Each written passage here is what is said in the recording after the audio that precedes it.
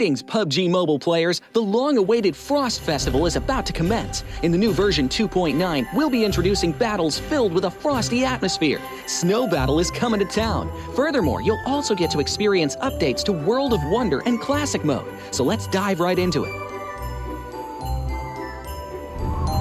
In the Frost Festival, we'll be bringing you a series of snow-themed content, including a new Snowy Village-themed area, fun interactions with snow pals, and snow-themed items for more gaming fun and excitement. When miraculous December comes, the frosty world will undergo some magical changes. Stay tuned for updates. Don't miss out.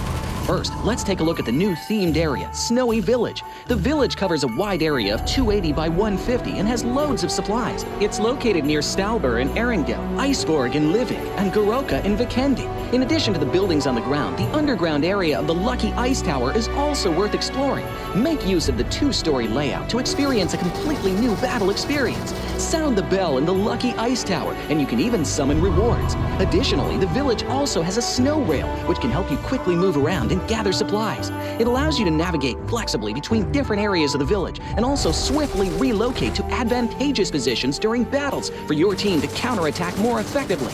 Of course, you should always remain vigilant to avoid becoming the target of an ambush. What's more, the village also features a special two-seat vehicle, the Reindeer. It's also a great choice for transportation as it allows you to swiftly move all over the map.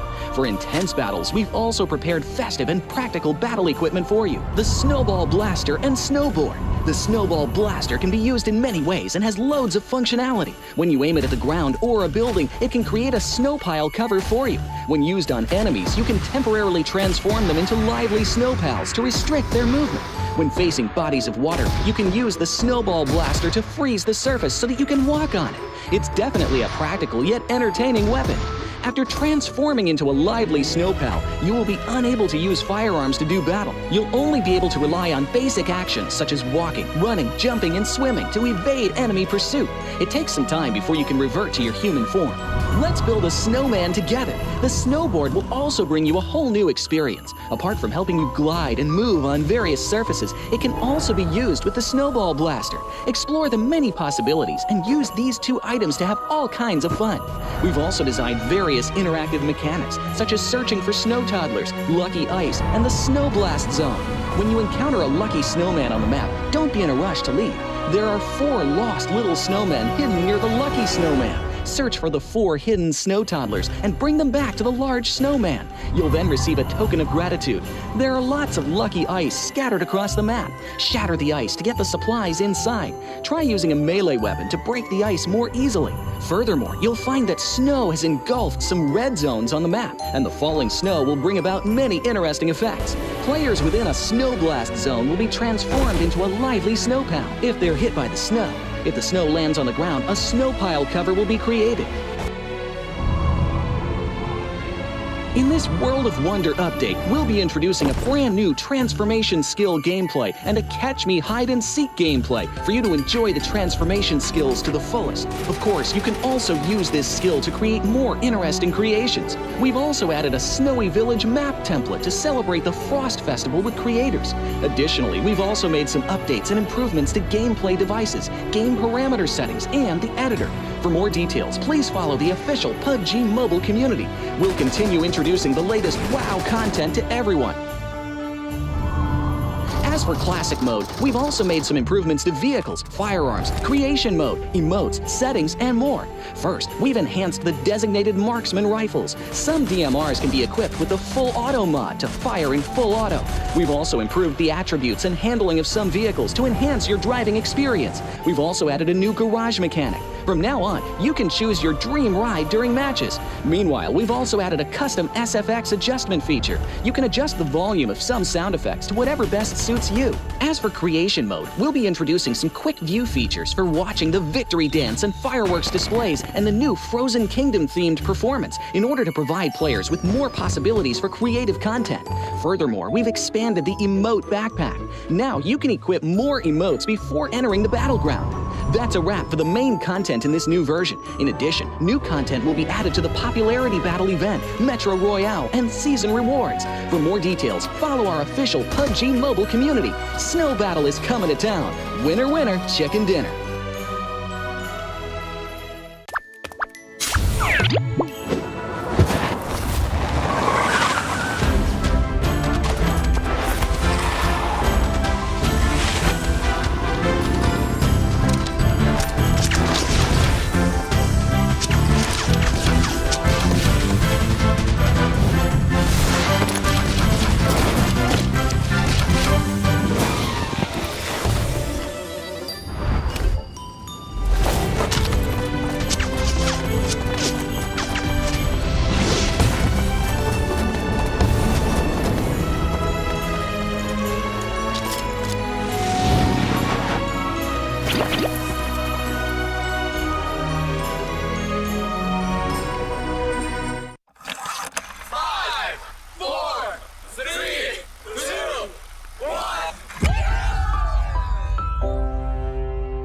past 5 years, we have witnessed the birth of countless excellent teams and players in all 5 major regions. They are still remembered by us to this day. At the same time, we also remember our fans who loved us from the very beginning. On the occasion of this 5th anniversary, let's turn back the clock to the starting point of PUBG Mobile esports, the Southeast Asia region, where all the stories began. As the first world-class event, PUBG Mobile Star Challenge gathered professional players from all over the world. With continuous development, the 2019 PUBG Mobile Club Open Global Finals is undoubtedly the most exciting event. 2019 Fall Split Global Finals, ladies and gentlemen, give yourself a round of applause! Among the countless rising stars, one shined particularly bright. Bigatron Red Aliens, a team from Indonesia, Bigatron Red Aliens just got first place in the PMCO Southeast Asia Fall Championship, earning the chance to compete in the PMCO Global Finals in Malaysia. In the subsequent prelim stage, intense competition kicked off immediately. And finally, they advanced to the Grand Finals in 2nd place. BTR demonstrated impeccable strength in the competition. By the end, BTR was leading the lobby by a significant 106 points, bringing the first ever championship title to the SEA region.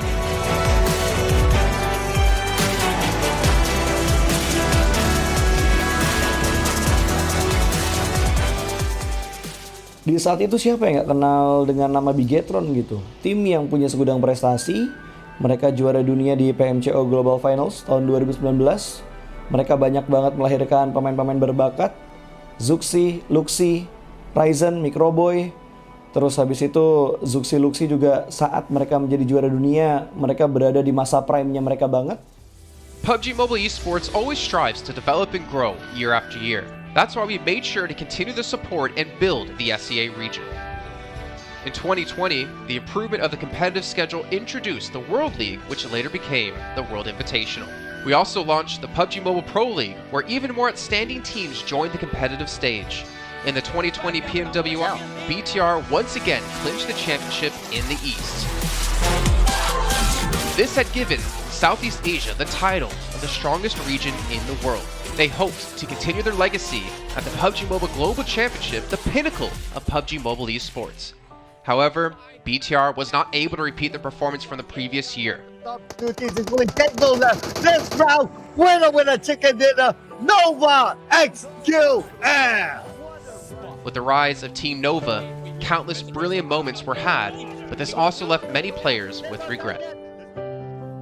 After BTR Red Alien won at the Global Championship in Kuala Lumpur, we thought C region was the best. We thought nobody could beat C region except maybe RRQ Athena, maybe Illuminate the Murder, maybe Mega Conqueror, but C region was the best at the time. And we get to the league. We heard of a team called Nova. We thought maybe this team is not that good. On the contrary, they owned all the teams. They were very good. Let's move forward to the year 2021. With continuous efforts, more teams and players joined the Pro League. For example, Xavier, who placed 3rd in the 2020 PMWI East League, also secured 2nd place in the PMGC East League. FaZe Clan also made their debut on the world stage. Có thể nói 2021 là năm thành công nhất của Dingo Xavier trên đấu trường quốc tế, khẳng định vị thế và tên tuổi của Việt Nam vô cùng mạnh mẽ. Còn với FaZe Clan, đây là năm đầu tiên họ đặt chân đến với giải đấu cao cấp nhất của PUBG Mobile, nhưng lại khiến tất cả những đối thủ khác đều phải dè chừng và e ngại. Undoubtedly, the year 2022 has brought the greatest changes to the SEA region. Vampire Esports emerged, dominating 2022 PMWI, winning both the main and after-party tournaments, while also setting records for most chicken dinners, most eliminations, and more. They were not only facing competitors from the SEA region, but from all over the world.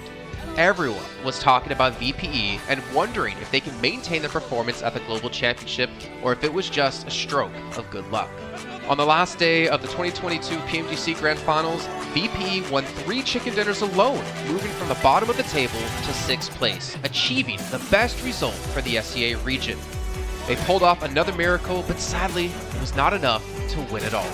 In 2023, VPE continued their impressive performance. They once again won everything at the 2023 PMWI. 2023 PUBG Mobile World Invitational Champions, Vampire Esports!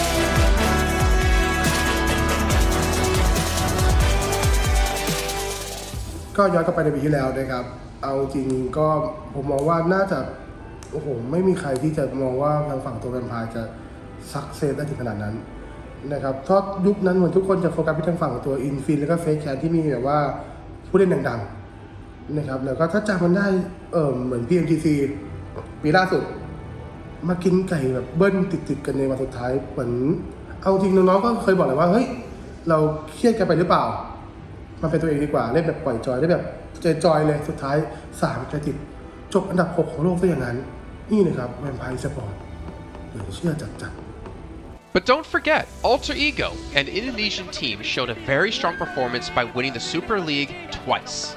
The SCA Super League was an upgrade to the previous championship, which by many is considered to be the most competitive league in PUBG Mobile. They could potentially become the next legend of the SCA region. Untuk dibilang legend, gua rasa belum sih untuk Alter Ego. Walaupun mereka sempat ngedapetin back-to-back champion untuk di PMSL 2023, itu menurut gua hanya sekedar untuk ngasih pembuktian gitu bahwa Indonesia tidak kehabisan pemain berbakat. Ya mungkin contohnya Rosemary gitu. Datangnya dia ke Alter Ego tuh bener-bener jadi ujung tombak untuk Alter Ego. Dan gak berhenti di Rosemary. Masih ada Alpha juga yang didatangkan oleh Alter Ego untuk mengisi kekosongan atau kekurangan dari Alter Ego. Dan gue rasa PMGC 2023 ini akan menjadi ajang global championship pertama gitu untuk Rosemary dan juga si Alpha. Jadi wajib banget kita nantikan performnya mereka di PMGC 2023 dan please di notes pastikan tonton Alter Ego sampai akhir. Of course, there are many more teams we haven't mentioned, but these teams will all take part in the 2023 PUBG Mobile Global Championship. So what do you think? Who will be the ultimate winner in this year's PMGC? Will they be from SCA? Well, there's only one way to find out.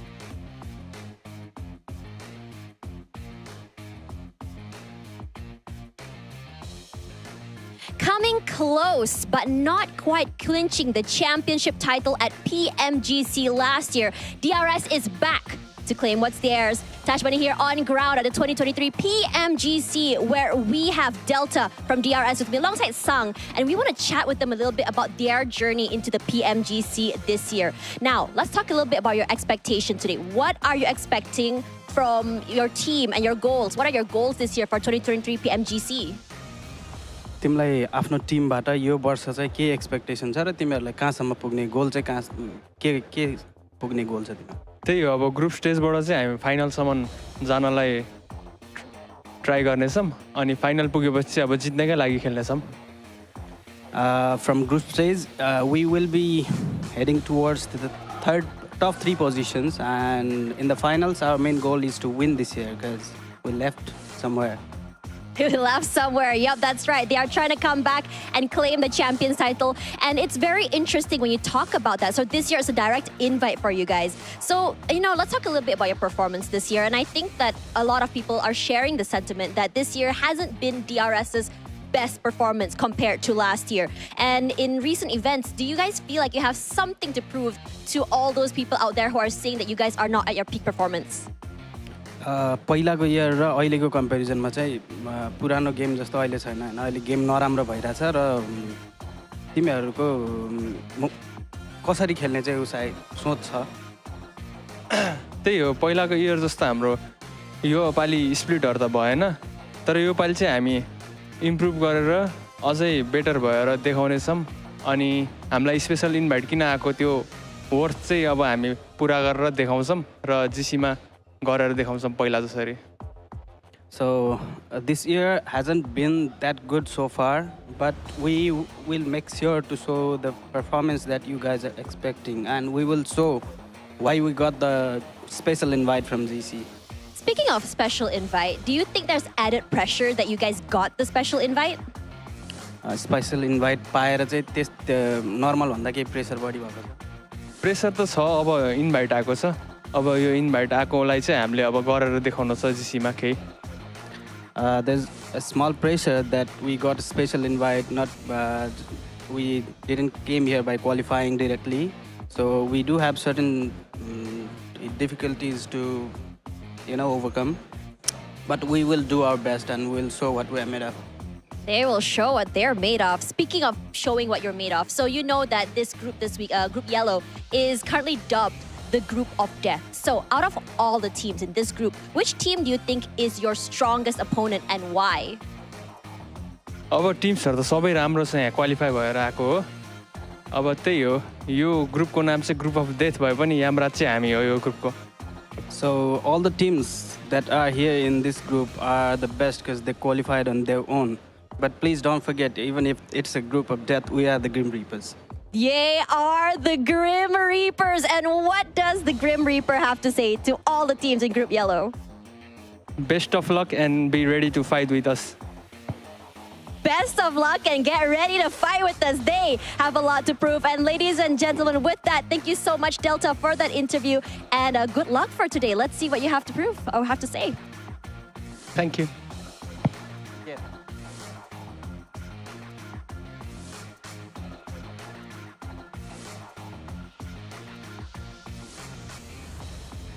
So, the last 2 weeks, we have found our 6 teams directly invited to the 2023 PMGC taking place in Turkey, not too far from now. And now our final search begins for the last 3 invites who will be going. This group, dubbed the Group of Death, comes with some of the strongest PUBG Mobile teams that the world has ever seen.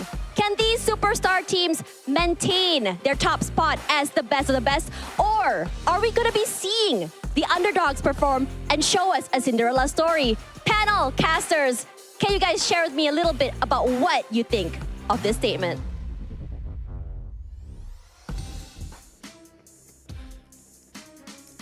Well, Tash, what I can see is, and I can hear all the way from Italy, is Imperium screaming DRS, the biggest fan of Nepali esports and DRS in particular. Getting excited to see how they're going to do with their special invite.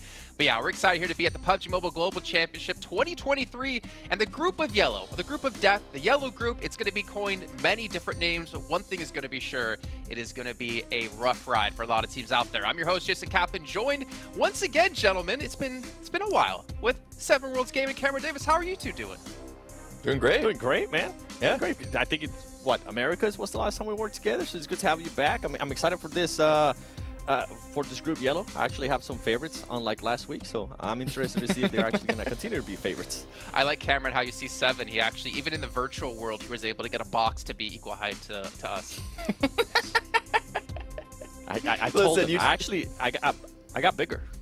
Just saying. Well, yeah, you got more a little bit. horizontally bigger, maybe not vertically bigger. But before we hop into discussing this group, I got to give a shout out here to Infinix G10 Pro, our official smartphone here at PMGC, born here for professional players. You guys can pick one up and dominate the lobbies for yourself. And not to mention, if you guys do pick up one, make sure you check out TikTok, because you can check out PMGC 2023 to find everything behind the scenes news, everything related to what's going on in this event, not only here today and of course this week, but we still have the survival stage, we still have the last chance, and of course we have the main event kicking off over in December. But gentlemen, Cameron, let's go to you right off the bat.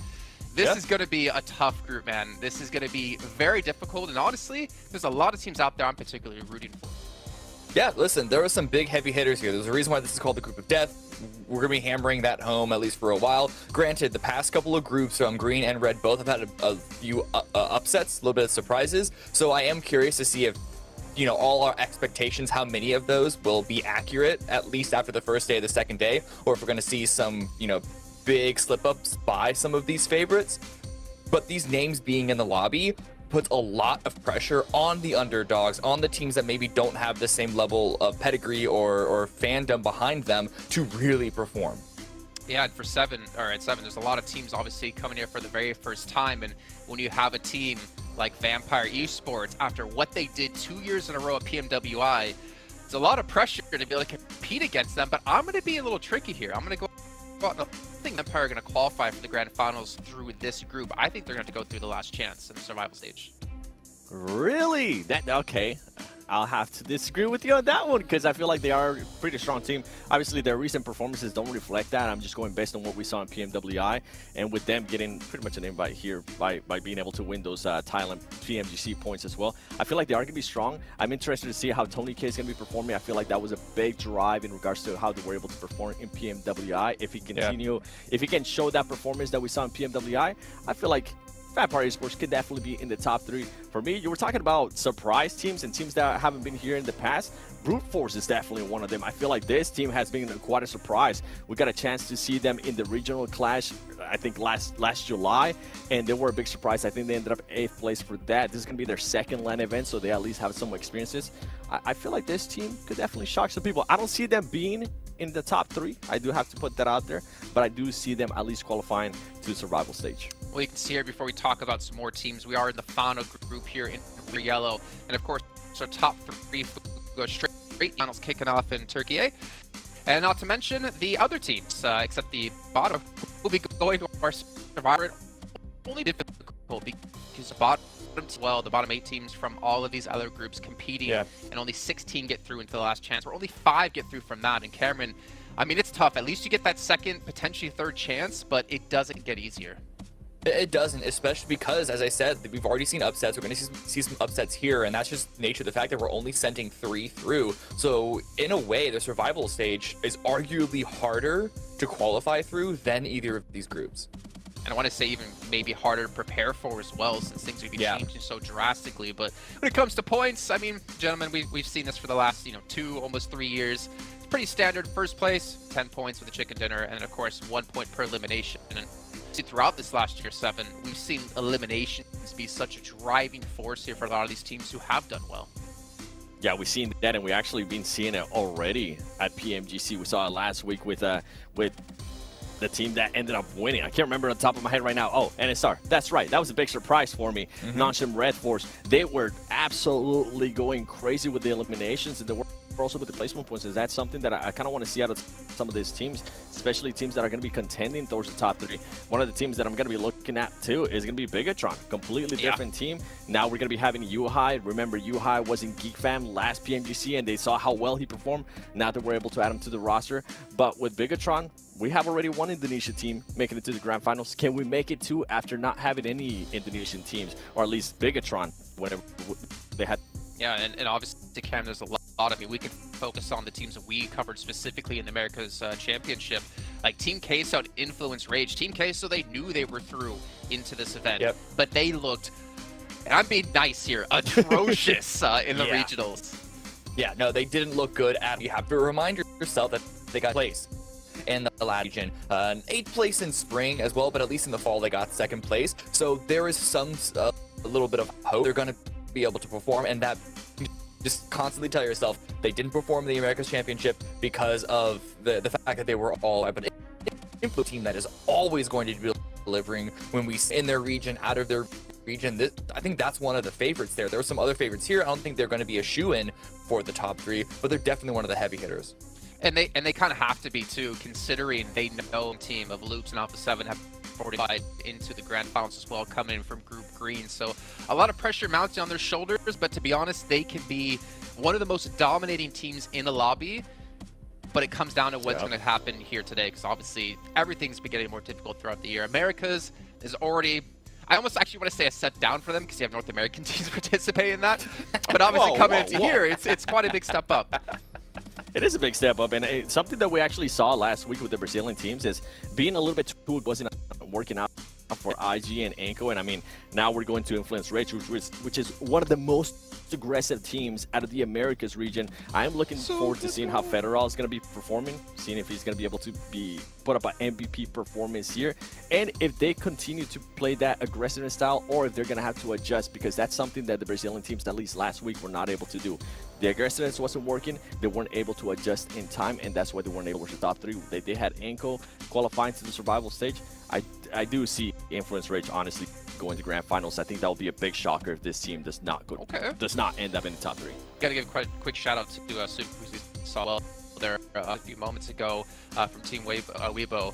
It's been, I saw a post on Instagram, I think like 1,020 odd days since he's played in PMGC, back with 4 Angry Men when we saw it in 2020. So for him, this is a big chance to prove he still got it. But obviously, Cameron, I mean, the team on your screen, D+, there's a lot of expectations on them as well. They are. I'm actually, the expectations, I'm really excited to see them perform here. They have been absolutely dominating. I mean, maybe not in the sense of like they're loads ahead of the rest of their region in South Korea, or just winning a bunch of first and second places. And with seeing the performance of a couple of the Korean teams so far, especially Nongshim Red Force win their group last week, I think that D+ has a really good chance on also being in the top 3. Okay.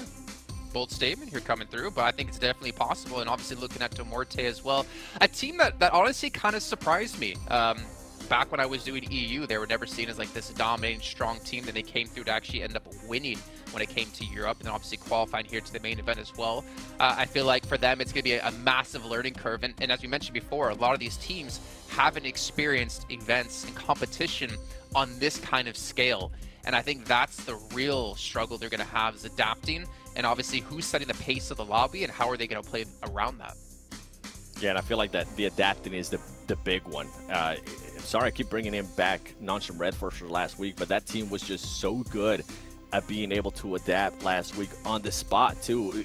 And we were having some awful circles, and I just want to, this week, how many excuses teams that end up with having awful circles? If you can perform bad, we're just going to have to, because some teams are being able to adjust on the dot, being able to adjust as they go about, regardless of what circle ends up being. And we actually got a chance to see their DRS right now on your screen. This is a big surprise team for me. I don't want to have Nepal hate me on the first day, but I do not see this team being in the survival stage nor the grand finals because of the form that they have been. Special invite, kind of getting the same treatment here from GG boys, barely able to make it to survival stage in week 1.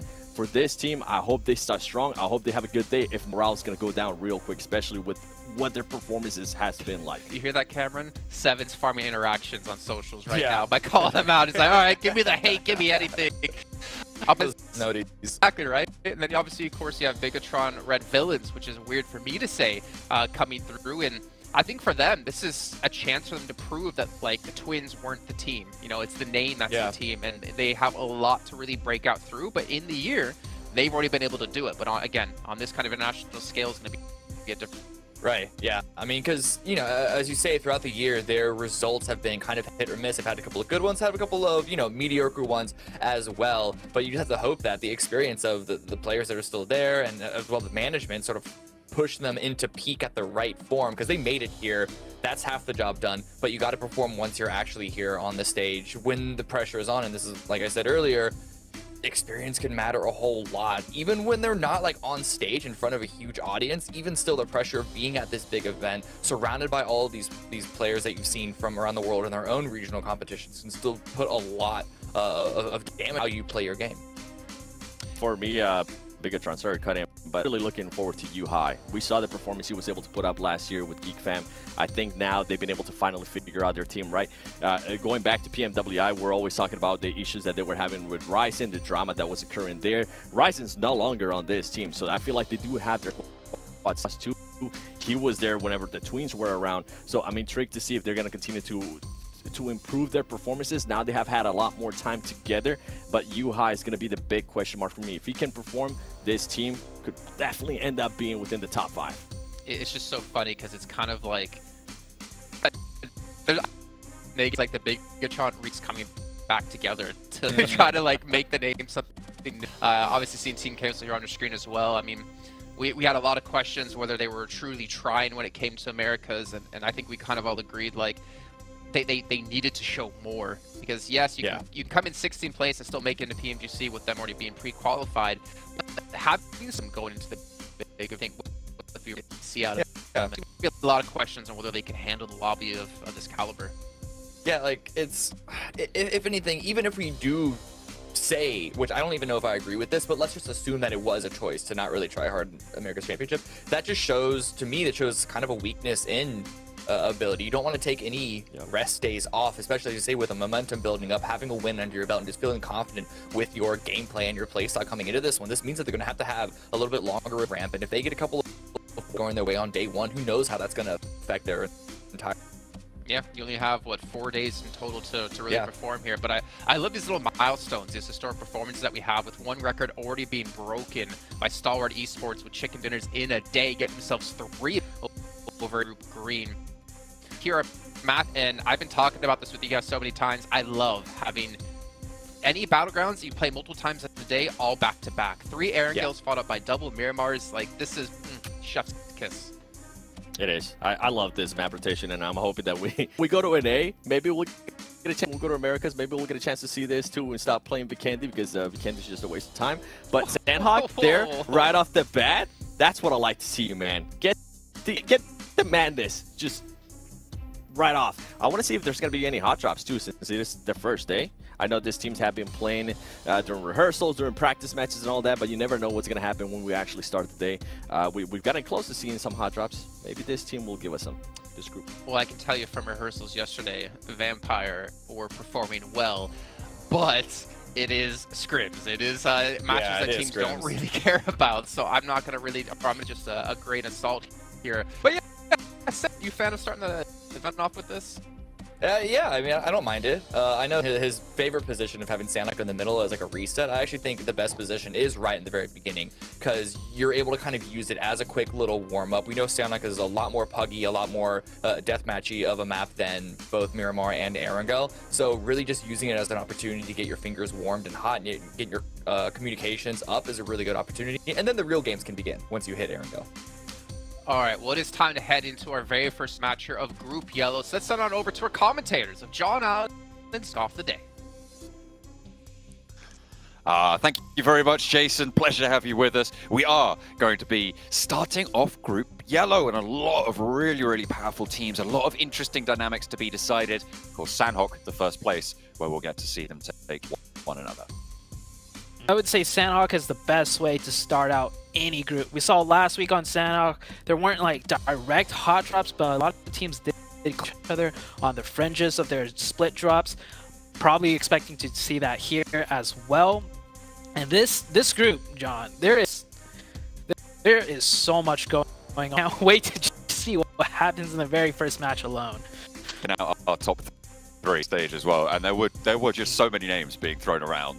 As well. Although the one, I think the 2 that we sort of felt confident on, and you can change your mind and disagree with me on this one, but I feel like Vampire and Influence Rage, that you brought Influence Rage into the conversation before, and I think those are two teams that we're definitely looking to be in a top 3 spot, but that third team to join them, I think, could be one of many different teams in this lobby. And I brought up Influence Rage because for some of the people that don't know, that are watching, didn't keep up with it all year long, they got first in their country, in Brazil. They got first, and then moving into the regionals, the Americas, they got first in that as well. So the strongest Brazilian team coming in here. And last week, Brazil didn't really show up. We saw them show up in week 1, but coming into week 3, this is the best team out of that region, so I'm expecting a lot of influence. Right. Got a lot of the gauntlet that Loops and Alpha 7 laid down, and not to mention the somewhat failure in teams last week. So we'll see if they can up the back and carry it forward to victory. I was also looking at Bigatron Red Villains as a pretty solid contender, coming through, having won the SEA versus PEL clash against a lot of the other teams in this lobby, including Titan Esports, who've got that direct qualification spot to the Grand Finals. Team Weibo, Tiamba were in that, Vampire were in that, and they were able to beat them all out. So I'm hoping that Red can come through and play a strong game here, but it looks like we got a hot drop. Yeah, this is a direct hot drop right on Paradise. We didn't see this in last week's group, not like this. It's D+, and I do believe that other team will decipher that soon. It's a little bit small on our screens. We'll have a look in a second. Yeah. I think that's Genesis, actually. Okay. Yeah, Genesis, this is a 4v4 hot drop, and that's a good circle for them. At least after this fight, if it does drag out, they don't have to run through the blue to chase the zone. But of course, you know, with such a good circle, they do want to finish this early so they can get more control of wherever they want to go center. Rook have a lot of control over that north edge of Quarry, which is going to be a hot spot for a lot of these teams on that southwest side. We'll see if they're able to maintain that, where they regroup, move up further north. But strapping over in Paradise Resort as Genesis looking to corral D+ into just the one building. But a lot of these angles are covered off. Forest playing backstop right now, waiting to respond to contact from Genesis. Trying to slow it down, having some Molotovs there, adding utility, forcing the direction of the fight somewhere. But Genesis might just disengage. Okay, they're falling out to the north side. This is, I feel like whenever we see Paradise Resort, they always conclude, right? But it seems like Genesis have other ideas. Maybe they just want to fully disengage.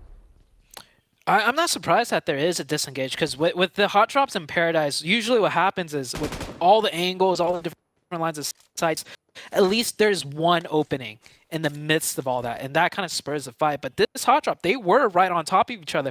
Somehow, it's stalemated in a 4v4 with barely any damage being done to one another. And at that point, you just don't want to push into a 4-man team that's set up defensively, right? Like D+ is. So I think it's a better call to give it up, and they'll probably go for this hot drop again. And through the, you know, the craziness of the hot drop, maybe then a winner will be determined. But this is also a good circle, right? So with circle advantage, you don't want to give that up by pressing another team that's playing defensive and then you lose. There's so much opportunity for you to leave and play the rest of the Sandhawk in a good position. I mean, it's never nice leaving your spot, you know, giving it the way over to another team. But in this case, it's definitely the better play than running straight into another team. We're on board with Team Queso there. Just grabbing their loot, sorting themselves out there on that island. Over by Camp Alpha. Not too many teams close. In the meantime, Influence quick a little bit more central. Yeah, they've made a quick rotation. They've gone very, very central and played for a terrain position. Pretty close to IHC, though, for the left point of their split right now, and just above Rook. Yeah, I like that rotation a lot. Influence Rage landed in the quarry area, so a straight shot to center. Only one team ahead of them that they kind of had to navigate around, which wasn't too big of an issue, and they had the vehicle. So Influence Rage really prioritizing center here. It is a high ground, and it also does control like the north road if they do have to cross over it. So that's a great spot to be in for the first circle to set yourself up for any potential hardships. We see right north across the road is Bino here, holding down a very strong compound. If the circle does go north towards that way, they're definitely going to be happy with it. Still yet to close. Quite a while on this first circle. A lot of early rotates coming through. Vampire from Ruins. I saw the other day, Satani, their coach, just put on their Instagram story just all of their drop spots for us, which was very nice. So we know exactly where they're going to be going. Pretty much for any drop spots and the backups as well. Ruins that split their position Sandhawk, so I'm sure they'll be sticking to it. Didn't look like anyone tried to capitalize on that though, and they will be sending in from that west side. It's a power move, right? To post your team's drop spot just for every, and I'm sure even if it wasn't posted, all the teams competing do their research and, you know, kind of mapped out everyone's drops regardless. But it is a power play, you know, just put it right on the social medias for everyone. Just like, hey, if you drop on us, you're more than welcome to. You know, their gun skill here. BTR Red Villains. This is one of the teams that we were talking about, potential top 3. Very strong performance, and this team looking really good. They do have Yuhai now, or I think I didn't see him playing. He might not be playing on this match, but he is in the roster. Yeah, I'm pretty sure I saw him on cam at the table. Maybe he was just there for the cameras for a second. It's the photo op, man. It's the photo op. You got to get those. Got to get those pictures. Got to get those snaps for the Insta reels. You know, got to make sure you're in there. Looks like DRS got a little bit of trouble though with SEM9. That's way down in the south, outside of the zone right now. Oh yeah, Scrap maybe trying to move to the east side of Quarry. Quarry generally sort of linearizes people's rotations. You have the west side near a boot camp and the east side nearer to Kampong. It looks like they've taken a little bit of a fall there. Looks like Weibo as well. Going to have a good start here, finding a player from Brute Force. Yeah, Brute Force, this player playing off solo. Definitely wasn't expecting any teams to wrap all the way on the north next to the water. The rest of the Brute Force team, you could kind of see in the far distance around Mong Nai. So definitely being caught off guard.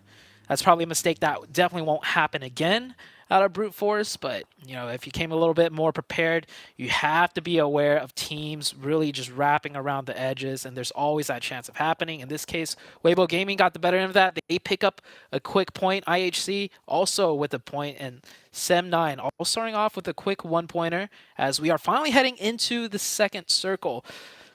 Let's see where it goes. Gonna be waiting for that for it.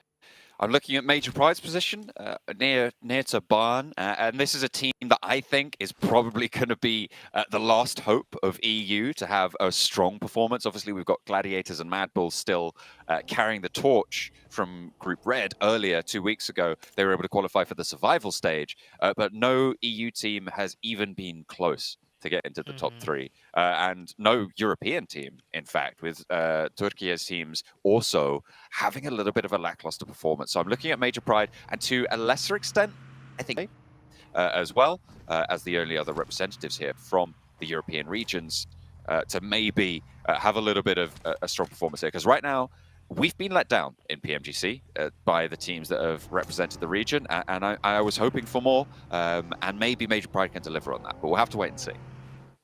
Yeah, De Morte all the way down in the south, they got a tough rotation to make. That second circle shift didn't really shift anywhere too hard and pushed a little to the north, but that's going to make it difficult for so many teams as it condenses everyone around. No real movement can be made, and if there are, they're neck and neck, just like right here. Sem9 right next to, I believe, that is Major Pride there on the east side.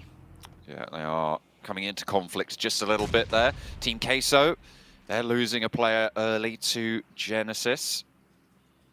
West Carry shimmying around on the rocks. The two teams who started in Paradise Resort still both there, but on opposite sides. That extrication remained.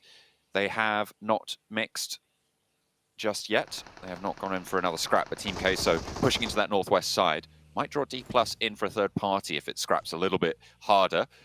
BTR in the meantime. The Red Villains gonna poke their noses in on the south edge, trying to figure out something close to Rook, but getting turned away. Superboy just gonna heal up. Not playing in this match. Then for this one, maybe it's a Sandhawk specific. Go Major Pride to the from IHC, and that's a second as well. Really handy stuff coming on for Major Pride. Naomi is down, but Naomi is close enough to go for a don't cover just yet, and the smokes are going to start to bloom. Dino moves on in, and that should be a pickup. 4 players alive, 4 Major Pride. The back lines, the back duo for IHC, taken down very quickly. Very quickly indeed. And the feed I'm looking at for the people watching is a little bit blurry, but Superboy, the picture is next to his name, looked a lot like Yuhai. And that could be you. If I remember correctly, Yuhai does change his name a little bit. At these likes to switch it up. That might be Yuhai. So for the viewers watching, if you guys got a clearer picture, 1080p, you know, you guys, yeah, I think that's Yuhai. He's definitely playing right now. That's true. There is no one called Superboy on their roster. I'm having a look. So the evidence is stacking up against you, Yuhai. You can't hide from us forever. Yeah, we found the culprit. Detected. Hail right now.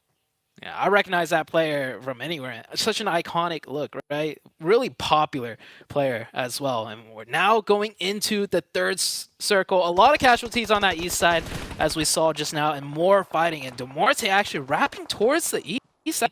They were down south, and they decided to wrap on side.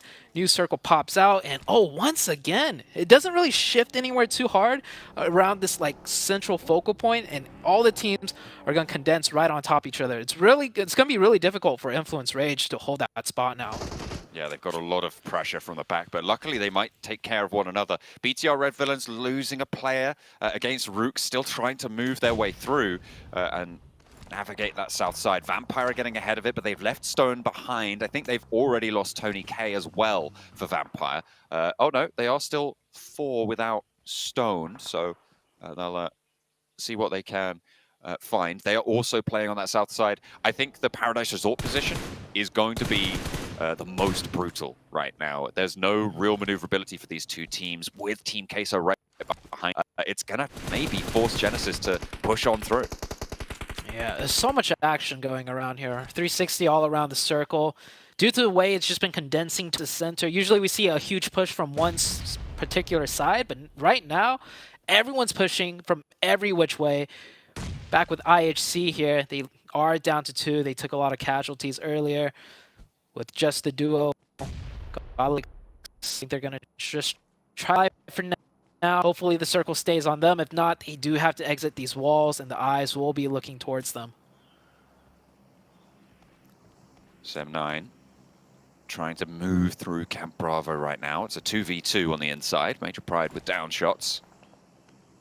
From the high ground up to the north, Duarte trying to wrap around further on that eastern side, trying to get all the way around and send in a little bit later.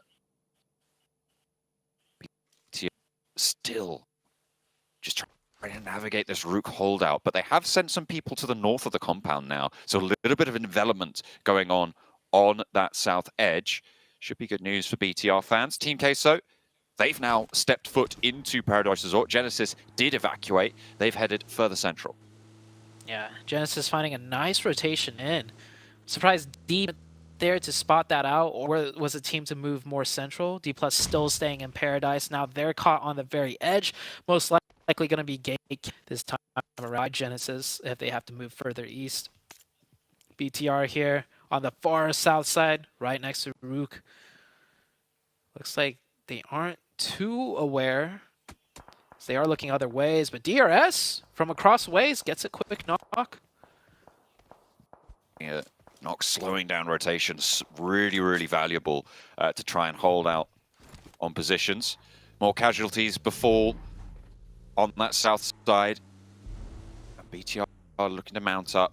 They've skirted around. They've just fully repositioned against this. They haven't taken a full fight. This is positional play coming through from Bigatron Red Villains. Happy to see it, but they are still only playing as 3 now.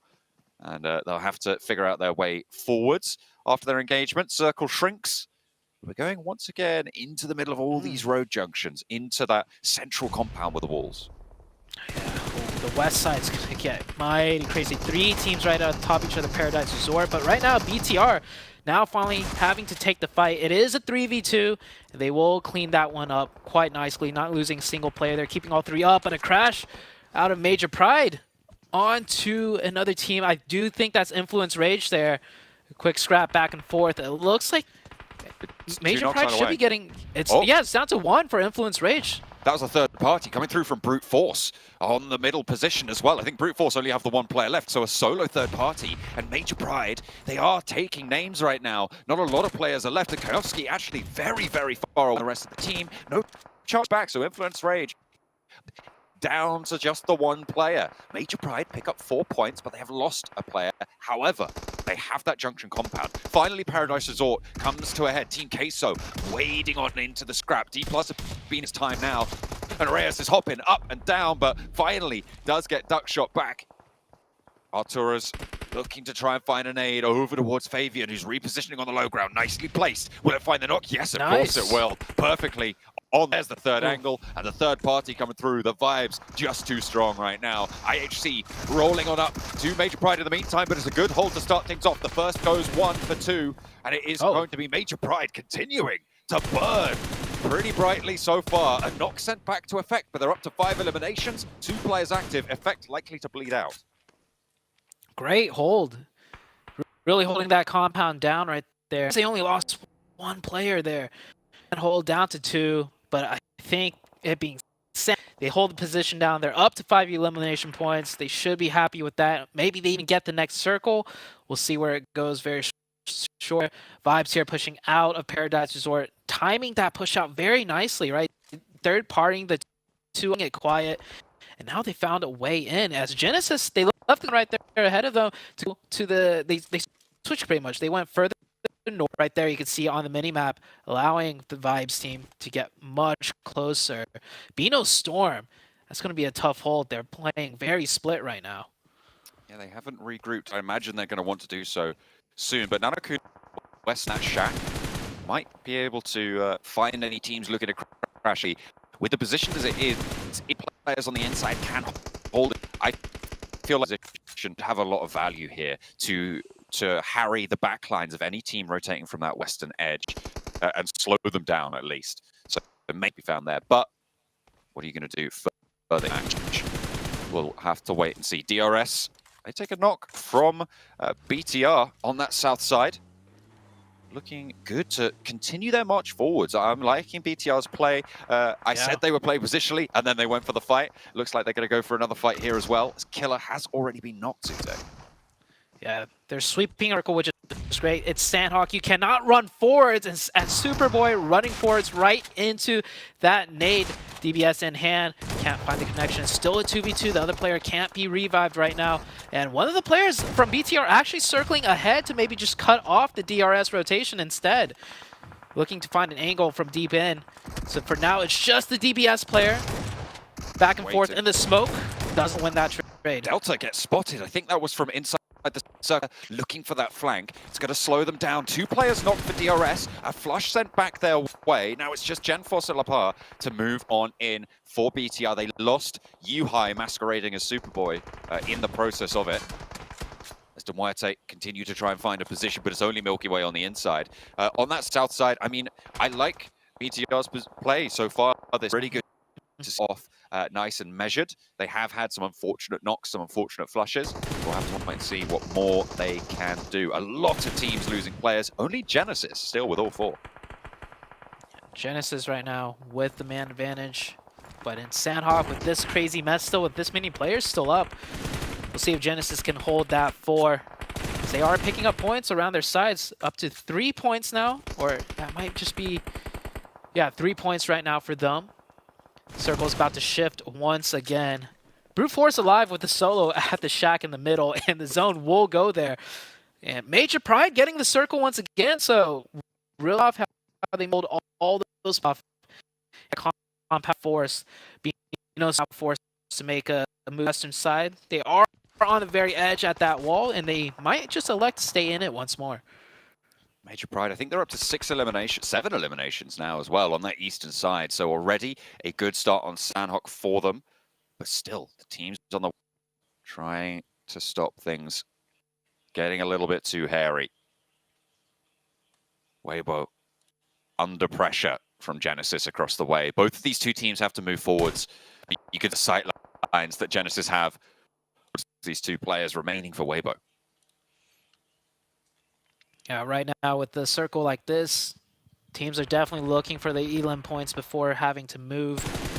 Too many sightlines exposed. You guys are going into circle. Really good spray. Down to the 1 HP. Gap still stays alive, though, as the circle now pushing that boy here into the zone. Checking his aim. Genesis will be able to scooch in a little bit more, but how safe is that circle once the blue zone pushes them all the way in? Have to wait to see if they can weather the storm. Genesis putting pressure now close by on to Bino Storm. Nades going over the wall, going either way. A little bit of damage felt by both teams now as bullets sent back do the job. And it looks like the first knock's going to go the way of Genesis, pushing onto Beano Storm on this northern side. They want to sweep through. 2 knocks now sent towards Beano Storm, and Genesis continue to move on through. The third party chimes on in from Sem9 on the south edge. And Genesis now, with the pressure alleviated their south, maybe looking to take on the solo for Brute Force and the duo trying to pick up the pieces from Weibo on the northeast side.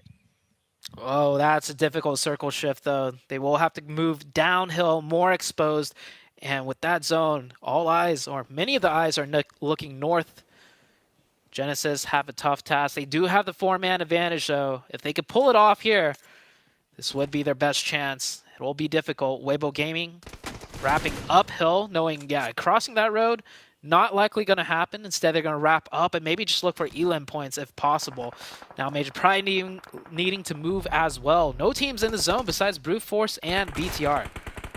Shots and Mernat able to find the first and the flush as well. Naomi's taken a knock as Major Pride tried to move out. Genesis, they're on the open 9, capitalized. Shots across to Major Pride as they will fall next. A lot of eliminations though, and a good start to their Sandhawk. Genesis have made a break across, but at the cost of so many of their players. Look at that, they are down to just 1 now as Mernat get over towards Brute Force, who's been a solo for so long. Hang on a minute, Brute Force?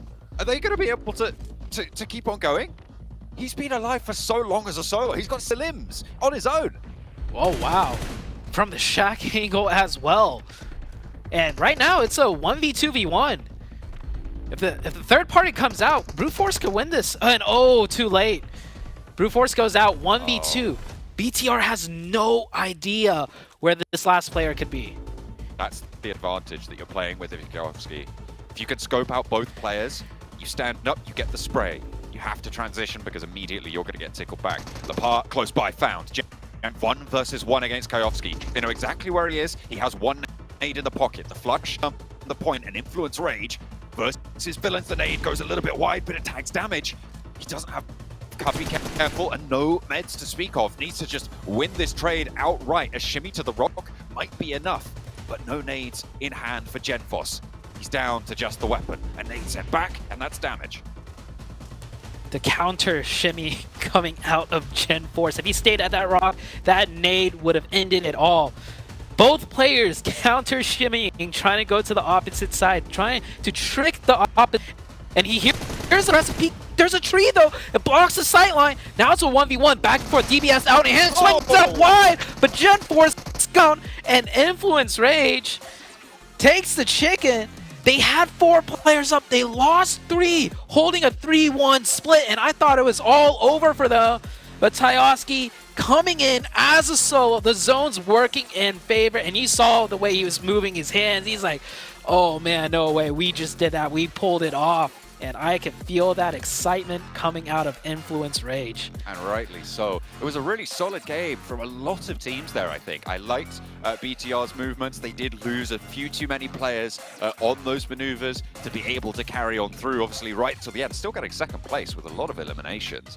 But not only that, you had Major Pride being able to defend their position, hold off crashes against some nice, strong teams, which I'm happy to see. As I said before, the maybe last chance for the European region to show up here at PMGC so far. But I think Influence Rage kicking things off strong.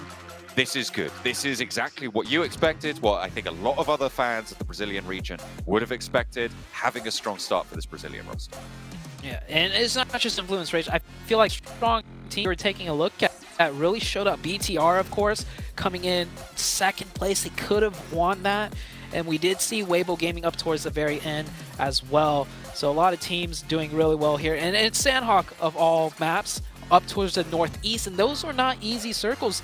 I feel like if the circle hard shifted, it might have made it easier for some of these teams to be able to kind of navigate around. But instead, everyone's crunching in on each. But the teams that came prepared, I feel like they still did well. A very scrappy mid-game, tore a lot of teams down to fewer players than perhaps they would have. A lot of teams expending a life to try and keep themselves going a little bit further. It was only one team who stayed as 4 right until the end, and even then they weren't quite able to make that one work, unfortunately. It was Influence Rage to be able to take the first chicken dinner at Fruit Yellow. Yeah, good start here from Influence Rage, and obviously Kayovsky, they're able to close things out in that 1v2, but honestly, there's so much to really break down in that last match. Fact is, you have Bigatron able to get themselves 12 points on the board. Brute Force as well, as we're talking about. That one player, if I'm not mistaken, 7, I think that you mentioned it, got 6 of their 7 elims total. He did, and the best part too is that he was able to also stop the push from Vampire Esports. Luckily, he got a little bit blessed by some third parties on Vampire Esports, but for him to be able to just keep his composure, and keep in mind, this team is their first time in PMGC as well, so this is a great start for them in Influence Rage. I mean, I was expecting all to maybe start up, but it's good to see that Kayovsky is able to clutch up for their team. Yeah, fantastic to see. Genesis Cameron, we saw them and D+ drop over in Paradise. Yeah. Genesis was the team to rotate early. It looks we can see bookings. They made the smart choice. Yeah, I mean, I understand why D+ might have been a little slow to move out of Paradise. It was in the first couple of zones, and what we saw from the east of that when we eventually did cut down is that there was very little to play in the middle there. So many teams were forced to play around the edge. I do think that D+ might have got elated in thinking Paradise was a lot safer of a position, or maybe they expected the other teams around them. What was it? Vibes was one of them. I think Queso maybe was involved in the Paradise shuffle. Maybe for them to push into the center even earlier and realize that then they couldn't move out, like they couldn't backfill behind them. They had the fight. The blue was already there. They all get cut down, and Genesis is there to sort of clean up the scraps after all of that. But Genesis couldn't even make it that much further themselves. They did get 8 eliminations, which is certainly very good. Multiple teams getting 12 points overall, but with 4 players left, they couldn't try and make a stand and actually confirm the win on this game. Just shows, I mean, it's Sandhawk, right? You can't read too much into it, but I'm hoping to get just a few more points out of this one. I'm kind of sad you said that, actually, that, Sen, I can't read too much into it, because I was about to go in on Vampire for 7. Remember my prediction earlier? I said, Vampire, I don't think you're going to make top 3 and make it into PMGC Grand Finals. I don't think they're going to qualify this way. Obviously not the strongest of starts, but it is Sandhawk. Yeah, I mean, they were playing it until they decided to make that crazy push towards the center of the circle into a shack. That's completely backfired to them. And talking about, yeah, it's just Sandhawk, some teams were just a little bit too slow to rotate. One that right now, it's tough. Besides D+, is Team Queso. They knew that they were going to have to rotate very early on. They decided to wait a very long time, and then they ended up getting surprised by D+ and 4 Miracles. So hopefully they'll be able to adjust. I mean, we're about 3 Erangels back to back, so maybe we'll start seeing those changes right away. And one thing I was actually really surprised about was Big surviving up against DRS, because we saw they lost one player earlier on. They had 1 player knocked in that kind of situation, and they had a player like rotate ahead of DRS to kind of cut them off. I was kind of surprised to see Bigatron come out ahead in that one in the end, but credit to them, and credit to them to be able to like kind of survive and make the best out of that situation. I mean, again, not to harp on the map itself, but especially on Sandhawk, being able to slow down your fight just for a couple of moments to allow a player to find a flanking position to sort of loop in front just shows how like tight of timings that Bigatron were able to work with in that situation. And also, being able to land your shots, dodge grenades like it's dodgeball, like that obviously helps as well. But just being able to know, like, here are my threat angles, here we can play and go for it. Bigatron actually had a really good round. It was just unfortunately Kayovsky was there to sort of clean up the 1 versus 2. Definitely can't really push that against Bigatron too much, because they had no clue where he was before it came down. Oh, so close. It's got to be a little disappointing for them. Yeah, I kind of agree with that. It's Sandhawk. It is still a decent start out of a couple of teams we had our eyes on. Sure. I know, 7 Influence Rage, you've seen them to be one of the teams to qualify through top 3 to get straight into the Grand Finals, to join Loops and to join Alpha 7. And obviously that's a start to see. But maybe are we potentially towards like Brute Force? Obviously the macro play of Sandhawk can be very difficult, but the fact is Brute Force picking up 7 eliminations, the 1 placement point, getting themselves off to a strong start for a team who's never played at this kind of level before, that is a good sign. Very good sign. I mean, to be fair, they're getting blessed by this circle with Kayovsky there from Influence Rage, but the way that he was able to just be proactive on making sure people didn't end up coming and taking his shack, as I was mentioning earlier, against Vampire Esports. And going back to Influence Rage, if I do have to nitpick on something, is their aggressiveness was a major worry for me, and this is going to continue to be a major worry for me, even though it is Sandhawk. Their aggressiveness kind of backfired for them, because this team ended up crashing on MP without zero scouting. They both crashed at the same time, and they ended in that fight. If Kioski wouldn't have been in the place that he would have been, that would have been an early exit for this team. So to be able to, they're scouting a lot better, and they need to be able to manage their pretty much their aggressiveness. That's the word for me. The one thing that I think is going to be helpful to influence is the fact that they were able to win, even though they did have that big mess up with 3 players getting wiped. The fact that which, you know, that they got away with it, but they shouldn't necessarily have gotten away with. Like, you don't have to tell them that they got like that. Surviving into the very end and then winning that 1 versus 2. I mean, the 1 versus 2 was skill, right? But getting to that position to be able to clutch it out was definitely something given to them by the rest of the teams and how they played. The fact that they were able to win, despite that, means that they can sort of like laugh it off. It gives them a lot more of an opportunity to be able to often focus up and say, you know what, that was something bad that happened, but I think going forward we can just tighten up our game plan and hope that it doesn't happen again. Well, yeah, I mean, this is, I think when we get to Erangel is the true test for all the teams, and it will give us a better like inclination of what teams are ready to perform, what teams are going to be performing well here. But either way, I mean, getting the first one under the belt, like Vampire, obviously not the start they wanted. I'm not going to harsh on them too much just yet, but as it goes on, if we don't start to show signs of life in them, then maybe this is the team that has to kind of go stay. There's not a lot of days you can throw here. Yeah, relevant 0 points is definitely not, no matter what excuse you want to make for, oh, like, you know, you can only play what's in front of you, but you kind of hope that the best teams are at least able to get a couple of elims. 7. I'm just sticking to esports. They're probably just going to be tossing this up. And you were talking about until when are we going to start actually like being tough on them? We're actually kind of doing this, giving some teams maybe a window where they can form bad and then they need to end up waking up. For Vampire Esports, I think for me has to be half. The first 3 matches. After that, I will definitely start being tough. If I haven't seen them being able to adjust, if I haven't seen able to do different things throughout the match, especially after we play back-to-back Erangels, I feel like it'd be an easy assessment on how they're going to be doing that, considering that if we go back to PMWI, right, that's what everybody's focusing on about Vampire Esports, was their performance during and the way that they were able to dominate Erangel. If we're not able to see any of that, obviously I'm not back-to-back chicken dinners from them. I think it could be a bit, but I see them being able to rotate a little bit better. I want to see them being able to not fully send it on without any scouting to a location, and I want to see them being able to position themselves in the way that they were able to do it in PMWI, being able to have that player that was in the back and then sending Tony K and the rest of the squad as the main fraggers. You know, I kind of worry about some of these teams, like Vampire obviously having shoulders of how they succeeded so well at PMWI, but even D+, and I'm trying to think back to PMGC last year with D+, and I feel like in my head, there was many times we saw them beat this team who just wasn't aggressive until maybe like the final days of watching them play.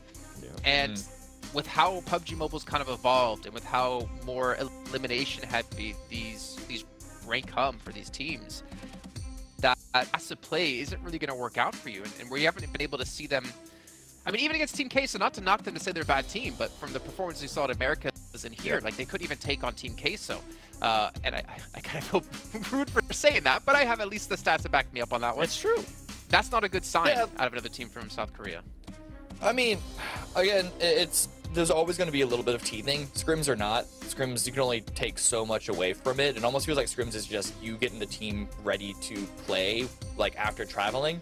And so there's always going to be a couple of rounds, similar with sort of giving Vampire Esports a little bit of leeway. Figuring out how does this lobby play? What are the reactions? What are the interactions that we should expect? How long should we wait before we try and backfill a team? Do we need to go early? Do we need to go later? What is the meta of this lobby? And so the hope is, if you really want to be copium like that, is that D++ plus the other team, right, that struggled on Sanhok, learned a lot from it. And we'll see those adjustments. But like Seven said for Vampire, if we don't see adjustments after a couple of rounds, then we really start to worry. I think that's why day one of events like this, I don't really worry too much, because it's all about if teams can adapt going into day 2, the prep work day 2. Exactly. And it's time for our commentators to work, because we're going to drop into our first Erangel of 3 of the day, once again with John Allen and Zute. Hey, you never work a day in your life if you love what you do, Jason, so I don't really count this as work, you know. We are going to be jumping on into Group Yellow because this has been an exciting start over on Sanhok, but now we need to take a look at the true mettle of these teams over on the grassy pastures. A lot more traditional, I would say. Certainly used to this style of game, and I think a lot of players have a fond memory, certainly at least once, of playing some Erangel, and they'll make some fun memories here. As tried and true as still my favorite map, honestly, to watch these very level competitive games on, right? Because the meta on Erangel, it has changed over time, but it more so shows which teams have refined things down to near perfection, and those are the teams that, you know, over the course of a lot of games on air come out on top, and it's always cool to see, you know, which team's got just that little bit better or just got that little bit of an edge over another team to make some really nice plays here. As playing path on the east side, definitely not favoring any teams dropping towards the west. We saw last week, even way into day number 3, day number 4, these type of playing paths cause some, you know, vehicle mishaps for players getting knocked, not being able to get the vehicle, and other players stealing it. Grab some of those spots. Looks like we'll have a scrap very early on as well. Zeol from IHC, and I think that's Sem9 as well, taking a fight. A knife elimination potentially being found here as well. Over into one of these two teams. They are just scrapping back and forth. It's been 1-for-1 right now on these trades, and there's still more players waiting in the wings. That nade bouncing off the windowsill, not able to connect. Nade right back here. Another player coming distant. See if they can make it in to help out, but for now it's still the 1v1. 2 nades left. This one could be good if he comes though, but shot from distance. Mikhail from another angle, not seen on screen, will get that knock, and IHC now down to 2. I think they wanted to reinforce and help out, but maybe with that knock, yeah, with their teammate flushed out, it's not going to happen. The VSS not able to find, but both teams have lost 2 players now. This is really far from ideal. At this point, you are just rolling in to try and find the 1 or 2 extra elimination points from the other team to try and pad your totals, because you know that with 2 players, it's not likely that many placement points on. So you want to try and find these pickoffs, these scraps you can. And the easiest place to do it is against the other 2v2 team, because no lost player. Everyone else is hang on a minute. No. Oh, no. It is these 2 teams. I was looking at it and think 60 players. That means died, but it's 2 from each team. And they will in their time. Maybe they're looking to disengage here. They haven't managed to find those opening scraps. And now it's a flat 2v2. There's no massive advantage, but Demo looks to sweep out wide. Yeah, Demo's got the vehicle so they can maneuver for flank or flank, get info as he's driving off to make better situation of what's at hand. And yeah, there we go. He found other angle, gets massive damage, pushes him right into the angle of Alex. So very well done. That should be definitely a confirmed point here. Demo looking for the last player. Definitely spotted him out, running in the open. UMP Iron Sight, a little bit hard to use. Connects 1 shot, gets the rest in. Sem9 out. IHC with a quick form and celebration as well. That's... I think they're mad more than anything, because I was just going to say, they are kind of center zone. So if there were fast rotations, I wouldn't be wasting those DBS shots. But no team's getting, so they're good for now. Stays alive as 2, and maybe has won that drop spot, because that was on plane path. That wasn't like a stretch drop where another team, you know, had to lean into another team's territory. Both teams wanted that spot. And it looks like, well, neither really, I mean, IHC obviously were the survivors, right? But neither team really won, I would say, on that spot. But so we'll see if that comes through again, or if there's a backup drop coming through from one of these teams in the next. We've got 3 on the cards today for the first day of Group Yellow. IHC have departed from that area and moved up further north, actually, close fields. So we'll see where they end up posting through. D+ over in apartments and school on a split. In the meantime, BTR rotating pretty close to the IHC duo, remember, on that northern position. BTR lead from Milter on the south side. They've sent all the way up towards Shelter now. Yeah, BTR rotation here. Very good spot. The Shelter location. It's not dead center, but good sight lines towards dead center. A lot of play options available. You can see the mini-map.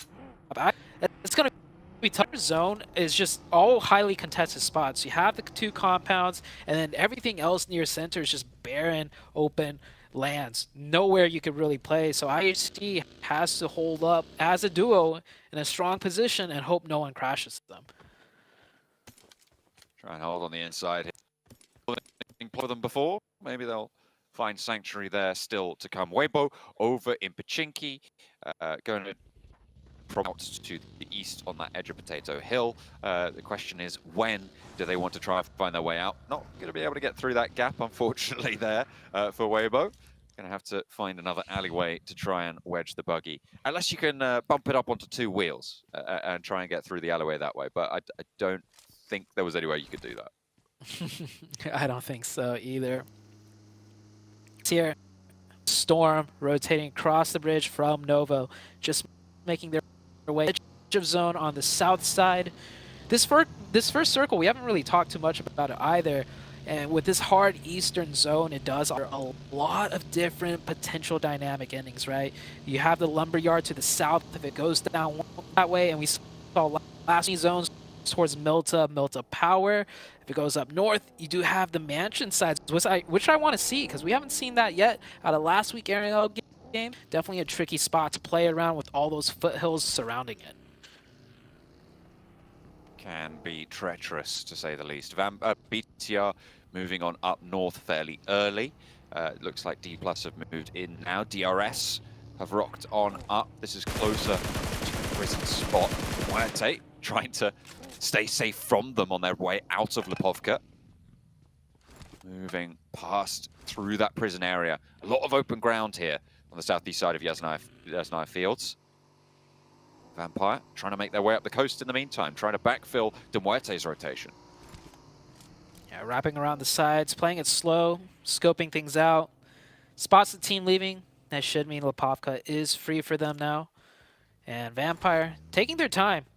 Not a great start, you know, on Sandhawk. Might be slowing down their pace just a little bit, or they're just being methodical. But we'll see where they end up later. Definitely not going towards a central spot. It is very late into this Circle 1. We'll see where that shift takes them. And many teams on the west side taking their time, biding their time. I'm looking at Team Queso. We have Vibes. Weibo Gaming still in Pachinki, by the way. We do have many teams still out in the west. Yeah. Yeah, Vibes and Team Queso one another right now. Moving over the north edge of Pachinki, got ahead of Weibo, who I think are now on the move as well. But Major Pride getting ahead of them is a really, really good, given that they started in Gatka. They grabbed vehicles and went to Gatka a little bit late, given the plane path, and now have managed to get ahead of Weibo. But that southwest side, that south edge of Yasnaya Fields is occupied around shelter. You've got moving in from that north edge as they leave Rosok. This might just be because it's the first game of the week for these teams, but a lot slower on the rotations. We might see this ramp up as the matches go on, right? A lot more teams might go for faster rotations. Then again, it is Erangel. You know, forgoing the first circle rotation is a strategy because you want to see where that second shift goes. You know, figure things out. And well, yeah, if you were center zone, you are now caught on the far east with many teams around you, and Weibo Gaming, not rotating too far from, finds themselves in the new center. Fluence Rage on that east side is going to have to figure out how they want to hold out, because there's a lot of teams waiting to flow around Yasnaya, and they can hold the edge of it. They get a lot of that chunk, that angle, all condensing towards and trying to use that as a through point. Weibo crashing into the wall compound there, a really hold out position. It'll be a little bit too difficult to leave, though, for Miami, but last port of call in the storm for them. As we're only in zone 2, sure, it's central, but it can be dangerous to try and get out of there, especially when you look at where Major Pride is sat right now. Look at the angles that they're going to have over towards this area. That lip on the roadside, kind of their only cover. Great spot for Major Pride here. Doing a little bit of a 3-1 split, too. It is Circle 2, so they can get away with this. The other player posted up on the hill in the vehicle. So I think he's just there for info. He's not really looking down, otherwise he'd be out of his vehicle. So just controlling the lane, baying what's around them. Teams east now, Bino Storm, who wrapped in here. South out of military base. Looking, you do have a lot of space around them on the east side. Not many teams close to them besides Bigatron on the shelter position still. It is difficult though, because it's kind of an open ground, the hills around prison, and even actually the hills that are up a little bit to the north and west, just have oversight onto this general area. So it is a lot of space, but they have to filter through it. Is the issue, and I think there's a few teams that might make that more difficult for them. The moments to come, in the minutes to come. Team Queso on that southwestern side, trying to leave from Pachinki Hills, from that Potato Hill. On the east side, behind Major Pride, who I, again, really kind of like their position. They were obviously given this western shift back over to this location, but the 3-1 for my money is a solid result. They're set hill with no needs to be quick on the regroup should he be under threat, and it looks like Team Queso might be that from the south side, but perhaps they're just going to pressure themselves and fall on into these buildings to the south edge. Major Pride actually sending backup, so they're doubling down on Nomi's position. Yeah. I mean, all the rotations are pretty much done now, right? We're about to head into the second circle shift, and no one else taking the hill. They realize, okay, this won't be contested, not in this zone, so they will split off, get more players to different angles for information. We're going to head into stage number 3. We barely lost any players on that stage 2 shift, but stage 3 we should definitely see some, and here we go. Many of the teams are already in the new zone, but definitely a couple not all the way in the north. We have Rook coming in out of zone. On the west side we have the Vibes team that do need to figure out a way in. Major Pride mounting up, continuing to move on closer to one another. Team Queso trying to get through, but who's this? It's Influence Rage trying to hold off a crash over on the southeast side. Can they be able to find these knocks? But they are falling 2 for 2 right now, and the flushes aren't going to go their way either. They are just looking to try and hold out this compound, but it's not going to work. Influence Rage, the backup wasn't there. There's 2 players on the inside, and it's a 2 versus 2. Little Boy hops out for Influence Rage, but Nanakuni able to answer with a volley of his own. It's traded. Federal over the top. 1 versus 1 now, looking for these flushes to come on through to get some retribution, because it is just him. The crawl forwards for Lil Boy. The nade out for Nagon needs to be on the money. Otherwise, Bino's gonna have a bad time. But Federal able to handle it. Was that a self-nade? He just took himself out. He didn't get the nade through. What? You can't be doing that. Not at this level. Oh, I saw him go for the jump throw, which I think he was fine to not jump throw that, but the jump throw may have given himself too much kind of trajectory and height that it bounced off the top and back into him. Yeah, like you said, you can't be doing that, not at this stage in the tournament. Influence Rage will survive once again here as Vibes looking to fend off a push. This isn't even in zone, but Genesis is going to go ahead and take this fight a straight 4v4 here. No knocks just yet. A little bit of damage sent towards Vibes. They're repositioning away, allowing ground, giving territory to Genesis. They have got that outside position. I think that's West Carry on the out, so looking for those off angles, but over the wall he gets knocked. Traded though, the res needs to come through here. First aid prioritized by Baron, and then he'll look for this res over towards his teammate. But in the meantime, Genesis, Smile, Ichi both trying to make their way across. West Carry will be picked up here, as it's Murnat on the off angle, sorry. There's the flush. Smile steps up, gets a knock, gets a flush as well, and a lot of damage done. They recommit for the res. And a huge off angle, but I don't know if that's going to come into play. Yeah, the player proning around the wall, he's not going to peek it with his weapon. He's going to be using his util. The nades are good. Genesis down to 2 now. The other player coming in from the hilltop, realizing he's not able to find much sight lines. Vibes also down to 2, so very evenly traded out. They could maybe get a revive onto their third player, but this isn't even in zone, like I said, so I'm surprised Genesis took this fight. That hilltop right by them is in zone, and it is clear. Vampire have just taken it. Sorry, BTR just taken it on that south side. See if they're able to hold it out. Vibes getting a knock, getting another flush in the meantime on their hold. They are down 2 players out in the blue zone, all the way on that western edge. Maybe needing a few more meds to try and weather that storm, but they'll be okay for now. BTR regroup onto the knock, and it looks like they will be able to survive with all 4 on the south compound here. Team Queso just in front of them. In the meantime, over on the northeastern side, it's the Muerte and Vampire going back and forth right now. Stoned needs to retreat further up the hill.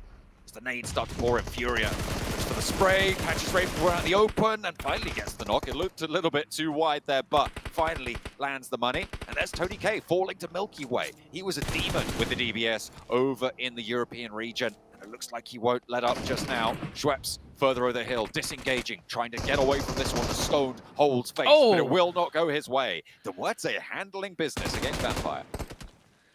Pre-fire shots just landing in at the last second when Stone peaked. Didn't even get a chance to shoot anything. He is out. Schweppes going for a miracle run now. Could be a potential back-to-back 0-pointer. Well, they did pick up one elim, so improvement from Sandhawk, but definitely not what they were looking for coming into Erangel. We do have this last player out here in the ditch trying to survive. I think he's going to go for the... Oh, wait, no, he's not the last player. There's only one player in Hawk. They're up to 4 elimination points.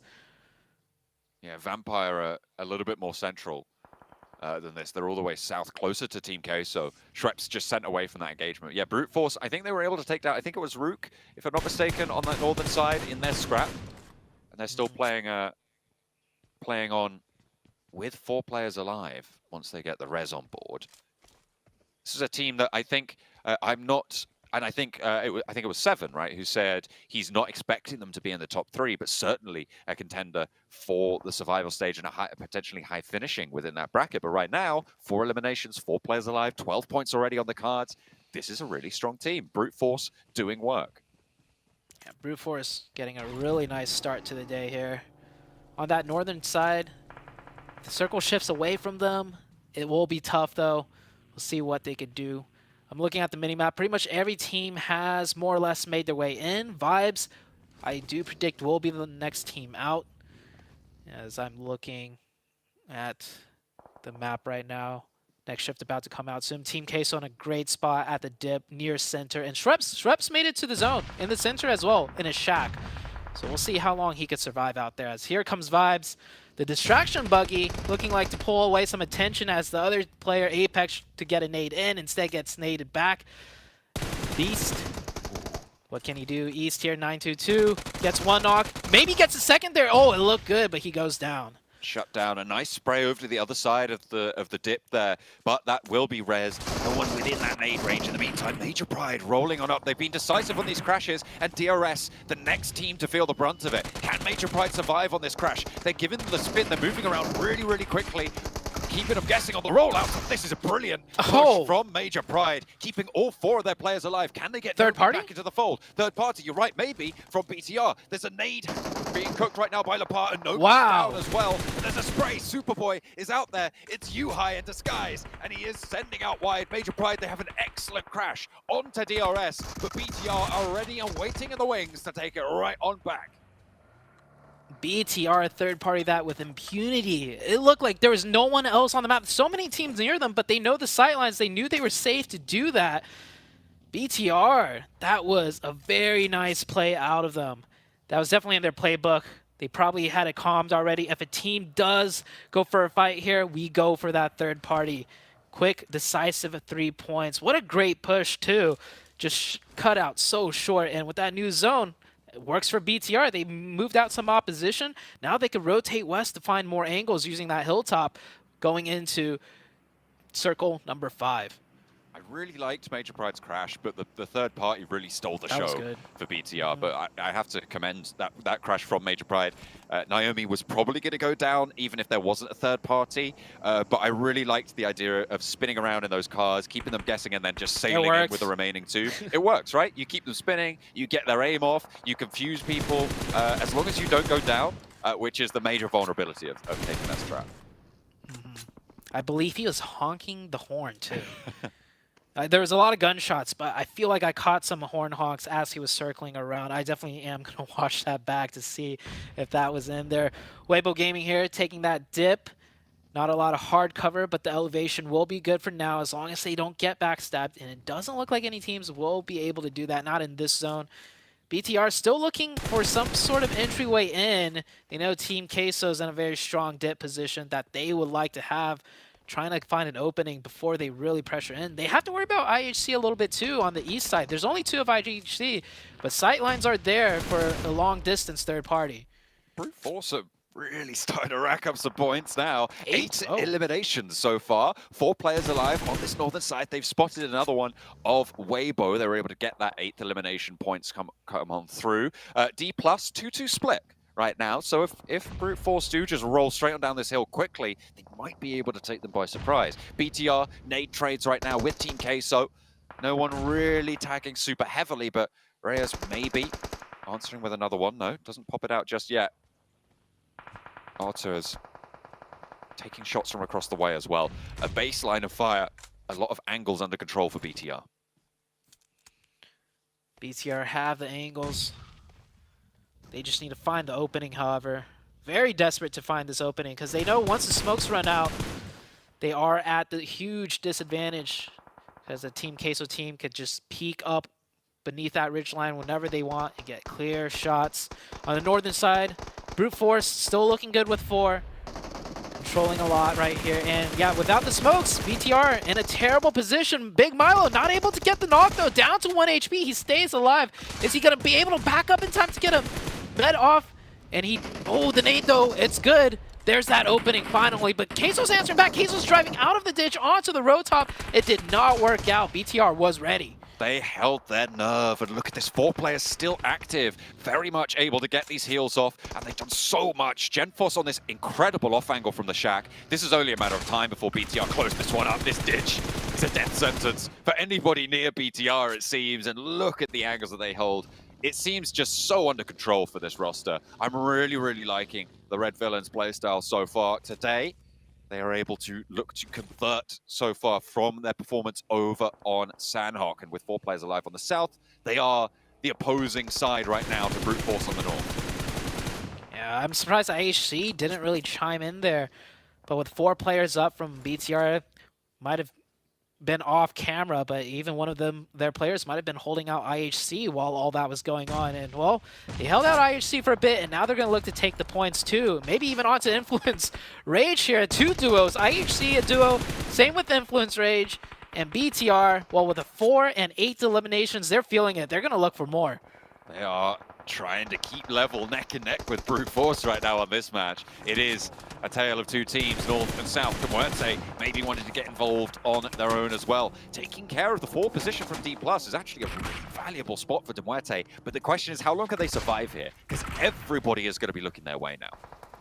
I'm surprised D+ held that 2-2 into this zone of all zones. They didn't group up, and they are heavily punished for it now. Down to the duo. 0 eliminations as well. This could have been a huge game for D+. We'll see if that's salvageable. Vampire finally goes out there. Schweppes was at that shack, made it up to top 7. Not high enough for the major placement points, but decent enough, better than Sandhawk. Still got 4 matches here, so Vampire might just take a little bit to start turning up.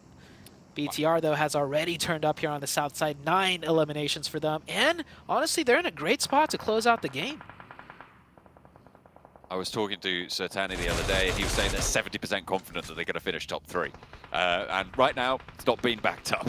First 2 matches not going their way, as you highlighted. Over on the north side, trouble in Paradise as Brute Force have a bit of pressure, but D+ roll up and fall short. Not going to be good on the first position. They are still looking for these reses, looking to enact them. Forest is close by, looking to get these nades on, potentially Influence Rage as well. Forest still moving forwards and a re-knock found. A really, really harsh position now as Brute Force might be being cut out here. BTR continue to rack up points in the meantime, and it looks like we might have a winner on this scrap for the top of the tables. D+ actually has 3 players, one of them knocked. Oh. Oh, 2 of them knocked now. The last player alive at the compound. I think he should take the risk, leave the safety of the compound, go for the double reset here. It is a risk he's going to have to take. Open territory has to be crossed. He's throwing the smokes. He will potentially go for it. Next zone probably not going to fall on him either, so he's got to make his decision quick. BTR, meanwhile, on the south side, just having full control. There is Influence Rage, a little bit on the side of them. Should be taken care of soon, and they even get the next circle to work with at that ridgeline. Prepod looking to try and control this rotation.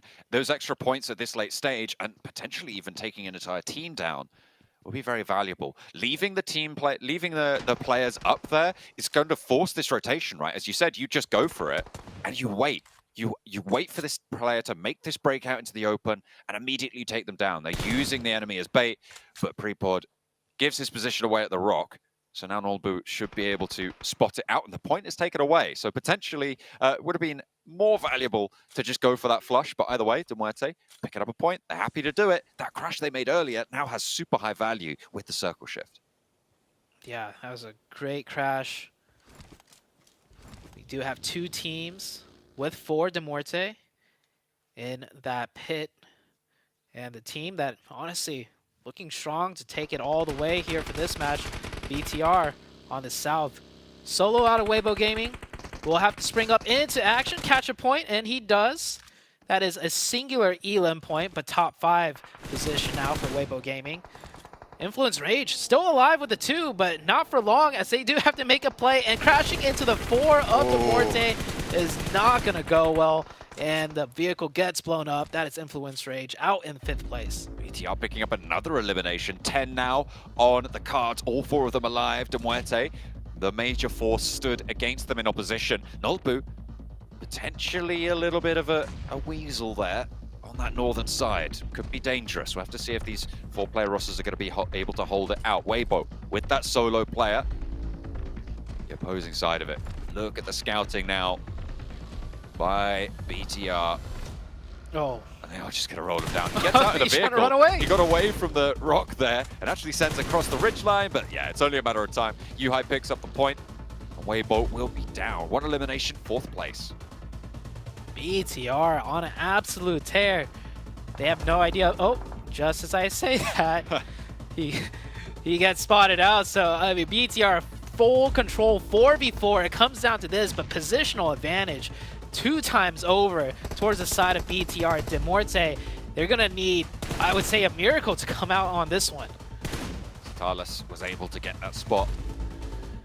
Now has the backline. BTR, 11 eliminations. Demuerte trying to hold it down. We saw them take the scrap up the hill earlier and do really, really well against Vampire. Sprayed out from Genfos though. And the angles that BTR are just establishing and marching forward with are so oppressive. We saw this on Sanhok. They didn't have enough players to be able to marshal it fully. But here on Erangel, they have absolutely demonstrated such control of the battleground. And they're looking to try and take it down here against Demuerte. A very fast res comes out. That's going to allow Milky Way to heal though, so back to 4v4. I mean, we saw their angle advantage earlier onto Queso, and also onto, I think it was not Brute Force, but another team Major in the Prime. ditch. But hold on, a nade to open the side up for Demuerte. There's a chance now, and they're gonna go aggressive. If they can catch the 2nd player, they can take this and steal it away, but the angles are good for BTR.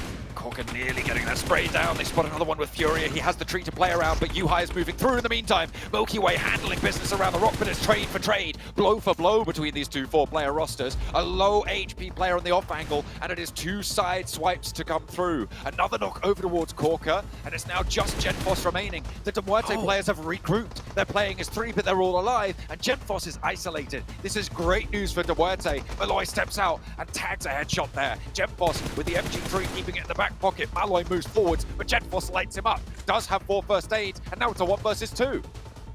1 versus 2. It's not looking good for BTR. Potentially Cassacurse them here as the miracle that I called out for Demuerte. It is happening for them. Milky Way getting that revive Furia on the off angle, pinching him in. Time is ticking for the side of BTR now. Genfos with a mountain to climb. 3 players spreading on out. The control faltered. That first aid went through, but that's a great opening knock over onto Malloy. That are right at the edge of the circle. It's not going to allow for a res either. Milky Way just has to get on out of here. Genfos still has damage to do, and Furia goes down next. A 1v3 on the cards for Genfos, but an aid from Milky Way. Launches it forward. Some Molotov will just suppress the angle that he can trade on. The first aid is there. The MG3, he steps out wide. A 1 versus 3, not quite. It's just taken the away from him in Molotov! the final moments, taken down, burnt away. He goes so close, but it is Demuerte to take it back right at the end. But a great game from Bigatron. Yeah, that was Bigatron on screen there.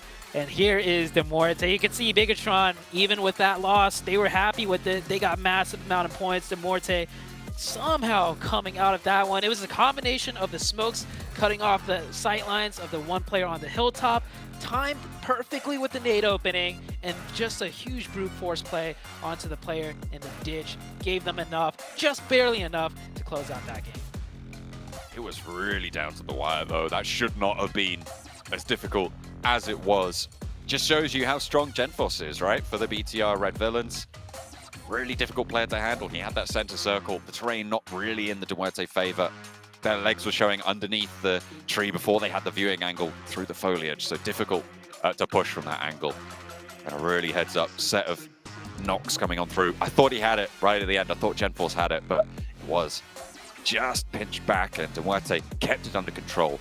Not super high limbs in the middle of that game, but I think they were able to rack up quite a few towards the end. However, BTR stole the show on that front as well. Yeah, I mean, they worked their way in here, and you can tally it up here. 10 elimination combined total. Demorte really pulling out ahead. Not an easy game by any means. We saw them rotating around the map, having to fight their way in. The crash into the ditch was their decisive play. It worked out for them. But the 4v4 steals the cake for me, man. They beat BTR, who was looking really strong that whole match in the 4v4, where BTR had all of the angles, the util to pin them in, and they still called their way out. Yeah, it was really, really powerful stuff. I mean, that opening nade into the center of the BTR holding line was really the go signal for them, right? They regrouped behind the rocks. Genforce wasn't in a position to get the backup there, and he didn't get value on the off angle. And for that, this was right at the start, right? That knife elimination that came through, the hot drop, didn't go really super well for either of those two teams. But Demorte were able to take a chicken dinner. My friendship with Major Pride is over. Demorte, my new best friend. I wish I had best friends. Oh wait, I have 7 Rules Game and I have Cameron Davis joining me on the desk to be my best friends here in this last match. As we saw Demorte close things. You sound so happy. Demorte closing things out, but making it much closer than it really needed to be with Fury taking that off angle. You know, I remember Cameron, you were saying like, oh, I like how he's taking this off angle, and then he shoots, misses the shots, and then Seven's like, why did you shoot? I said, I like taking this off angle. Don't give him the 1v1.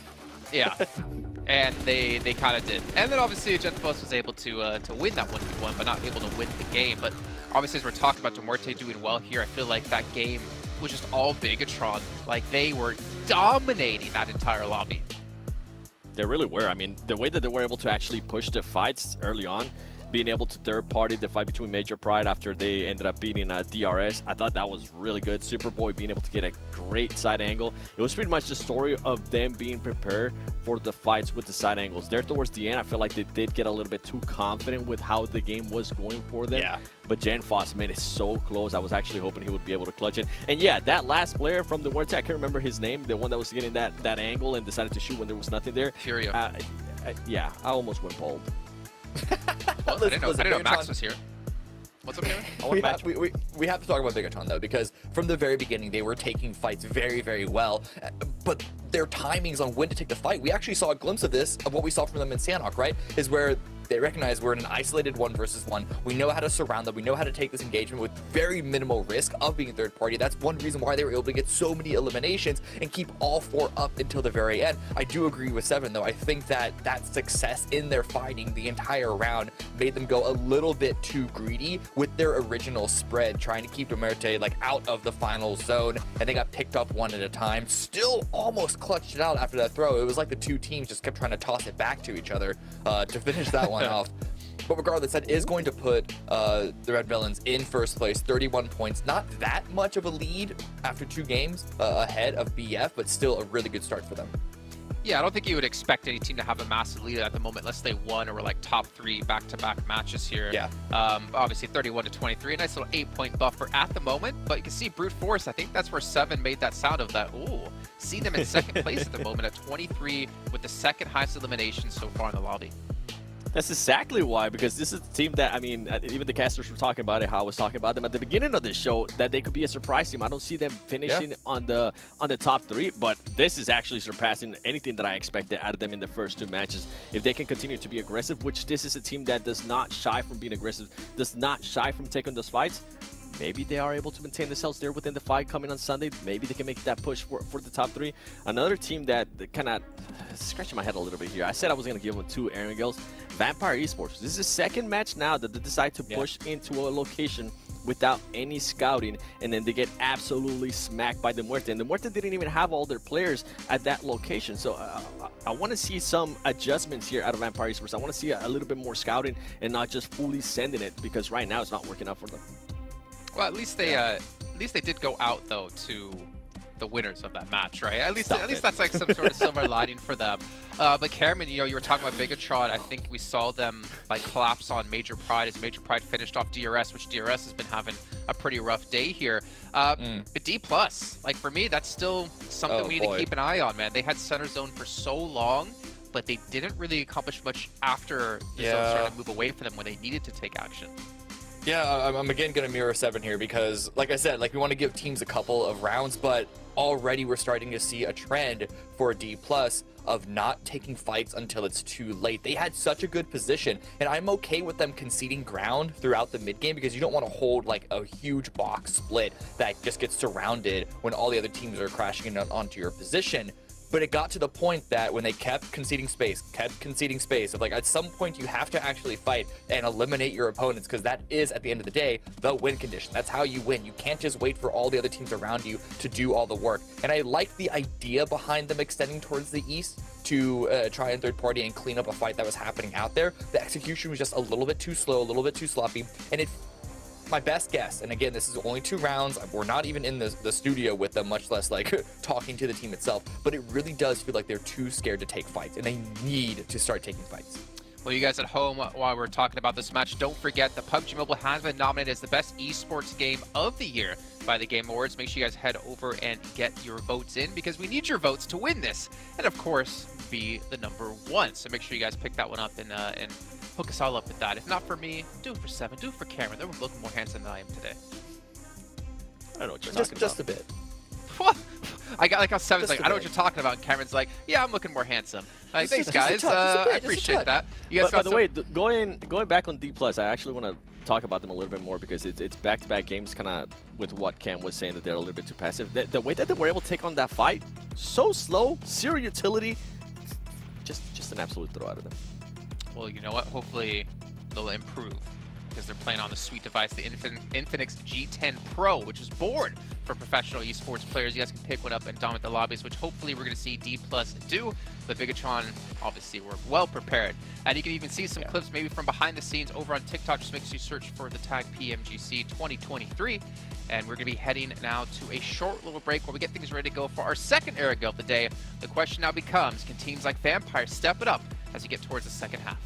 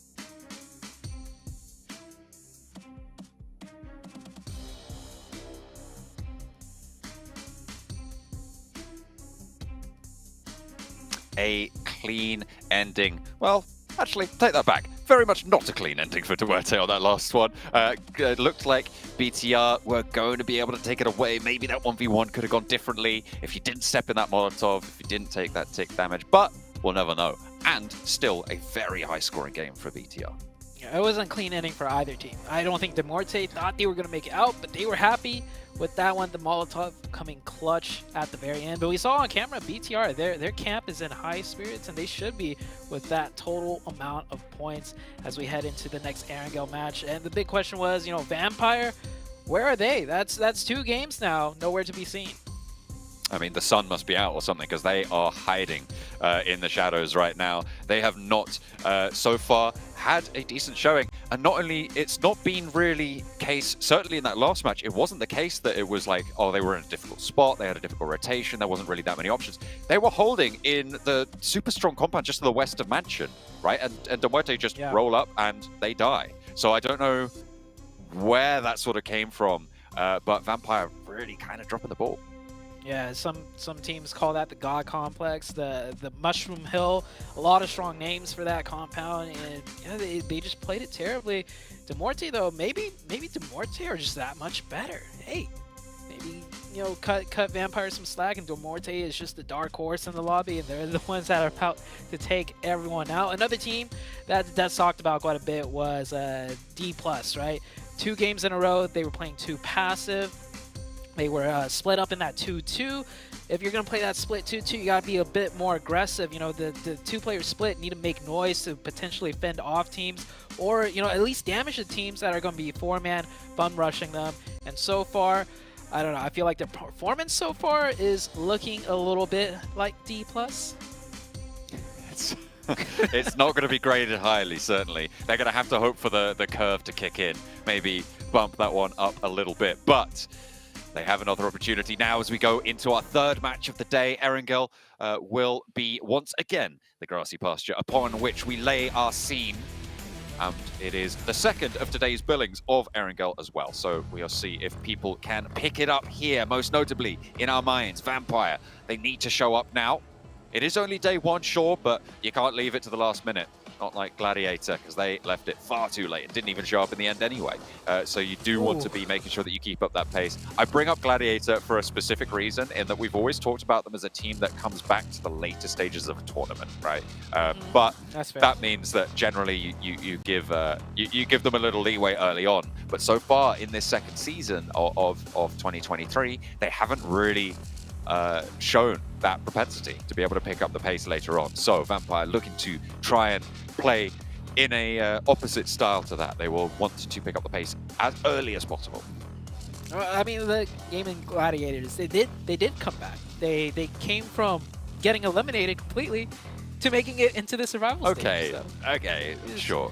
There's that. And the hot drop, right, around the shelter area. Is it going to happen? Sem9? No. There is no, I think it was IHC at Sem9, right? There is no hot drop there. So IHC, even though they came out on top, are going to give that spot up and drop elsewhere. I'm trying to figure out, looking at where all the players are dropping now, where they could be stretching for. They might be going towards that. I think the northwest in Rook. Yeah, that George Pole area, as there is 3 teams stretching towards that way. Yeah, I see IHC, Rook, and another team. The names are blocking it as in the camera. Uh-oh, got to time that vehicle dash away at the opportune time as the bullets are coming in, and out of bullets, he will make it out alive. Yeah, just going to have to try and get away with that. A lot of damage done to the vehicle, though. So West Carry, sure, you get the UAZ, but it is smoking already, so very unlikely that you're going to be able to do too much work with that. Does, however, deprive Major Pride of a vehicle themselves. Tony K with the pistol. Coming on through for Vampire. Okay, good start. Let's keep it rolling. Demuerte over on that eastern side, losing a player early on. So Tony K will be able to pinch that vehicle away. There was backup coming on through. Demuerte lose a player. Good start for the eastern side, but the circle shifts all the way out to the west. Keeps a little bit of Sosnov Korean as well. Far western circle here. A little bit of military base in play. It shouldn't be too important, but more so for Circle, a lot of landmass already cut off.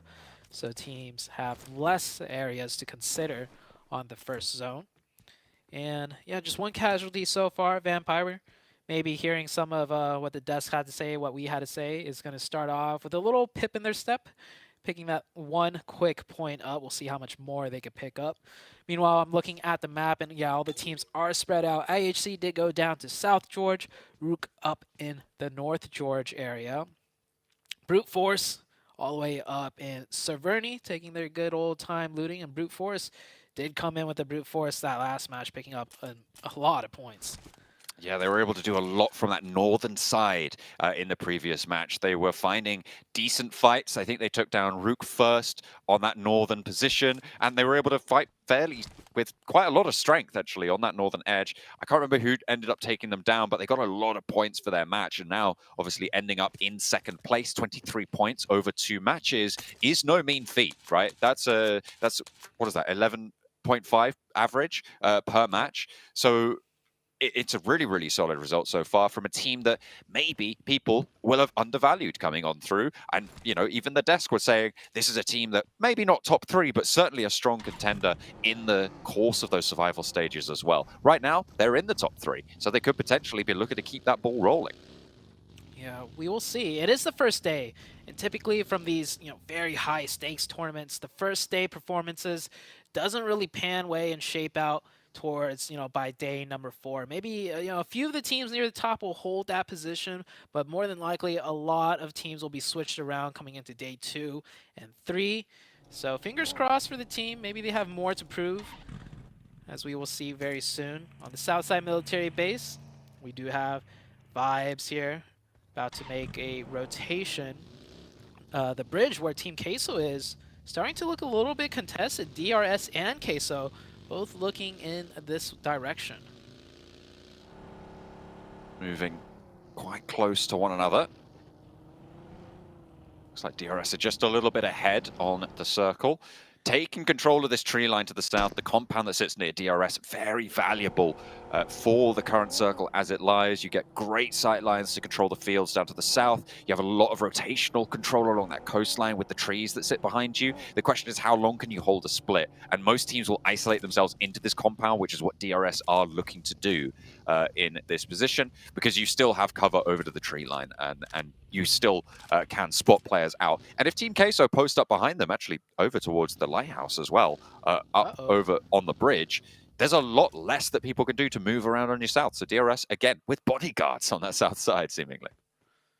Queso spots out Vibes, but more importantly, Vibes spots out Queso, so the trap will not be successful. Reyes maybe getting there just in the most not perfect timing to be, you know, seen as he was driving up towards that lighthouse. I imagine that's the only thing that kind of tipped off the team of Vibes, because none of the other Queso players really camping right on top of the ridge. So Reyes will miss out on that opportunity, as Genesis about to finish up looting here, and Razak should be making their way in very soon. Ichi just getting some more loot on board. Grabbing that utility. Influence Rage, 3rd place right now on the overalls. They didn't have as good of a time on the first Erangel as they did over on Sanhok, but they still were able to keep up pace, and 22 points, certainly a good result. With that chicken dinner under their belt as well, they're good for tiebreakers at the moment. Major Pride, they've spotted the backline though, and Law under pressure from Effect on that DP, but will not be able to find the knock just there on that rotate. Gets to cover, and Major Pride going to have to move in, potentially behind them now, as Influence Rage find that leapfrog onto the position. Influence Rage having a great first 2 games nonetheless, picking up a lot of points. Law putting some shots out real quick, you know, just signal other potential teams driving by. This place is occupied. We've seen a lot of players do this when they're the first to get to a certain compound and the other reinforcements of the team not just there yet. Vibes taking the eastern bridge now. This might throw them off just enough to really impact their late game, because they wanted a more central position on this first rotation. You know, they were looking at the bridge that Queso was camping out around. Demorte rolls up with only 3, as they did lose 1 to Tony K. On the hills to the south of DRS. I mean, moving down these hills, you know there's almost certainly going to be a team in this compound already. I don't think Dimwarte are going to be looking for a crash. They'll just hold this line and get ahead of Team Queso on that position, because Team Queso is still on the bridge camp right now, which is obviously been turned away. They spotted that turnaround, and in fact now Vibes have made it over the eastern bridge. They have made their way through over on that side instead. As Vampire going to be moving from Milta as well. BTR not quite able to land the shots onto the Vibes as they make their way even closer to the center now. We'll get the next shift in just a second. Yeah, ooh, what a shift. Hard shift down to the southeast. That white line from the circle is basically touching the blue zone there. So we're going to see a max exodus of teams to the west. And typically with zones like this, even if you have other teams driving next to you, everyone kind of knows mutually like, hey, we need to get in on this rotation, because if we stop here and fight, there is 10 more teams coming right behind us. So we're going to see everyone just drive next to each other, get as deep as they can, get central if possible. But we are heading into a potential Corey finish. Sem9 from the east side trying to move ahead of BTR right now. A lot of teams starting to clash. DRS are flexing out towards the hillside. They've given up territory in this compound and are playing now up the top here. Weibo, potential answer there, but not quite tagging on the shots. Yeah, Weibo stopping here. They would definitely have liked to gone a bit more central, but this kind of gives them control of that hill, and they know with that hill, they can manage to methodically push up towards the later stages. Once the zone's pressing more teams forwards, they can get vision on top of the hill and work the rest of the map. As Vampire, down to 2. BTR also losing 2. No, not just yet, just 1 of BTR knocked here against Sem9. Sem9 also getting traded right there. A 1-for-1. Making this a... Oh no, 2. There was another knock. BTR. Further down the hill, and Yuhai very, very low. The nade might be able to find it around the corner. Not going to tag on the damage, and look at the sliver of HP that's keeping Yuhai in. An excellently timed knock, but that comes from a third party. That's Furia from Dimwarte with a side angle. Lapar stepping on out to try and look for the challenge here, and Sem9 are in trouble, trying to force their way on through past BTR. Genforce is still alive, and a lovely pickup from Lapar. What a heads-up play. It's all onto the player down the hill as well, and BTR keep it together. 4 players all still alive. The rotate is here. Dimwarte a little bit too slow for a full third party, and it's only Furia for the side angle shots.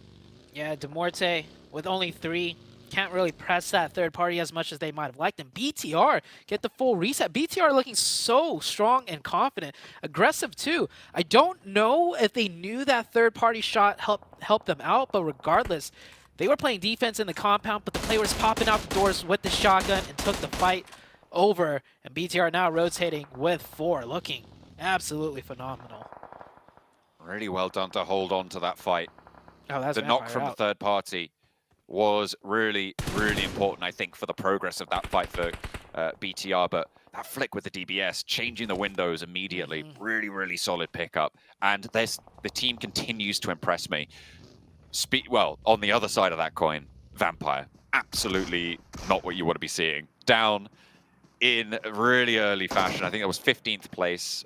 It's not good enough. Yeah, and they went out on rotation too. It didn't even look like it was a fight. So not being able to, losing a majority, the whole team on rotation is a really poor sign. At this level, that's like rookie mistakes. You should know your pathing well enough to maybe, at worst lose 1 to 2, but the whole team went out there. So Vampire, I'm not really sure what they're doing at all. Hopefully they'll turn things around coming into the last half of today, but it is not looking good. BTR on the other hand, right? Well, they're continuing to impress us. Genesis, north side, trying to moling their way through, trying to slow down those players on the north edge. But they are playing from that edge position now. BTR, they've been holding on to Ferry Pier for quite a while, obviously successfully previously.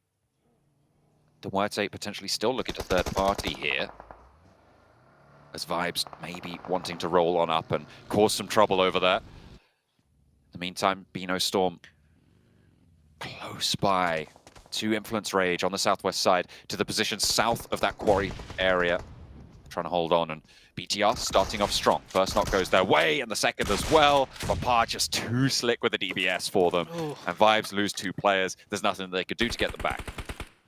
BTR. Just can't. They keep getting screen time.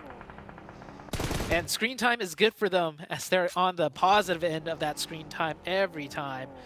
And they did lose that last match, which they should have won, but they picked up so many points and they were so dominant all the way throughout that. Even without the chicken, they're still keeping that momentum rolling. And this player, Brandon, he needs to keep that car rolling. He stops short. I mean, the car is on fire, out in the open, runs around, realizes, hey, I might be alive here to make the run all the way back, but wants to get that pickup instead. Wise choice. They will stay alive with 2. Yeah, Baron trying to get out of there with East in the vehicle. Try and stay together, but you've got D+, you've got DRS, you've got, I think that's Major Pride out to the west. It's not too many places you can hold up. Instead, they just go into this compound, unoccupied right now, and actually a pretty decent position, all things considered. The Muerte and BTR probably have their sights set on it, however, depending on if they want to crash into the teams at the top of the hill later on. So we'll see what decision both BTR and Muerte make on this east side. Meanwhile, on the north side, we do have 2 big teams, Genesis and Weibo Gaming. Both of these teams will have to make a decision pretty quickly, as the zone should most likely shift away from them, as teams are all set up in their respective positions. Many teams you see on this map also with 4 players up alive.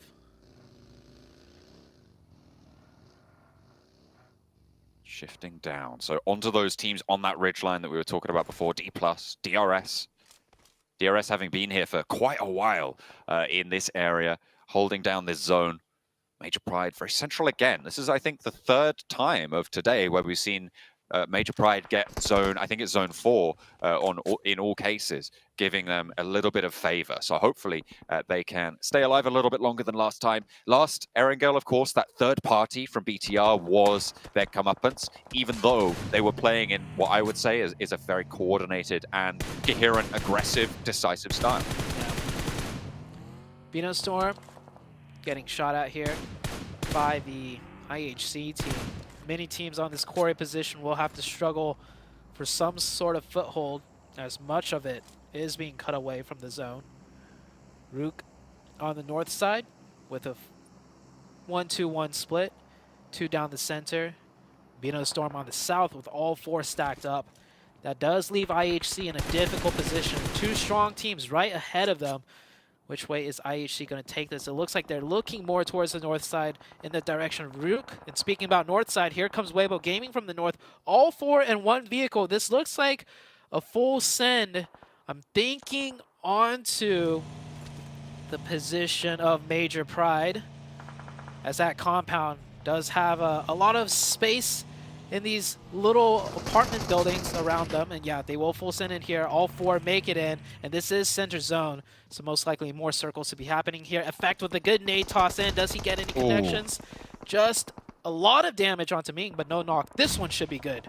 Second on the follow-up, that should be a knock, but no, it's finding its way around the corners, around the cracks and crevices. Smoke's starting to bloom. Major Pride want to push onto this. Third-party potential to come on through as Genesis try and find their way down the hill, but they're bleeding players on their progress. DRS taking care of that. Moby close by, but he's knocked down by a nade. This is disastrous for Major Pride. They were lobbing nades in left and right and just haven't been able to find value for them. Nomi crawling back through this smoke train, nade on in towards the warehouse. Effect goes low. Nomi takes another tick of damage, but they have to reposition. A smoke from Naomi. I wonder if they know Naomi's here. Can Naomi strike and keep things together for Major Pride? Naomi crawls back, and they are real tail between the legs right now, because it is a little bit the opposite of what they would have wanted in this scenario for Major Pride. They have not been able to find anything against Weibo. Nomi had a great nade opportunity, but he threw it through the door, through the window, out of the building. He should have known that window was there. I know the smoke was obscuring the vision, but at this level, at this stage, even if you don't have the vision, you should know the layout to toss the nade to bounce it. So unfortunate for them. IHC now pulling up here. So many teams on this edge side. IHC, they're definitely not going to make it out of this one. Not with 4 players up, I don't think. It'll be be real tough. Look at the cluster of teams on the northwestern edge. Nades flying left and right. D+, I mean, realistically, this is a team that very much could just sweep across this side. And with the circle sitting as it does now, moving across, moving up to Quarry, probably in their purview. Now, will they be able to take control of the fight down to the south side? After DRS is taken care of, they're looking at Weibo. They're looking at Major Pride in that compound that they are still scrapping it.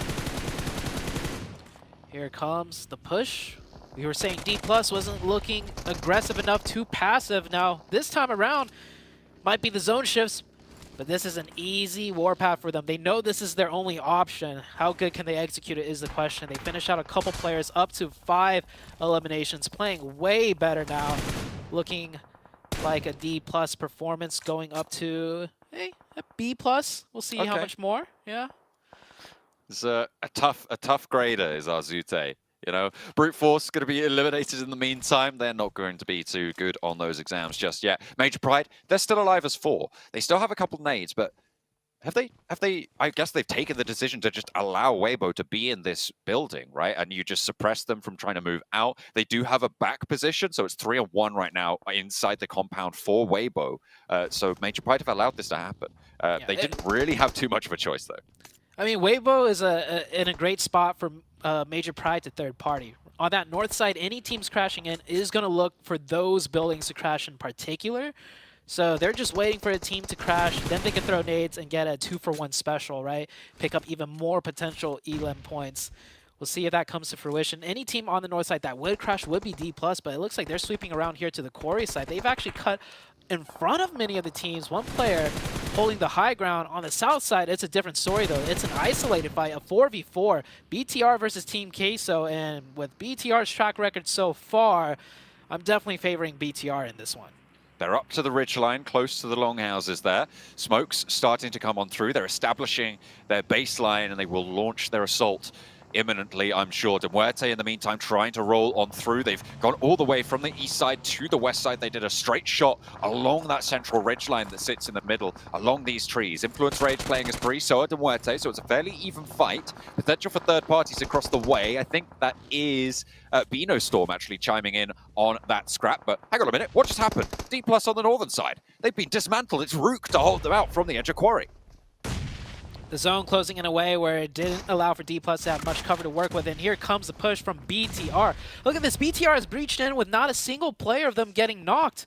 That was a lot of ground to cover, so they dodged a lot of nades. Queso should have been ready for this. Queso should have put some more damage, but now BTR is right at their doorstep with all 4. That nade does get extremely close, however.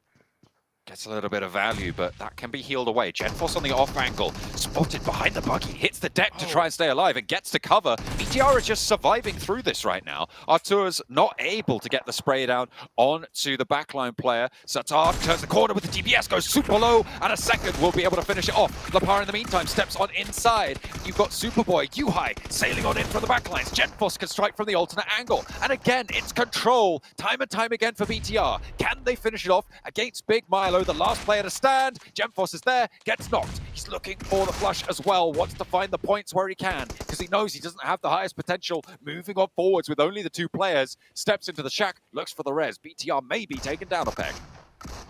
BTR gets that reset, so does Team Queso though, but look at this new zone. It has shifted down south, so now other teams are looking this way.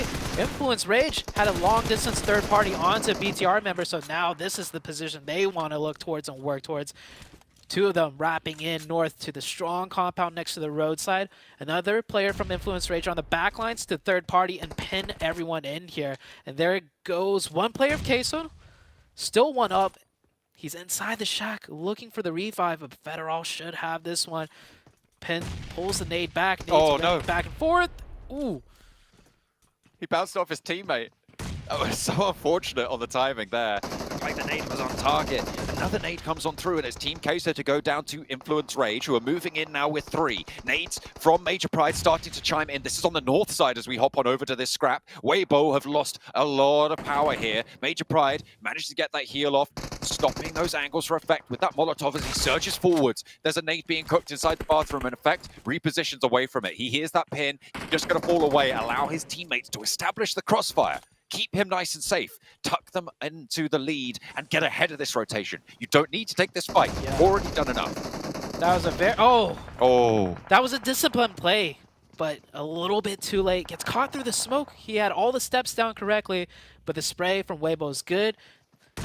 And now the push, the solo should be stopped very soon. Nade comes in, a flash comes in as well, and he goes down. BTR still on the warpath now having to deal with Influence Rage 2v2 situation as Lil Boy went down and lulled down to 1 HP.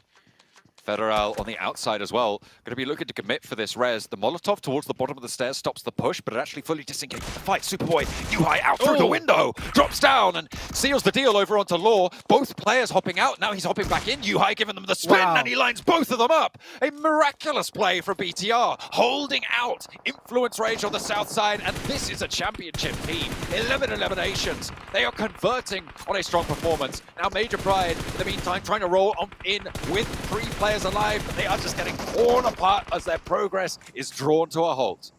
Oh, that looked nasty on screen, but the mini-map looked even worse as all the white lines from both teams on both sides all shooting north. They stood no chance. At least they won the fight against Weibo Gaming.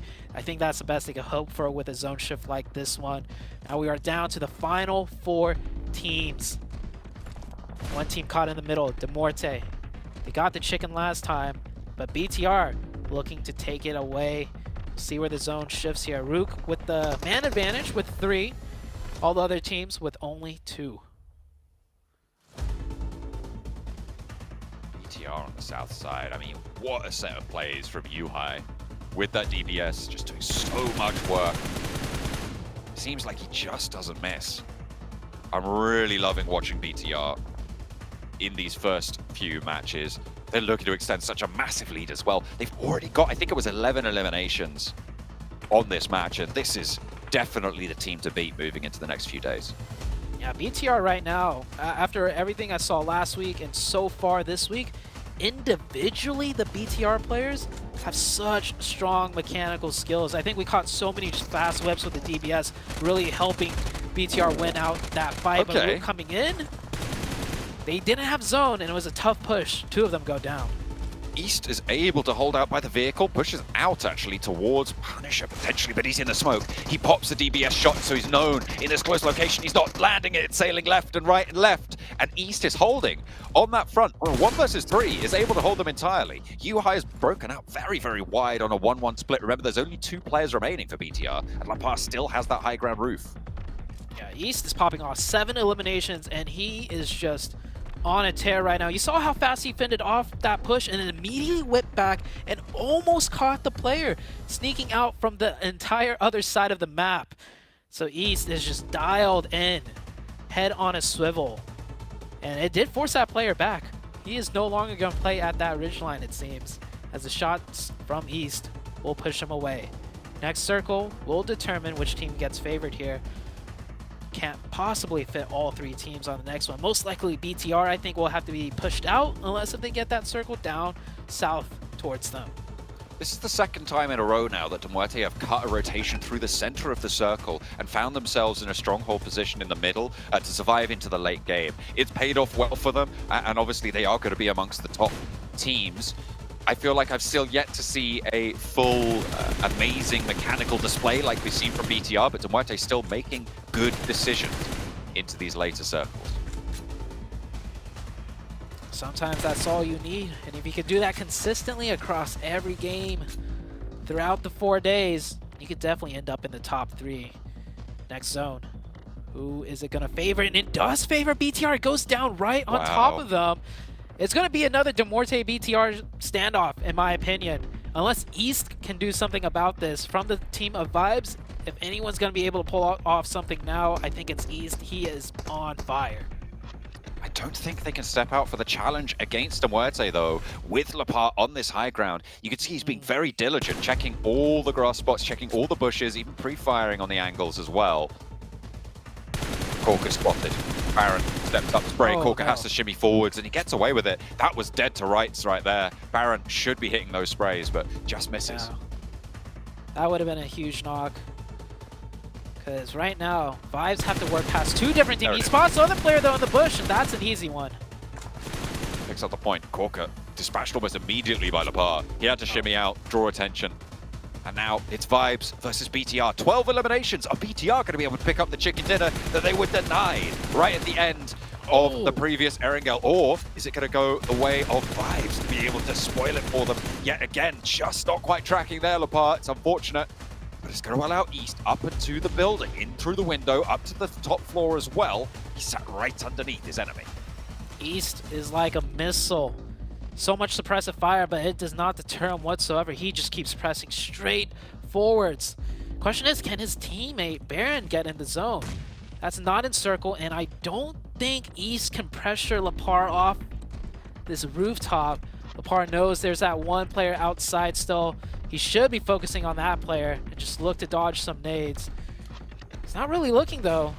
And oh, he's actually going for the... Oh, I see what he tried to do there. It might have been better that he fell off because East was right there waiting for him. 2v1 situation now inside this compound. Good molly! Oh. Does not work though. 2v1, East is down. These DBSs for BTR are just too strong. You can't do anything about it. And BTR, they go second, they go, no, that's not good enough. Let's take a chicken dinner. They do so on the south coast. Very Pier, their stronghold. They held down the compounds on the south side for so long. They racked up so many points this match. BTR on a record-breaking tear right now. On a warpath, indeed. And this time around, cameras on them once again, but it's with the chicken. BTR get the eliminations like last time, and now they tag on an extra couple points with that massive chicken dinner. They did get the zone working towards their favor down in the south though, but it was not easy. It was through many opposition in the path. I think they fought a total of maybe 4 or 5 teams. They fought 2 teams early on, and then Queso, and then Influence Rage. And I mean, if you could cut through 4 teams, hey, give them the circle for that chicken dinner. I mean, yeah, it's definitely a hard-fought victory there. 6 eliminations for Lepar, 1.2k damage as well. This guy was on fire. Yuhai had some clutch shots with the DBS, but I think Lepar was certainly on a par with him and exceeded him in terms of those stats. But really, really strong stuff. I think, I mean, this roster, it just feels like there's something special going on right now. I think the only way you can stop BTR is as a team. So far on camera, I've seen so many quick 1v1 challenges, close range, and BTR always came out on top in those 1v1 challenges with that DBS. It was like all 4 players looked almost identical with how crisp and clean their aim was. The last time BTR were able to take a PMGC or a global level tournament, I think was back in Malaysia in Kuala Lumpur a few years ago. So it looks like they're trying to really gear up to take everybody to task here. It's early doors, and I understand that things can change, but BTR, they look to be in control right now. I mean, as you're saying, John, this Bigatron, it's giving me serious vibes of the old school team, as you mentioned, over in Kuala Lumpur, and the way they are playing today, the confidence they are having today, they look almost unstoppable, Seven and Cameron. Yeah. They really do. The way they were able to push onto Team Queso, that was the most impressive thing, given that Team Queso did an awful defending there in their compound. But for Bigatron to not lose any players, right? They end up losing 2 players when they actually end up fighting Team Queso. And then Influence Rage decides third party, and Bigatron is able to keep their composure and win that fight without even losing any more players. That was super impressive, and that just shows like the performance that this team's currently on, right? Second place, first match, second place, second match, first place here on the first match. I can't wait till we see that overall. And we were talking earlier about gaps. Boy, I there's gonna be a pretty big gap. Yeah, no, there's definitely a gap between them already, and at this point, I see no reason to assume that it's going to stop anytime soon. Like, other teams might be getting more and more warmed up, might, through their winning their own duels, their own gunfights, might have a little more confidence to go head-to-head, but, like, this is going to put BTR in such a good position after the first day. Even if everything starts over again going into tomorrow, they're going to have such a buffer that I think it'll have to be a disaster for them to not be in top 3. I know it's really early to say that, but the way that they're playing, I just can't help but believe. Yeah. I mean, I think all of us are in agreement with you, and I think Indonesia are going to be extremely happy about this team and how well they've been able to perform. We obviously have to mention really quickly their Vampire. I think that was 1 point for them in this match, looking like shades of their former selves. But as we did mention, Lepar getting himself 1,200 damage. He had more damage done by himself than his entire team combined. He did. I mean, 6 elims too. And then, to be fair though, the rest of the team was able to put up good numbers too. I was talking about this at the beginning of the show. My main focus was Yuhai, now Superboy. Was he going to be able to perform? But now everybody's being able to perform. And as we progress through PUBG Mobile esports, this is what we want to see. We don't want to see just one player. We want to see multiple players. And look at that gap right there between Bigatron and Influence Rage. That's 1 point shy of being twice the points of second place. That's stupid, but like that's what you expect when you get second, first. At very close seconds, by the way. Like, it wasn't, they didn't just fall over when the final fights. They got so close to getting 3 wins in a row. Yeah. You know what's also kind of maddening about this? 33 limbs, more points in limbs than anyone else in the lobby has total. But you know, we also have to give a shout out to Demorte as well, because we're talking about second, first. They're able to get a first place finish in the last match and a third place finish here. They have been, for me, one of the most surprising teams in a positive note so far in Group Yellow. Yeah, I wasn't really putting a lot of stake behind them myself. Their recent results weren't like amazing. They weren't outstanding. And with new players coming on in not too long ago, a couple being added in August, you know, there's always going to be a little bit of lead-up time, but it seems that they've done a really good job of gelling everyone together. The way that they've been playing these past couple of maps, they're a little, okay, not a little, they're a lot quieter than BTR have been, but they've been positioning themselves on Erangel to have really good attempts at late-game finishes, so the placements are definitely going to continue to be in contention, you have to expect. On that note, by the way, about the roster change they had, it was Discrim and Happy coming out, and Furia and I believe Korka coming in. And if I'm not mistaken, Furia was like the top fragger for them at 122, and I think the top fragger over on the league stage. And then he also had the most eliminations in the finals for his team when it came to the PMPL with 33, and then had second overall in the finals. Like, they have some heavy hitters on the roster. We're not quite seeing it, at least in this last match, but they are a team definitely to be a force, or destined to be a force in this lobby. Yeah. But 7, Vampire, you said you're gonna give him 2 games on Erangel after second Erangel finished off. What's your thoughts? I'm worried. I'm actually very worried with this team. The way that they're just, the scouting is just not there. Also, I'm very surprised that even though the playing pads do favor their current drop that they're doing with Mill to Power, I'm surprised that they're not currently landing on Primors, because that's usually what we have known this team to be at, especially after PMWI. They were able to just dominate the game from landing there, being able to position themselves. Even in the past, whenever the playing pad didn't favor them, they will still find a way to make it to Primors. Right now, that's nowhere near to be there. And we're talking about some teams being able to find players being able to find a great way for them being able to perform really well. Right now, nobody's really performing really well. They keep getting caught off their rotations. I want to see a little bit more out of this team. This is not the Vampire Esports, and yeah, I'm now, after 3 matches, after 2 Erangels, I'm like, ooh, you might be onto something, Jason. Yeah, I mean, you want to give them a little bit of slack because the plane drop, whatever, has put a lot of people around them from the very beginning. But at some point, they need to be winning these gunfights. That's really the big issue. That's really the big concern, is that, like, the dueling is just not favoring them, and this is supposed to be one of the favorites in this group. They at least should be able to be winning gunfights.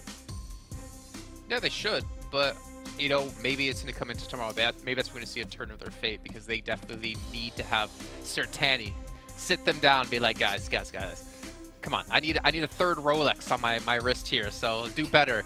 But also, another team who needs to do better, honestly, it's got to be DRS, because for me, for them to get in, the only Nepali representative here, for them to get a special invite, you sure as hell better make that worth it, and kind of similar to what we saw out of G Gladiators over in our earlier groups. They're really underperforming at the moment.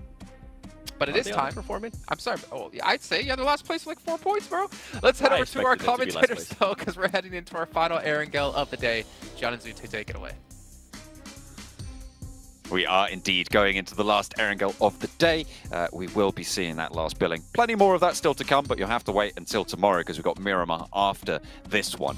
It's been some really, really interesting games. I've loved the dynamics that we've seen so far over the course of today.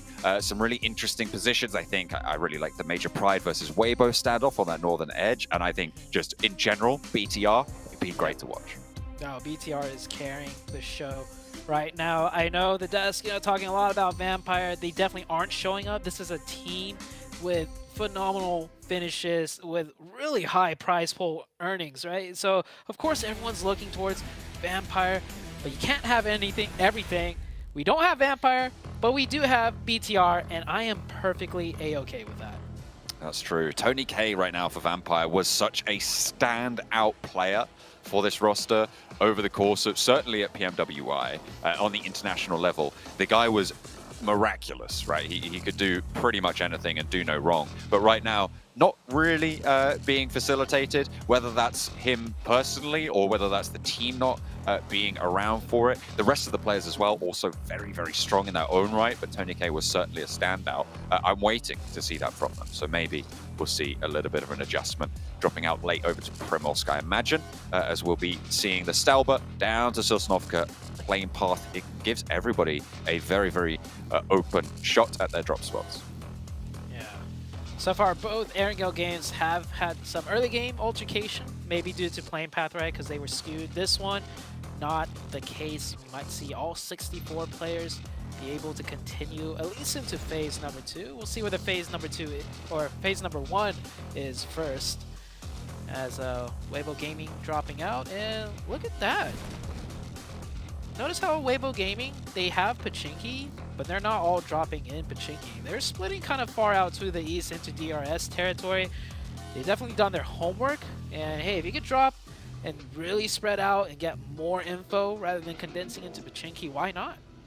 I think they were trying to contest for vehicles around DRS's spot. You can see those parachutes actually turned around as soon as the 2 DRS players hopped into vehicles. So they might have been denied that position and have to fold back in. Circle all the way up to the northeast side, towards Yasnaya, towards Stalber. Severny still in. So I'm imagining we're going to see quite a few teams looking across to the north side of the river. Yeah, that river could be a huge deciding factor into the late games. And, well, looks like not everyone is going to make it into the first zone. IHC about to lose 2 players? Oh, yeah. Alex, no weapon in hand. We did a yeah, okay. I mean, nice attempt. Did he get some damage in at least? No, he didn't. But in the first game of Erangel, it was only caught on the replay very briefly. I don't even know if you noticed it as you were passing it to the desk, but a player beat someone else that had an M4 and he only had a knife. So you never know until you go down. And he tried, but it was not enough. IHC with only 2 players now. I didn't notice that he had an M4. I noticed it was a knife, but I didn't realize the other player had an M4. That's kind of nuts. I mean, it happens, but IHC really down on their luck on these early drops, right? Yeah, that's not the second time? Maybe? At least, yeah. Yeah, at least second time. IHC, the team coming out of Mongolia. We saw Stalwart, their Mongolian brethren, really, showing out on week number 1. I had high hopes for IHC coming into this one. But for now, the Vibes team are kind of, carrying that light, sitting in 5th place. We're still very, very early into the week. Anything can change, of course. Even BTR. There's a chance BTR could drop down by the end of day number 2. I'm waiting for that 1 point extra so that it will be in exactly double, as Cameron on the desk pointed out. 28 points to 55 right now for the 1st to 2nd place. It might change, sure, but I mean, literally everybody other than Influence Rage needs to do as well or better than they did, in the first half of today in order just to catch BTR right now. So it is still a massive, massive lead. And sure, you'll see these sorts of scorelines maybe after 1 match, but to be able to perpetuate that through 3 matches with the amount of eliminations they've been able to get, with the control that they've demonstrated, this is a special day for BTR. And for BTR fans, I'm sure it's a pretty special day for them too, because they will be cheering incredibly loudly, I'm sure, all over the place. Make sure you check your socials because you'll be seeing that hashtag everywhere. BTR win. Oh man, it's giving me the heydays of BTR back then when they were dominating everything. And back then I was competing and I remember the BTR support, the fan outpour was so insane. As IHC able to catch a lucky break, at least picking up a quick point here. He'll steal the buggy as well. And, quick little delivery. Nades, util, helmet, ammo. everything you could ask for, and Ziol will just pull right off. I mean, to be fair, you do only have 2 players, so you need every advantage you can get. Unfortunate for Major Pride to lose a player on their split as it stands. IHC sent out this way, so I mean, I guess you just don't expect there to be a player coming at you from that direction. And they lose, I think it was Ziol who went down for Major Pride, if I'm not mistaken. Ziol picked up the point, yeah. Oh, sorry, yeah, on IHC, was able to take down one of the players from Major Pride on that northwestern outpost. So no backup really expected to be needed, so they weren't in a position to give it. Yeah, it was a domino effect, because if IHC didn't lose their 2 other players, I imagine they're split looting together in Hospital. But because they're down to 2, they're scared to go into Hospital or the South George Pool area and get hunted down. So they ended up scrap looting on the sides in Major Pride's territory. And the domino effect did not pan out for Major Pride. They will lose that 1 player. And we were talking about this earlier too on the topic of BTR, right? Like, how are they dominating so much? Well, right now they have 33 eliminations. Take a look at second place downwards. How many points do they all have? That's yeah, no, I'm getting word. That's less than 33. Yes. That is, so elims alone, BTR is ahead, and it's really shown through how well the players are playing. We were talking about it, and it seems like every single player on BTR are on the same, you call it their same wavelength, right? They're all playing aggressive, but the crazy thing for me is that as the camera was switching from player to player in those close range fights, I thought it was the same player because the movement, the crispness, the mechanics, it looked like the same player. And, you know, the fact that they were all using DBSs could have kind of, you know, given that mirage as, man, IHC just really not having the luck of it. They come in here late, very late to loot, thinking it's safe now, and another team catches into a player of IHC. Oh, man. Why do Weibo go out to South George? I mean, it looks like they've looted already. Maybe they were just on the trail of IHC, but that's cruel either way. Ziol the last to stand now for the roster, playing as a solo. A lot of teams have made that move up to the north side of the river. Weibo probably going to be doing so fairly soon as well. I think Influence Rage have made that move nice and early, and they hold that position just to the bridge west of Yasnaya. They're on a 2-2 split right now between there on that compound, controlling that crossing, and out to the northeast, a little bit closer to Stauber Hill. So a wide 2-2 split, and actually Kioski setting out even further. So a 2-1-1 for that central area, which is kind of risky given that teams are going to want to go a little bit closer. Ziol still giving Weibo a little bit of a run for their money, but not expecting too much from him. However, with a nade in the right place, could catch someone unawares, maybe pick up a point, slow Weibo down. IHC cannot catch a break.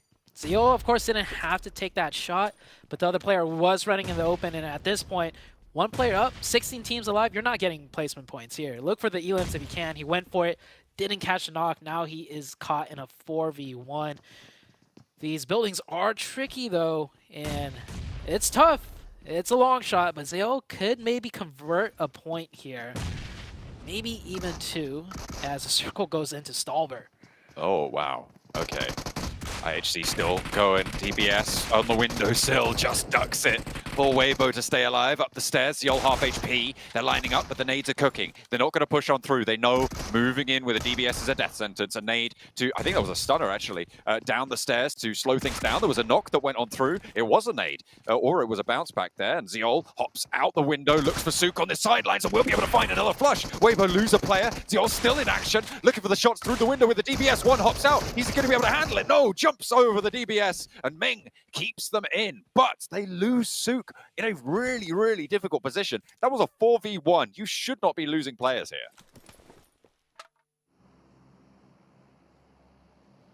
That is far from ideal for the team out on that western side. Ziol extracting a little bit more value as IHC put up 2 points this match. They've not been able to catch a break. Major Pride, they lost a player earlier on. They've looked to try and send in ahead this time around. and 3 players over on that northern side. They're going to have to figure out how to wheedle their way in on this edge, because the top of Stauber heavily occupied now. BTR looking to move up towards the top of Stauber, but Ruka waiting in the wings, a little bit isolated here. Can he hold his nerve apart around the side of the tree? Ducking, diving, bobbing, weaving, but is going to be taken down. There's a trade across the way, and there's backup. BTR always have an off angle, seemingly, to be able to keep their team safe. Lapar, he needs backup, and he needs it now. Genfos rolls out. The Muerte have spotted this, but he turns the back of the buggy towards them, gives himself cover. Rook are going to be backed off this top line as well. The drop of the smoke here for BTR to keep them alive as the Muerte try and roll on through. Corker spraying over towards this location, but the smoke's already bloomed and BTR have re-established control on this top side for Stauber. And they just keep it together. Miraculous off angles being found every single time, Zute. It is wild how well BTR are playing right now. That was a mad dash. It got really hectic there, and like you mentioned, keeping all 4 up, picking up 2 elimination points. BTR still going strong, and in a great spot too that they're contesting for on top of this Stauber position. So we saw BTR play on the edge quite a lot in the previous game so far. This time around, you know, a bit more central, going for the power positions. So they're looking to do it all. And we are going to head into the next circle shift here. Influence condensed.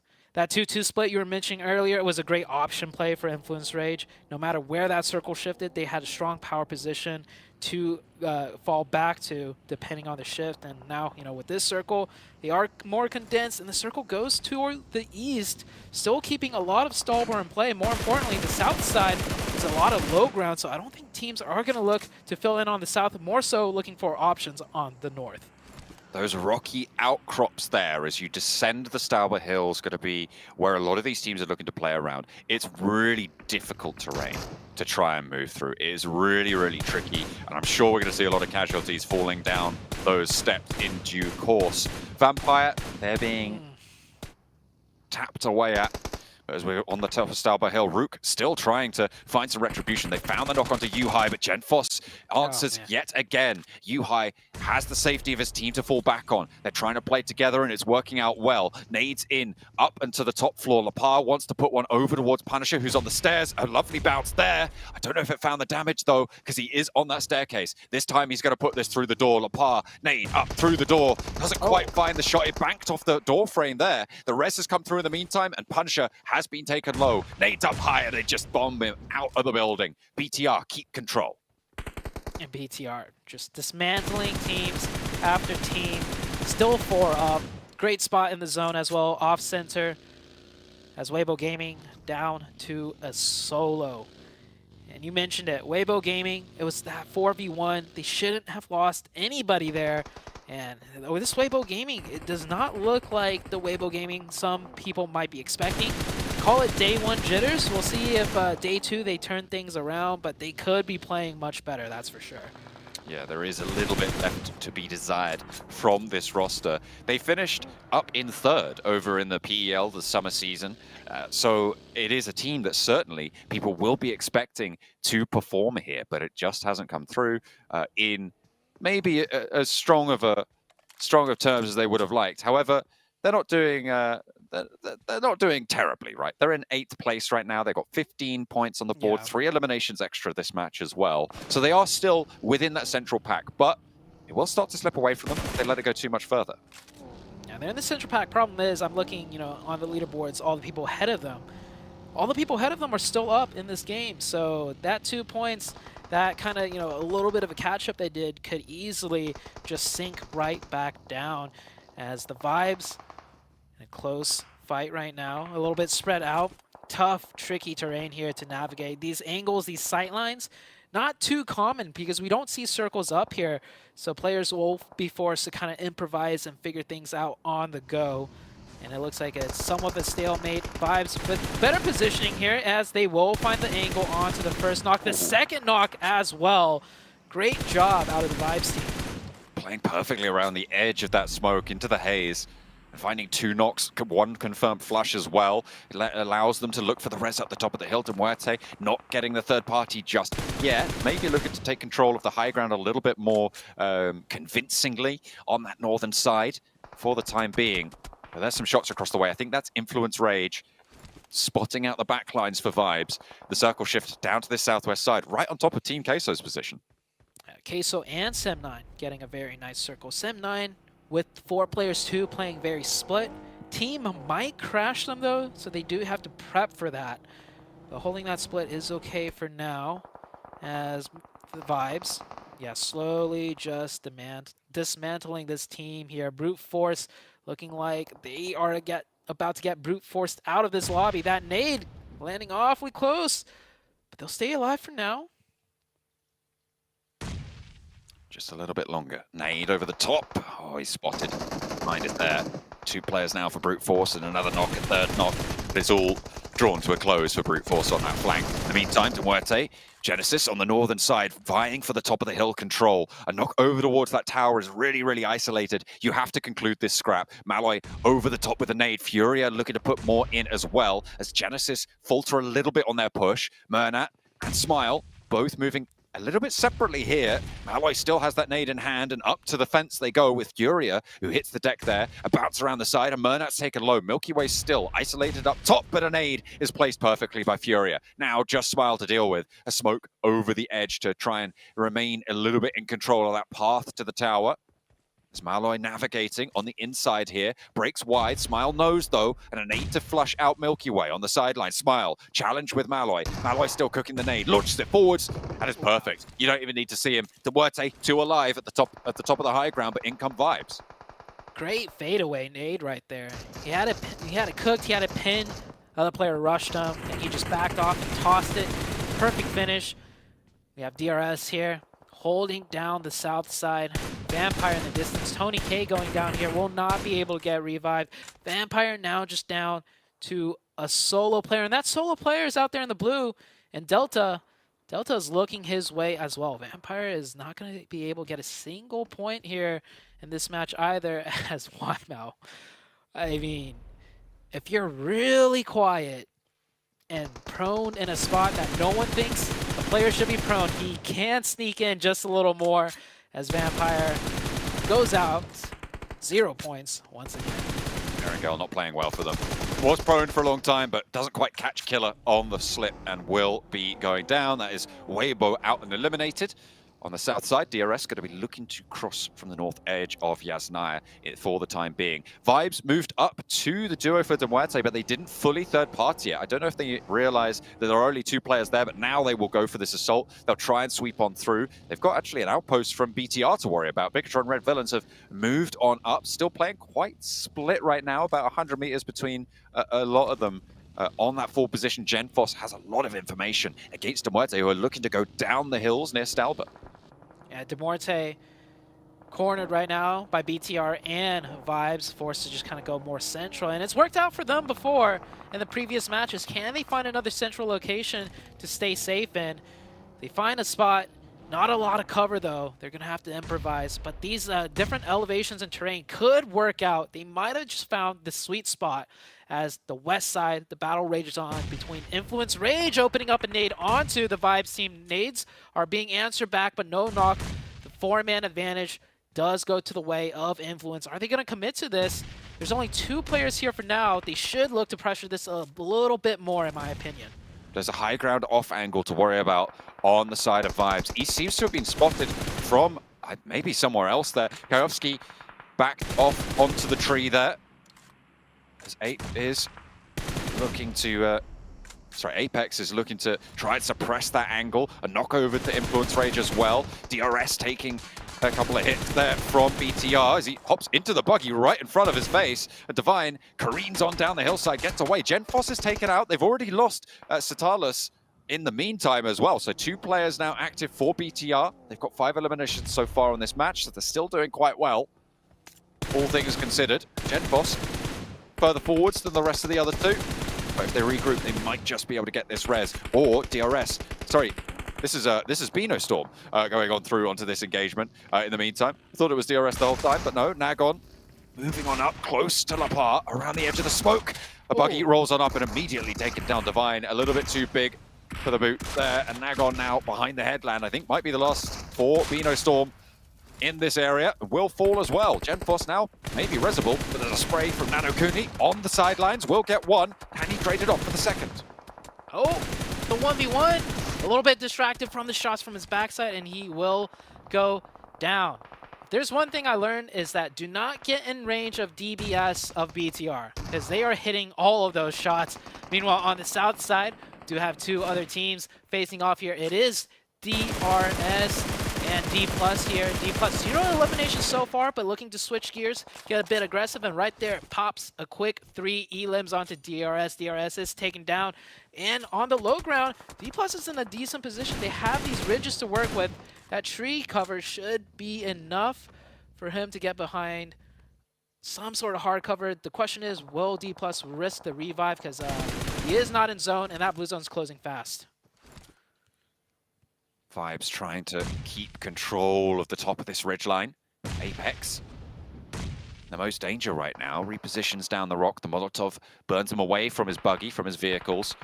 Doesn't have that option. Baron further up the hill. 3 players are alive, and they have got that off angle you can see on the minimap, just up and to the left of where Apex sits now. This ditch keeping him safe from Lil Boy right now, but that Molotov thrown forwards, I think should have been spotted by Lil Boy, so they'll know he's in that divot. They'll know where he is. Next zone about to shift here. Will be a big one for many of these teams. And it does center up here, a little bit down to the south. That does leave Influence Rage. And the team of Vibes not in zone. Vibes down to 3. I want to see what Influence Rage decides to do here, because they do have priority. And they will give Vibes a little bit of space to work with now, as maybe Influence Rage has a spot in zone that they've already seen to just scooch in on. And question is, what will Vibes do now? We're having a lot of scrappy mid games so far in Group Yellow. A lot of teams losing players, a lot of teams racking up a lot of elimination points early on as well. And value being extracted from a lot of these games. I mean, BTR, right, 9 eliminations, so they've still had a blinder of a game here to keep up the pace. Even though they went down in, I think it was somewhere around 9th or 8th maybe in this lobby. They're still going to get a whole heap of points and keep them nice and firmly ahead. Demuerte on that north side with 5 eliminations, 2 players alive, still looking to get a little bit deeper into this match. Circle closing in. Vibes still looking for an entry here. They do touch the edge of the zone, but Demuerte with the high ground and low ground pinching them in. Can they do enough with only 2 players, however, as the high ground player does get spotted out? You can see the other Vibes player circling over the top of him. He is forced to come down, almost gets the run over, hops out, gets the quick 180 whip around, and he knows he's exposed. He knows other players are on that high ground and gets in the buggy just in time to stay alive, which is huge because as a duo, you cannot go down. Your teammate cannot afford to revive you, not until the fight's over, and the fight is still raging on in the north side. Furia has some decent cover. Baron is exposed in the meantime, though. Doesn't really have a lot to do there. Being suppressed by Sem9. I don't know if he spotted Furia on the bottom right of his screen just there. Might be covered off, though. Will be able to retrain that angle and has to force Furia off the angle. The smokes are there for Furia to get back across, but he's very, very exposed and will be knocked, will be spotted. Demuerte down to 1. Shot so close for Mikhail there onto the high ground. But Baron will make it out, gets the first aid off, and he will join his teammates. He got the revive too. So Vibes being very resilient here, still staying up at 3. Furia close by, but very risky for any movement from Malloy because the Vibes team has not yet been dealt with. And all 3 players looking their way. They confirm Furia. No, that's actually Sem9 confirming the player of Furia. They knew as soon as that smoke bloomed that that angle was going to be crawled through. They had sightlines on it with Tam, and as soon as that smoke was popped, just a pre-fire through the smoke, that's all they needed, and they were able to get that flush. So now Malloy 1 versus 3 on the northern side against Vibes. For Demuerte to stay on in things, there's a flash forwards. Is he going to use that opportunity to get over the headland? I don't think there's anywhere for him to retreat to realistically. Yeah, you can see immediately as soon as he goes back behind that smoke, Sem9 just takes shots. DBS in hand. The pushes are good. The buggy drive through, quick distraction. Up forwards, his teammate the peak, and they will take the north side, and they get the zone on the north side too. They don't have any hard cover, but that ridge line just enough to keep them out of sight if they were to go prone. The only other team to really have to make somewhat of a play, which we haven't seen too much of, is D+. We saw them take out DRS, and then they've just been quiet and biding their time. Now, not in the circle. Same with Influence Rage. Both of these teams will need to find something. Oh, immediate snap back onto Kenny. Only allowed to pop off a couple of shots before he is knocked on the backlines as well for Sem9 with the blue zone crushing in 10 seconds. You do not want to waste any time going for this res. Get him up almost immediately. So they're reading into that. D+ know that they can just cross this open ground, get up to this wall line, but there's an off angle coming through for a third party. Sem9 still have the down shots onto Forest. He didn't get across fast enough, and Influence Rage are curtailing them as well from that other side, from that western edge. They've crept around the headland, and now they can do some damage. Yeah, Sem9's caught in a somewhat of a tough spot. We just saw for a brief second the high ground having angles, the mid ground out of Influence Rage pressuring them, and then the low ground out of D+, looking to take their position as well as Milo. He's been quiet this whole time. He's let players sneak by him, and he's going to start off with the nade. He needs to get a knock. Wait, where did that nade go? Did it not connect on anything? Big Milo just really failing to deliver right there. That is a big mistake being seen by Big Milo. Really, really bad to find that happening to you in this late stage. Could have basically taken down Influence Rage right here and now. Some lovely down shots with the Vector to be able to get some sprays onto D+. They are fully eliminated. And now it's Vibes to look for the backlines of Influence Rage. Law and Lil Boy, the last two to stand for them on the western edge. Sem9 still 4 players alive. The only team to have maintained that all the way through this match so far. Vibes on the northern side, though, playing with 3, have the high ground.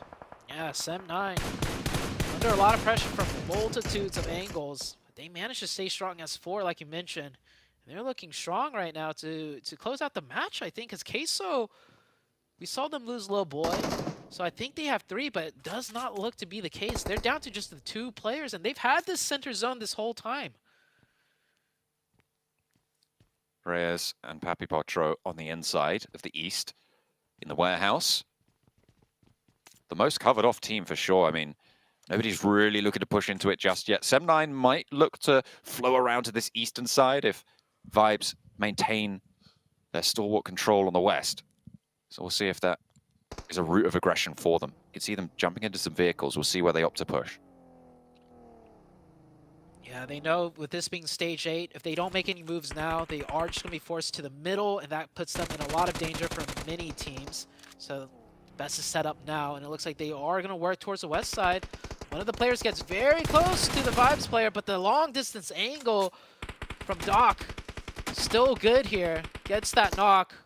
The other team's now taking advantage of that knock to pressure in a little bit closer, but they're going to need to win their close range engagements. Baron comes up close, goes for the thirst. The smoke's covering things off. Baron's still good for now. Spots the player down the hill, gets a lot of damage, but doesn't find the knock. Pam pushes out to try and deal with it, but he's gone low himself, has to fall back to the rest of his team, knows that they need to commit to this, and they didn't find any damage on the Baron, which is absolutely crazy to be able to push through a smoke and not take any damage for it. Baron still manipulating, moving around fairly masterfully, I would say, over on that ridgeline, but those backlines being taken down. With Doc out of the picture, there's a little less security for Baron on that closer angle. He's hit the deck, he's retreated. Team Queso looking to strike now. Yeah, Baron has lost that support, and he is slowly crawling back without that support line. Trying to bait the team of Sem9 into Apex, which is a great idea. Try and make as much use as he can as his last remaining support player on the top. I'm hoping Vibes should have just pushed with 2 close range, but that was not the case, and he goes down. Sem9 staying alive with 3. It is stage 9 too. Center zone in favor of Queso, honestly, because both teams have to cross over into the open first before Queso really has to make a play. The smokes will be crucial now. Papi Potro will see Apex cresting that ridgeline, will have seen that smoke, so they'll know that he's making his play. But what openings does he have? Sure, you get the advantage of knowing that Sem9 are all from the single angle, but you're moving down the hill against Team Queso, who have complete open his season onto your position. Immediately, as soon as that high ground's gone, they break out. Team Queso looking for control. Okay, so the quick nade, that will not connect. It seems like the hustle actually favors Sem9. Look at this three-way angle. That nade bouncing very close, but does not connect. Instead, Queso will take nade damage instead. Potro should have some first aids left. They've been out of the fight for quite a while, but 12 nades in hand for Sem9. They might just wait for this one to close a little bit more and just start to bombard out these angles. You see, they're already starting to put the pressure on. But nice and evasive for Team Queso. Smoke's still launching forwards, nades into them. Damage on the backlines. Reyes with that auto shotty. Wants to get closer, wants to close that range, but Mikiel on the backline, similarly armed. They're waiting for the moment. They're waiting for their opportunity. There's still util left. Both teams trying to find some util advantage first before engaging with guns. The smoke's obscuring a lot of sight lines. Still no connections just yet. Oh, and there is one. Oh. And that should be it. Immediately, they just surge on forwards. They find that knock. Papi Potro isolated position known. Blue zone's there. He's just going to wait for it to tick away. They give the point over as well. Sem9 take the chicken dinner of the final Erangel today. Sem9 doing a great job, being so resilient. We saw so many teams kind of take shots at them, and it got close, very close. The Vibes team looked like they were about to finish them out, but just did not find the last bit of damage, and Sem9 got another reset. That was enough for them to close that game. But what a banger of a game, ending around the Stalbor area. It was no easy game for any of the teams, including the winner of the match. It looked like they went through a lot. Yeah, it was really good to see some new names come into the mix as well, right? Sem9, we haven't really seen much of them so far either. Team Queso staying alive nice and deep into this match, although I feel like that was more due to the circle than due to their personal play. I was more impressed with Vibes over on that north side, doing so much to move on through. There was a lot of contestation for the high ground with teams like Demuerte and Bigatron Red Villains as well, so the fact that Vibes were able to get so late into that game from that position, really, really good stuff. Yeah, and let's not forget about Influence Rage. They've been very consistent. They made it into the late game as well, and that's consistency in all the matches so far for Influence Rage. They need a banger of a match to catch up to BTR, though, because BTR has just been knocking things out and staying consistent. But like you mentioned, Sem9 puts their name in the ballot, too. They could end up near the top of the leaderboards by the end of the day.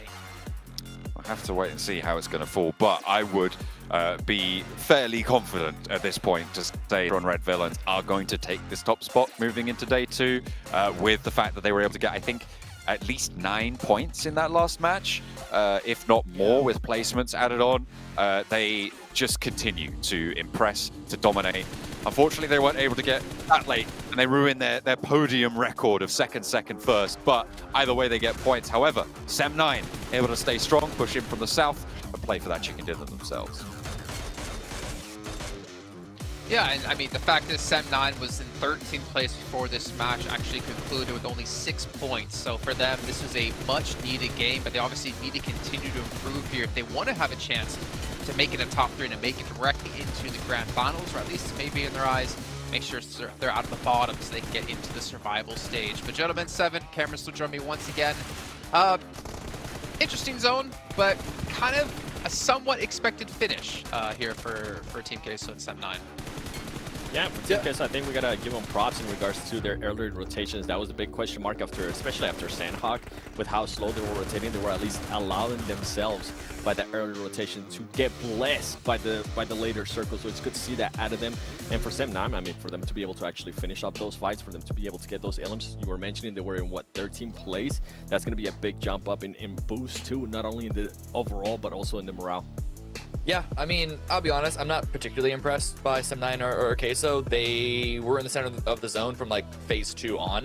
They didn't really have to do all that much. Good on them to get the 10 elimination points for Sem9. Queso significantly less than that. But I'm still significantly impressed by BTR always being in the mix. Vibes getting 10 eliminations of their own, always being in the mix, especially because they were in positions that on the south side of Stalbor, even surrounding, it's very difficult to play around because it's not flat ground at all. So like all the rocks and trees, they only barely hide you. There's always going to be an angle that makes you vulnerable. Very, very chaotic fighting around. So for the teams that are continuing to get these elimination points round after round after round, those are the ones that I'm still paying attention to. Yeah, and obviously, as we did see, like a couple of teams that were towards the bottom of the leaderboard able to have a decent game, you're still seeing Bigatron in there with their 9 eliminations and 1 placement point. This team is, I know we've been saying it for quite a few times, saying I know they finally did fall to top 3 eventually in this last match, but they have just been ultra dominating. I mean, they still almost have double the points over any other team beyond them, with still 42 elimination points for themselves. So Bigatron really proven to be the team to beat. Influence Rage, though, I think for me and for us here, it's interesting because they're not really doing bad because they're obviously in 3rd place, but they're not really dominating like we've seen them be able to do in the likes of America 7. Yeah, and I think it has to be with the performance of BTR and some of the other teams as well. But for them to still be able to maintain themselves within the 3rd place, something you were mentioning too, Jason, they either dominate or they just pretty much fade away. Right now, they're not dominating, but they are finding a groove, which is good to see out of this team. 34 points, you can't be mad at that. But with Bigatron, we have to highlight their off angles that they've been currently able to get. It's been really great, even in the fight that happened early on in Stalber. Great off angles by this team. Great setup that they've been able to get. Yeah, I do want to follow up on the influence points just a little bit, though, because they won the very first round in Sanhok. Very good win there, right, for Kayowski to clutch that one out. But ever since then, all of their previous rounds were middle of the pack. And it's good that they are staying consistent in the middle of the pack. But if they want to really start to try and contest for these top spots, maintain themselves in the top 3, which they're currently sitting at, but if they want to continue there, we do still need to see, like, every 3 or 4 rounds have a really good one to follow up on. So on Miramar, I'm looking at them to try and really get at least another solid podium, if not a full-on chicken dinner, under their belt in order to sort of, like, stay in the mix for the heavy swingers in this lobby. I think we might see them actually do that as we head over to Miramar with the last 2 matches. My eyes are still focused over towards like D+, able to get themselves to 7th place now so far at 20 points. And then for the last time today, Vampire, 16th place, 5 points. Obviously, it's so easy to kind of hammer away at them, but the fact is they came in as the most dominating team of the year, winning PMWI at both events for 2 years straight, but they have not been able to live up to the hype. But even a team like Team Peso, what's up? I think I know the problem with Vampire. No one formally invited them to this event. Oh. Yeah, or that. Or yeah, that too. God, that was weak. That was bad. I shouldn't have cut you off for that one. Go on. Yeah, that was, I mean, I think they were invited because they qualified. I mean, I know what you're getting at. I don't know if 7 does. I took it out of the oven a little too quickly. We should bake that one a bit more. Let's just go. Let's just move on, please. you get it, right? So I gotta make sure. No. You don't get it? Vampires aren't allowed, according to the lore, to like. They need to be invited in. Yeah. Oh. Yeah, it wasn't. It's my fault. It wasn't really well done. Yeah. Okay, we'll move on from that one. Obviously, we need to give a big shout out here to Infix, our official phone partner here at PMGC. You guys can pick one up the GT10 Pro, and you guys can dominate the lobbies. Maybe like we've seen Bigatron be able to do so. I mean, you see them doing exactly that. You guys can go grab one for yourselves. And of course, the Game Awards, which are still currently going on at the moment. You guys can vote for PUBG Mobile, which has been nominated as the best esports game of the year. So make sure you guys vote for us to be the #1. But I know all of you out there are already doing that. If you send proof to my man to my right, I think he's on my right. For you guys on my right. It's your left, right, but you're right.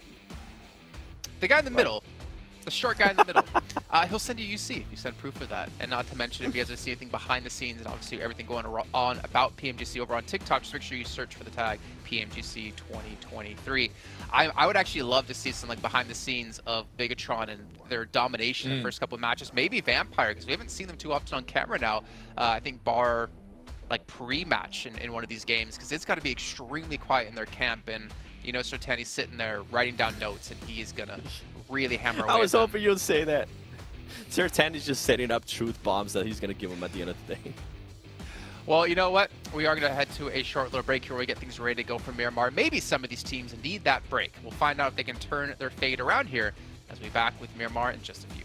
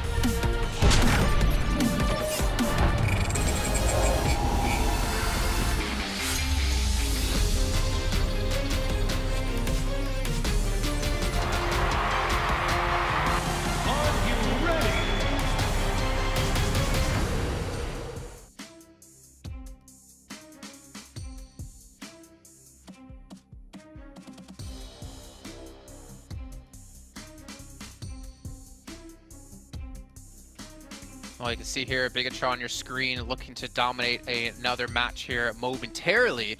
But all other teams need to catch up here. I mean, I don't want to say it's possible just yet, but with the performance they're having today, it is definitely put them one step forward to get themselves straight into the Grand Finals, which honestly would be a fantastic sight to see. Will that Bigatron legacy and domination happen once again?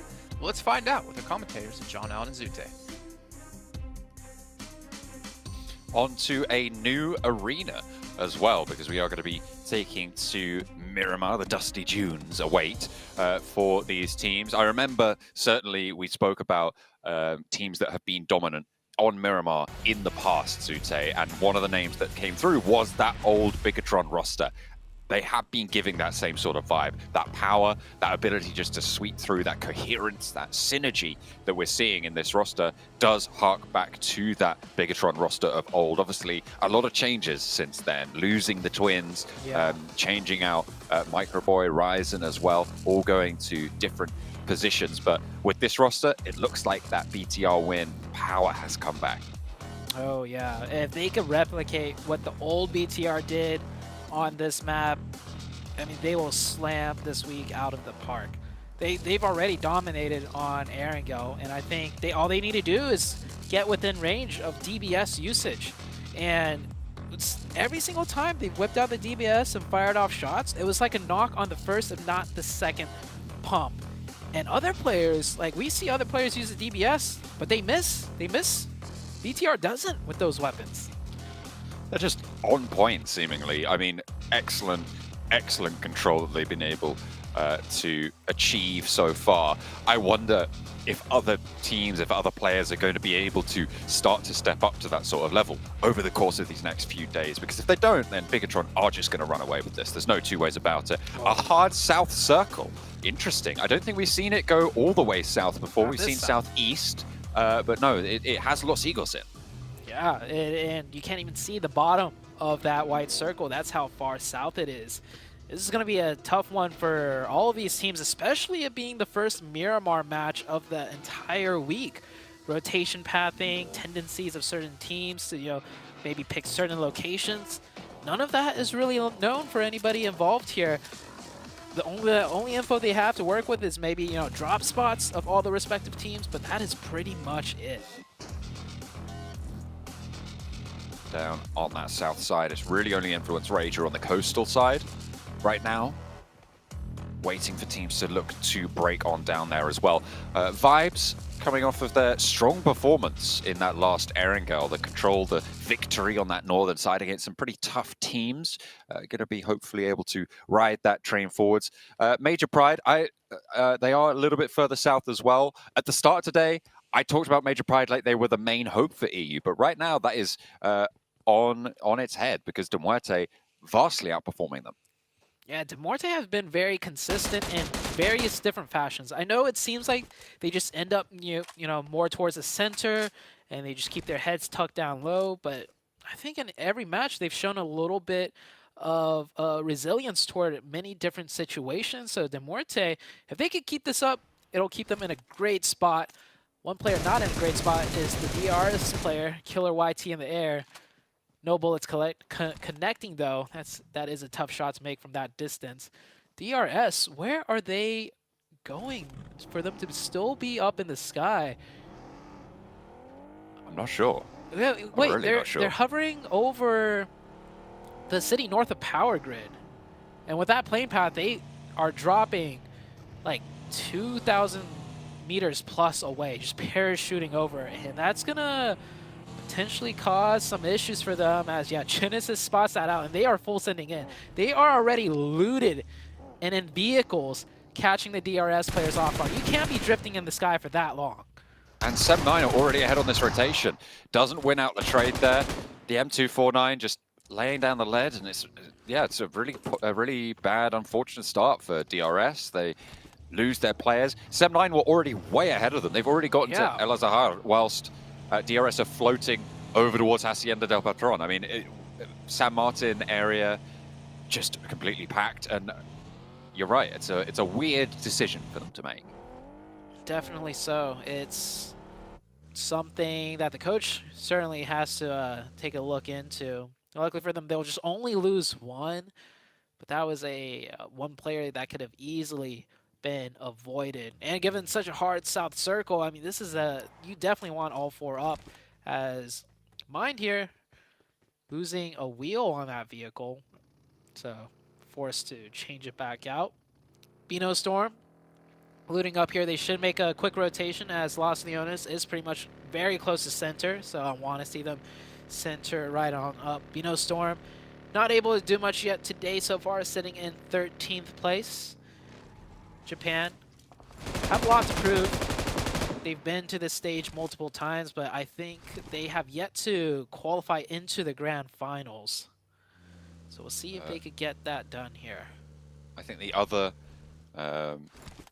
the other team from Japan that came through here, Reject, also was able to get to the survival stage back over in their group, right? They were very, very close. They were the bubble team in 4th place, 188 points to the 198 of Stalwart. So they were close to being able to jump up into that 3rd place bubble, but it was just a little bit short. So Japan, I mean, they definitely have some talented players. We've seen a little bit more from Reject over the years, I think, than any other team coming from Japan. But can Bino Storm pick up some pace here and maybe have a little bit more of an impact? Right now, I'm not really expecting too much from them, but I'm ready to be surprised.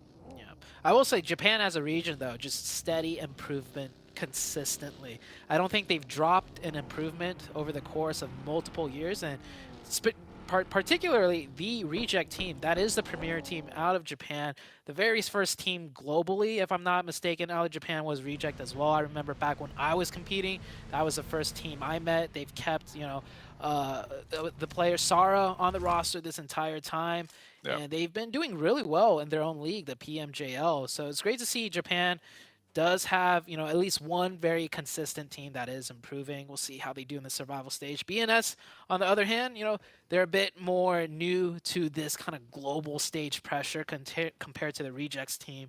So time will tell how well they do. 2 games left today. There's still a chance for them to pull back up. We saw Sem9 do it, right? Sem9, just after 1 game, goes from, I think the Deaths mentioned, from 13th up to sitting in 5th. Team Queso taking shots out to Major Prize rotation, but a nice line of fire to respond to Team Queso's high ground area. And it will force them off. Oh dear, that was maybe not ideal, but doesn't take any full damage for it. Could have been worse. And Arturs rolls back to the rest of Team Queso. No knocks sent either way. This is right on the south coast as well, and in a prime central location in this next circle. This is center, pretty much, for everyone watching. I know we're really far down south if you just tuned in, but that is just how far south the circle is. Once again, you can't even see the white line of the bottom half of the circle because it's cut off the map. It's really far on down there. Keeps the bridge in play to Los Higos, which may open up rotational paths from that western edge to go for a cheeky little rotate through Minas del Sur, through Los Higos, and maybe try and push in from that south side. Will be very, very difficult, probably a last-ditch attempt, but I'll keep my eye out for it nonetheless. Brute Force swanning on down that south coast as well, just trying to take control on the western side of this circle. Blue zone closing in really fast now. Next circle about to come out. Will we pull it further down south? We'll see very shortly. Vampire coming in from the east side. I think Vampire, I don't know. They've had such. Oh, okay. This is nice. This is very nice for us. Okay. For us watching, this is very nice. I think I've only seen a circle like this once in my coverage of PUBG Mobile. Underneath the bridge, surprisingly a good spot here. It does have some vulnerabilities to the sidelines, but you can cover off. There's some decent ridges. It looks like a lot of teams are trying to get onto the bridge. 2 of them going to try and do so right now. Try and mount up very, very quickly, but Team Queso just getting pulled apart by Major Pride, who were a team playing in that very circle that I mentioned before. But they were ahead of the game onto this bridge. And they're going to take down at least 3 of these players. There's no 2 ways about it. Weibo trying to move on in as well, but Reyes is the only victim to the scopes of Weibo from China. And Big Milo from Team Queso will be the last to fall. Not going to be able to find cover underneath that bridge himself. Ooh. Queso just really not having any success here today. 13 points so far. You know, it's not the absolute terrible in the lobby, but they had such a good chance with that circle. Just cut short. Maybe if they kept rotating on the bridge, you see Influence Rage. They're trying to swim. They know that bridge is going to be heavily contested. Schwips going for a swim too. They got the 2 knocks. Maybe looking to pick up some loot. Or actually, maybe he's just looking to swim into zone. Because honestly, that's not a bad idea right now.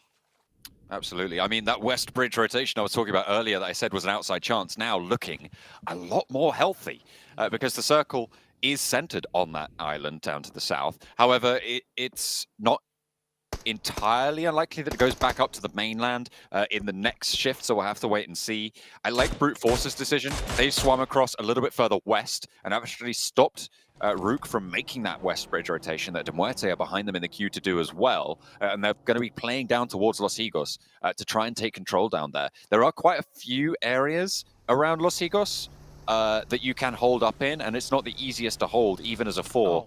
So we'll have to wait and see if they're able to do so. Knocks out in the water? Or have they just jumped off? Oh, man. I could just imagine the panic. And Oh, no. How have they done that? Oh, I mean, you don't use a jet ski too often. You don't realize how easily it is to overturn that vehicle. And you saw when they first flipped it over, they swam away. Oh, you flipped it over. It's over. We're done for. And then the other player starts swimming back, and then they're like, wait a second. We literally have no other option. Swims back to the jet ski, realizes, yeah, no, it's over. And, oh, that jet ski. So easy to blow up as well. We are going to head into the next circle. Where is this going? Surely not down to Los Higos. There it is. It goes down south.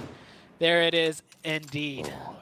The last time I saw the circle around this bridge, it went back to the mainland, so I was denied the finish on the island down south, but it looks like it's good here. Major Pride, getting it across that bridge early, could be paying out massively now. Oh, Major Pride, if they don't end up in the top 3, they did something wrong. So many teams on the outskirts can't even push into them because they first need to breach onto the land, and the second they do, there's another team following them behind or playing spoiler from distance. Oh boy, Weibo Gaming, can they fend off the Genesis team? They are good for the first one. DBS holds, Ming gets the quick flush. Weibo Gaming, if they win this fight, they still have more to go as the zone, you know, they're in it, but they should be looking to keep on going as Ming gets taken down. That vehicle parked right on the roof. They're sending it in. A crash right onto the top of Weibo, trying to nade out the door, trying to get an answer. And actually, it's Major Pride to have an impact on this scrap. There's a outpost down south for Weibo, so they are going to leave their player on the inside, high and dry. Really not much to do. They're having to try and push down to where everybody else is also looking to move as well. I just remembered that there was, in fact, another match that I've seen end down this area. The ridgeline that Brute Force currently hold is going to be so important. If they can keep control of it away from Influence Rage and Vampire a little bit further out to the east, on the south side here, it has an excellent overlook. But if they have to go down that ridge, it will be brutal. Yeah, just cutting it in half, pretty much. The circle will play in huge favor if it does shift that way for Brute Force. Demuerte, yeah, they're not able to cross. They're just going to try and stay alive and not take blue zone damage for as long as possible. Probably look for some fishes as, yeah, the whole team of BTR and the Vibes team swimming right now. That's 8 points in the water potentially. And hold on, some shots being fired back from some angle. I think that's actually from the side of D+ on the offside. They've already breached land across. And, oh, D+, they could pick up a lot of points here if they just watch the waters. I mean, when BTR are doing it, you know it must be desperate here. To be honest, for most teams at this stage, I'm willing to sort of throw this performance out the window in terms of criticizing them for it, because it is so uncommon to see circles like this. However, you can also, on the other side of it, praise teams that have adapted fast, have adapted well. Like Major Pride, for instance, who went to that bridge almost immediately as soon as they saw that zone 2. So very, very well done from them. Teams like Brute Force, who made their way over onto that Western Island nice and early as well, making good rotations, making good choices. Major Pride, they went for it early, and it wasn't free either. They had to fight Queso, and they came out on top of that strap, which awarded them the perfect position. As Buggy driving right by the BTR player, will make it to the other side of the ridge, and he slips off into the water. That does give BTR a lot of breathing room as, from the blue zone, back and forth. I think he just got knocked right there. IHC coming in from the blue zone. As a circle, we'll shift down. The main island, barely any of it in the zone now. These rocks are so difficult to navigate around. The swimming, the sight lines you have from that area as well, really, really tricky. And teams are just falling like flies. There's really no way to make this one work for the majority of these teams, and they're just trying their best to pick up a point or two if they can and try and get away with it. The question is who holds control of the center, because right now Brute Force still have so much positional advantage. If they can keep this south side under their control, the shots will be challenging for them, but if they can stay alive as 4, this is a team that we know has the potential to make it work. Brute Force, they should keep together as 4. The only people challenging them are at most a 3-man here, but that's not going to go in their favor. They get no trades right back, and 2 of them actually goes down. Almost a third. That nade should be good, and a double knock. That nade saves everything for Brute Force. Might just keep them in this one. They're looking to try and get the rest of Rook, and there won't be anyone there. They need to pull the players back up, because now on the eastern side, the players over to that eastern side of the island, Influence Rage, are going to be looking to try and take control from them if they can get up onto the island. Mind near that compound, looking for that oversight on the south edge. Is their foothold over on the east? Teams looking to cross now, continually being punished for this position. Vibes surviving as 3, making that treacherous swim. They have more to go, though, as they don't have the zone on that side. And D+, we should be seeing D+ spring into action fairly soon, as the west side is condensing, and they are in the zone. On the bridge, Bino Storm looking to carve their way through. Bino Storm have played this very slow and patient, so I think, they will be having all 4 players available for this push across. But it is a death run, certainly. It's so difficult to make your way through here. BTR eliminated in the meantime on the west side. No one having a good time right now. It is real tough stuff on this South Island crossing. Down towards Major Pride. They're waiting here. You can't even go underneath it. This Genesis will just pick you up as you come in, because you can't all go as 4, which would be needed to take down Genesis, and you can't really way to get past this Major Pride hold. It is just stranglesome over this bridge. Yeah, Bino Storm needs to get close enough to maybe smoke sightlines off, and then they can make a mad dash, veer off to the left or right, and then circle around the side of Major Pride. That should be the play that they're considering. It is going to be tough, though, but they have no other option. And with 4 people up, depending on how many vehicles they have all 4 vehicles for each individual player, it is quite doable if they could get close. We'll see where the circle goes, though, because it could shift north and give them the next zone to work with.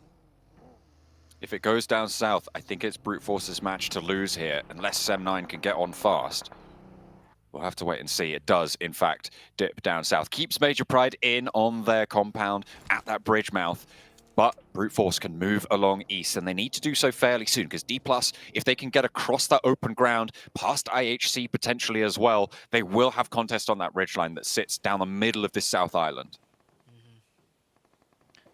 Genesis, not much that they could do besides look for some points from swimmers.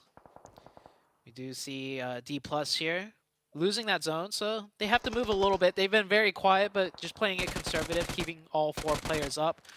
See how much that helps them out in the very end stages of the game.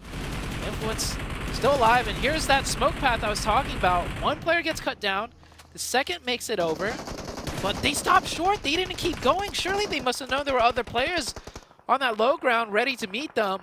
Bino Storm making a little bit of a mistake there, I think. And Nagon goes down to that nade, and I think Bino Storm, just down to the solo. I just don't think there's any way you can make that push. It's just so difficult. It would need a miracle. You get 3 picks onto Major Pride, and it would need Major Pride to make mistakes in order for this to work properly. And they just haven't. They've stayed nice and disciplined. They're probably very aware of Genesis under the bridge. So they were allowing them to play as that side cover if the players look to drop out to the side. Demuerte moving up with 2 players as well. And everybody's just getting crunched here. Everybody trying to survive, and it's not going to go well. Ichi tries to move around the edge, and Killer breaking out. This is on the southeast point as we hop over to DRS with just Killer remaining against Influence Rage. Ooh. 5 eliminations found, and they'll add a 6th to that tally, but there's only 2 of them left standing. They've been 2 for a while, though. So on the southeast side, they've managed to find a foothold.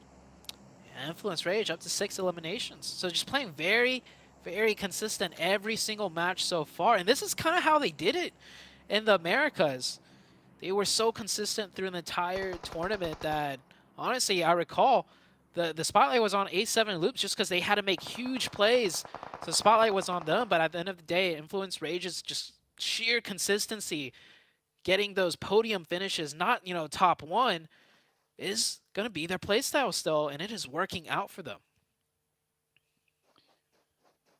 I'm still looking over to Brute Force and thinking how fast can they conclude this fight on the western edge, because D+ are going to start to get onto this ridgeline, start to take control away from Mind and Prepod on that northern edge, and IHC as well are threatening. They are investing a lot into clearing out this western side, and Major Pride can gather power here. As soon as they can take down enough players around them, they can make that break to the ridgeline, because if there is a team like Brute Force, like D+, moving along, if they get into position against Major Pride, there's no way Major Pride can make the crossing. Definitely agree with that one. And you can see now Major Pride is starting to clear out their sides. They pick up a point here. Only 1 player left for Demuerte, and he will go down. Confirmed to the side of that Major Pride team with a nade. And now they're making their move. But still, Brute Force on the southwest, still looking strong with 4. They haven't lost anyone so far, and they picked up a player onto the side of D+. D+ had 4, so that was a major threat. Just cut down a little bit now. IHC still taking shots. Yol onto the low ground position for Brute Force, who have only taken 1 knock, and they were able to get that one back up. Actually, no, it was 2 knocks, wasn't it, against Rook on that south side for a while. But they're able to keep it under control. And now Ado with angles over towards Influence Rage as well. Osal in the meantime for D+, trying to move on forwards, might be spotted here, but Rap's back. He's just getting some scouting, some information gathered as they try and make their path into this next circle. We saw mine right there with the nade out, had it primed and ready, but doesn't throw it because the player's just baiting it out. They're getting a lot of info over the side of D+. And Mind doesn't give away his position just yet. He hears a car stop. Now that nade is going to come in handy.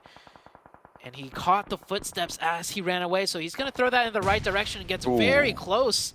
The Molly follow-up. No knock. And oh, there's that thing you were mentioning. Major Pride now cresting over the ridgeline side. Brute Force, they didn't finish this fight, so they will not be able to secure that spot. And now Major Pride have that central area with that little saddle that sits between the 2 peaks of this ridgeline. They have a really, really solid sightline out to this western edge. Brute Force are going to struggle. They're going to have to play the south coast. They're going to have to conclude these fights out on the western edge. Nade coming in. No connection. Brute Force, Mind starting to get exposed to a lot of angles. Doesn't have much options to play with now. Brute Force finds one onto IHC. And as Major Pride getting sightlines onto D+ now. It's a grind of a game right now with the way the circles are closing in. Major Pride in a great spot, however. I've liked today's Major Pride. I think their coordinated aggression has been really quite fiery, really, from this team, from this region as well. I'm really liking this push that they made across the bridge, and now they've made that bold push across the open ground to get up to this high ground that they now currently own.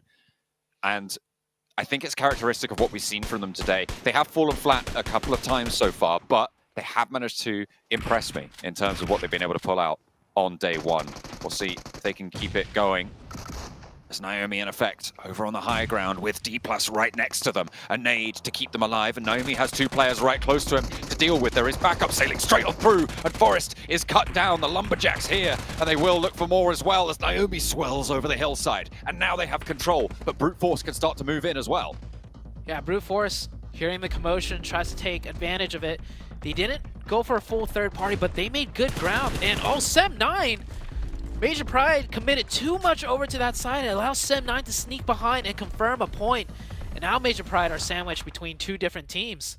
It's not looking good. Major Pride had everything within their control, even the zone, and now they gave up the zone as the circle shifts back towards where they were.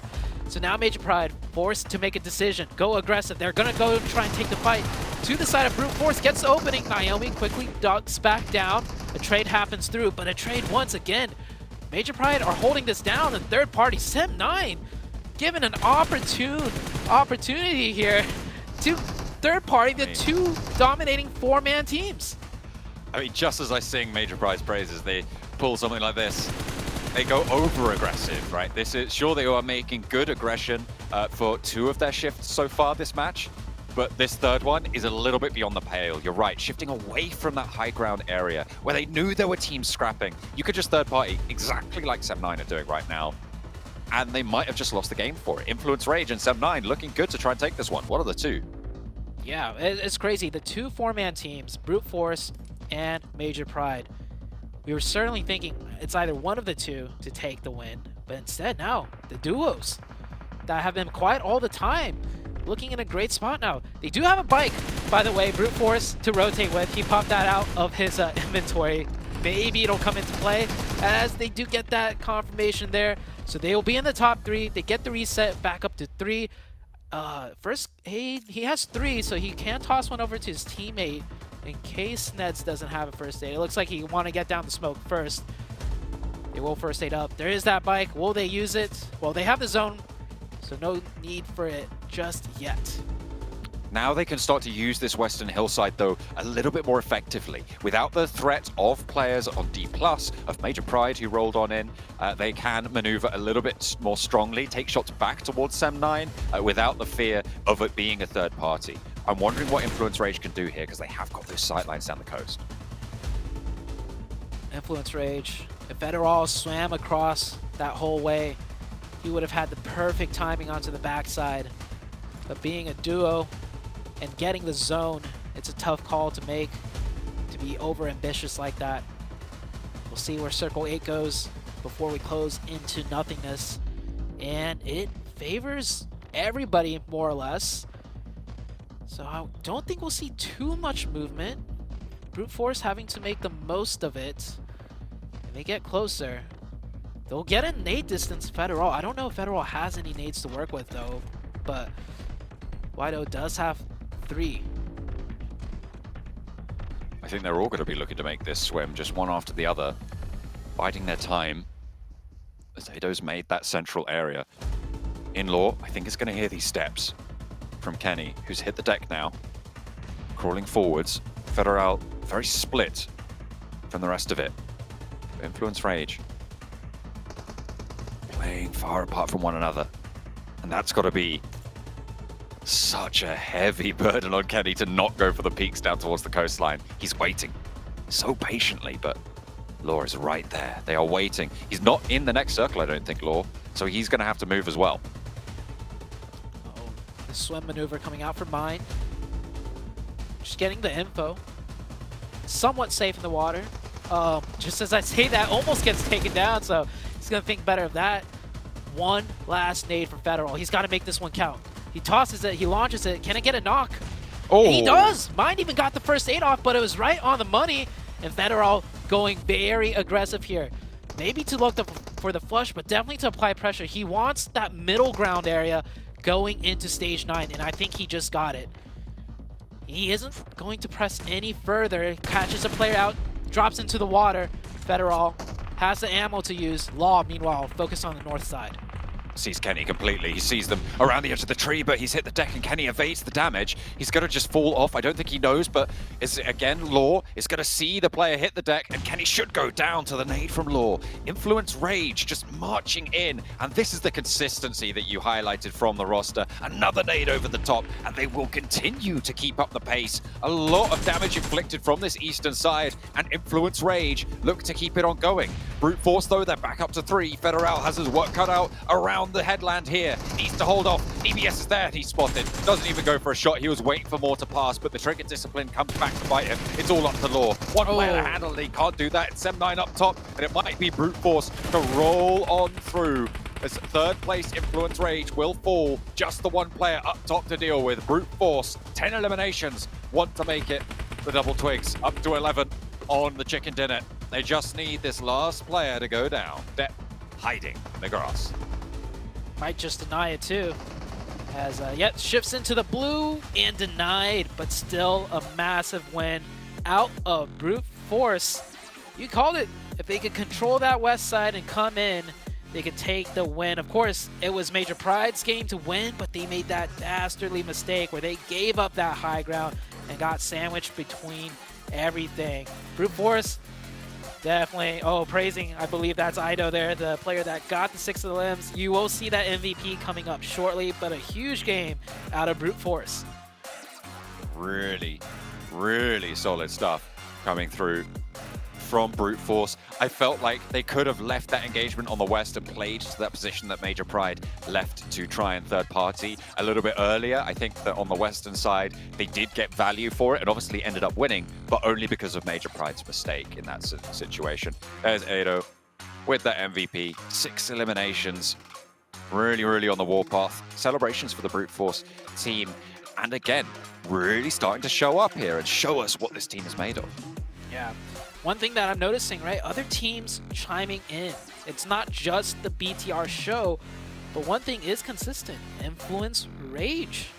They're not getting those spectacular finishes, but this is exactly how they did it in previous tournament stages. They're just so consistent. So Influence Rage gets a lot of points once again. BTR, the big thing here, not getting, I think they only got 1 point, and then they were taken out. They were. Only the 1 point found for tournament leaders, BTR, but it was a crazy dash for the South Island Circle. A lot of missteps, a lot of misplays, and a lot of shining examples of positional control. Brute Force able to move in from the west and take it home for a chicken dinner. They take it home indeed, but I think, as you kind of alluded to there, John, this is a match that we kind of have to write off a little bit for a lot of other teams out there just because of the zones shifting south and south all the way to this lonely little island. And eventually, like you mentioned, Brute Force able to come out on top. But I will say this, Seven and Cameron, I was pleasantly impressed with Brute Force holding that western side of that island because a majority of those teams we saw came from that direction, Cameron, and Brute Force easily could have been overrun.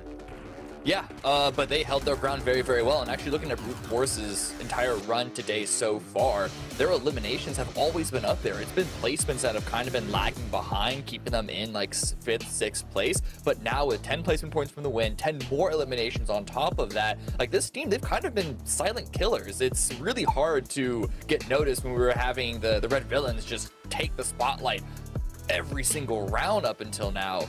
But they're definitely here to play, along with other teams like Influence Rage, who still 4th place finish for them. I'm just curious what... Wait, hold on, Seven. I'm just curious what kind of jujitsu they're trying to do here, like ninjutsu or something with their hands, man. I don't know if you guys are anime watchers, but I'm thinking like some Naruto Shippuden vibes in here.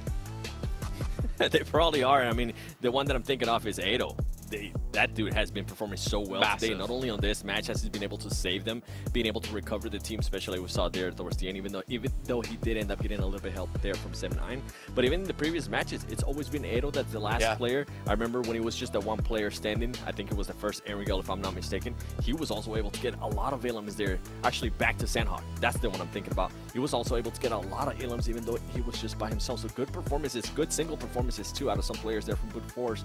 And I'm with you, Cam. I'm glad that they are able to get those elims, and I'm glad here that they're able to get those placement points by getting that chicken dinner. Hopefully they can follow it up with some here on the last Miramar coming up.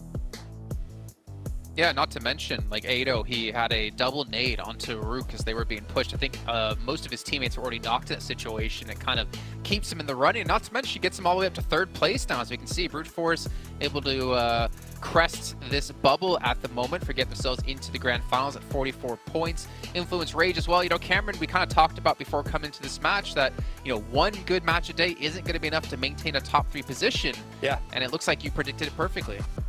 Yeah, if there is one thing to be worried about for Influence is that often, like, it's very hard that rare that we see them with a full 4-man squad going into these late games. That being said, it's a good sign that they're able to get so many points off of what are essentially salvage rounds. So I'm not trying to say this is like, oh, they're going to fall behind or anything. What I actually mean is that there's still an extra level that we could see them go to. I think that they're trying to put a lot of emphasis on holding the edge positions, which sometimes can be really successful, might be getting a little overrun nowadays. So, you know, hopefully at the end of today, we have one more Miramar. We'll see how they perform there, but they're going to review all of their games today and really try and clean up those edge holds just a little bit better, as well as, of course, those sends that we saw that were a little chaotic, shall we say, earlier on.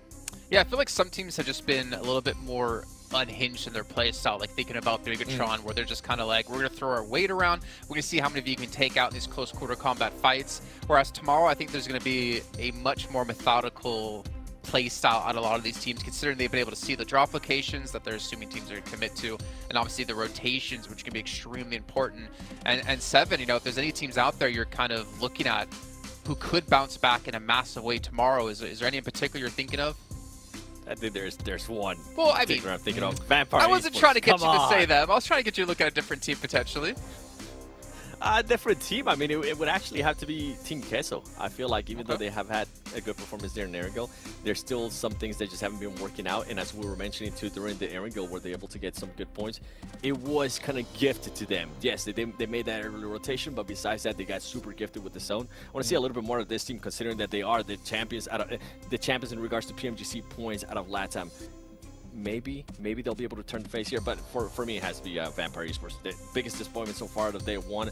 I expect, as I was alluding to earlier, their coaches going in, giving them some truth bumps, hopefully a different playing style out of them, hopefully being able to adapt to. And I'm interested to see too how some of the other teams are going to be adapting to Bigatron, because Bigatron has been just so consistent when they take fights. Yeah. Okay, well, it is time to head into our final match of the day. It's going to be a Miramar once again. We're going to find out which team's going to end things off on a high note, and hopefully it's Vampire. I'm not holding out my hope, to be honest. I will invite them into this tournament, though. I will allow them to enter into the spirit of it. I don't know if anyone gave their permission already, but yeah, definitely you're allowed in. Come on, Satani and the boys will put you up, hopefully, on those tables, because right now, 7 points, dead last place. This is not the Vampire we want to see. It's also just every time we've seen them on screen, it doesn't look like it's a team that knows what they're doing whatsoever. Just caught in really bad positions, not putting up a fight. They made a rotation circle 2 and lost to everybody. It's not like a, you know, Hail Mary circle 5. If you can make it, you're in a great spot. Circle 2, there's still so much options, and they go out on a rotation. That was on Erangel, of all maps. We didn't see the full rotation, so I may be a little wrong, caught the tail end of it. But still, this is Vampire Esports. Day 1 is basically about to conclude. They could go out today, you know, in last place, and with how well they have done, there's still a chance, right? They could really bring it back. If they could come into PMWI, you know, stage performance, they could, you know, bring it back, make it into top 3 even. But I just have not seen anything out of Vampire. Yeah, they've just been very unimpressive so far today. That last match, again, like I said during it, I'm willing to write off bad performances for that first Miramar just because of the insanity of this circle, but they weren't able to perform there either. 7 points over the first few games just is not enough. Tony K, where are you? They need you right now. They certainly are not seeing that performance they're able to achieve in the middle of the year over in Riyadh for the PMWI. They want to make their bid towards the top spots to be able to book their ticket to Turkey as well. At the end of this, of course, the top 3 spots going through, and our first day has been BTR all over. Yeah, BTR have just been knocking it out of the park. But you can see after, a drop game here and there, the gap is closing, as it should when a team drops a match. But still, it's BTR is still looking very strong. And that last Miramar match, like you said, with the zone being that far south, even experienced teams like BTR didn't really stand a chance. We saw so many teams, big teams, go out with very, very little points. The only team, though, that was consistent throughout the entire day plus that match was Influence Rage. But that could be, given the fact of where they dropped. They do drop in that southeast, so they had a somewhat easy time to rotate in. We'll see what this match brings to us, as we will get a hot drop with Demorte and another team. Major Pride and Vibes, I think. Oh, as well. There was more hot drops going on. Oh, I was looking at the one on screen. Oh, okay. I was looking at the mini-map. So, Eastern Circle, though, that might break up this hot drop, right? That far of an East Circle, both teams, I imagine, want to get a move on if possible. We'll see if IHC or Demorte can find the first knock, and there is that other hot drop going on, too, like you mentioned. Yeah, shots from, I think it was Major Pride over towards Vibes on that south side, closer to Shumacera. Also, Demuerte, like you highlighted, close to IHC over in Monte Nuevo. So 4 teams getting in and amongst it. An Eastern Circle to maybe turn them away from that. There's a lot of mixed up teams around this middle area of the map as well. So whilst we're focusing over on that side of the map, there are a lot of mixed up teams. BTR, one of them, obviously Brute Force as well, around that sort of area. But I think you've also got teams like Weibo kind of in the mix with Team Queso right now. Genesis as well, we're a little bit further away, but Sem9 are also amongst the teams near DRS on this northern side. There is a lot of mixed up drops going on right now. Yeah, the playing path very skewed to the west, and it is day one, so not many teams know exactly how teams are going to act on certain playing paths. So we didn't see any teams stretch out for vehicles to go east. Besides Vampire. Vampire is the only team to drop for a vehicle and then go to their loot spot. Everyone else just dropping off plane path, which is why we see so many teams very close to each other and these scrappy fights going on. I'm glad Vampire have been able to extricate themselves from the melee for the time being. The question, as it has been for the whole of today, is can they do anything with it? Can they actually show up and start playing the game? Milky Way have an appearance. Getting close here. Laying prone. Doesn't want to give away any audio cues. So it looks like Demorte are going to commit to this fight because Milky... He gets spotted, but the DBS misses every single shot. Finally hits 2, but Zayol definitely got jump scared there because Zayol missed a lot of shots as well. Only connecting 1 bullet, I think, onto Milky Way. That was messy on both sides. So... DBS, I mean, in the hands of BTR, it seems like an unstoppable gun. You can't miss with it, but you saw right there. The crosshair was pretty close onto target, but still missed the first 5 to 6 shots. I think the BTR DBSs actually have a 350-meter range as well, which obviously really helps out on how that works. Everybody else's are only about 2 meters, 3 meters, something like that. Demorte get the upper hand here. The rest of this fight still going to be difficult to close out. You see how spread IHC is. They can isolate these players if they know exactly where they are, but I don't think IHC has made too much noise. I wouldn't be surprised if Demorte just, loot and start rotating in, given how eastern the circle is. Certainly going to have to get a move on fairly soon, because spots will start to get taken up. That western edge will become an impenetrable wall.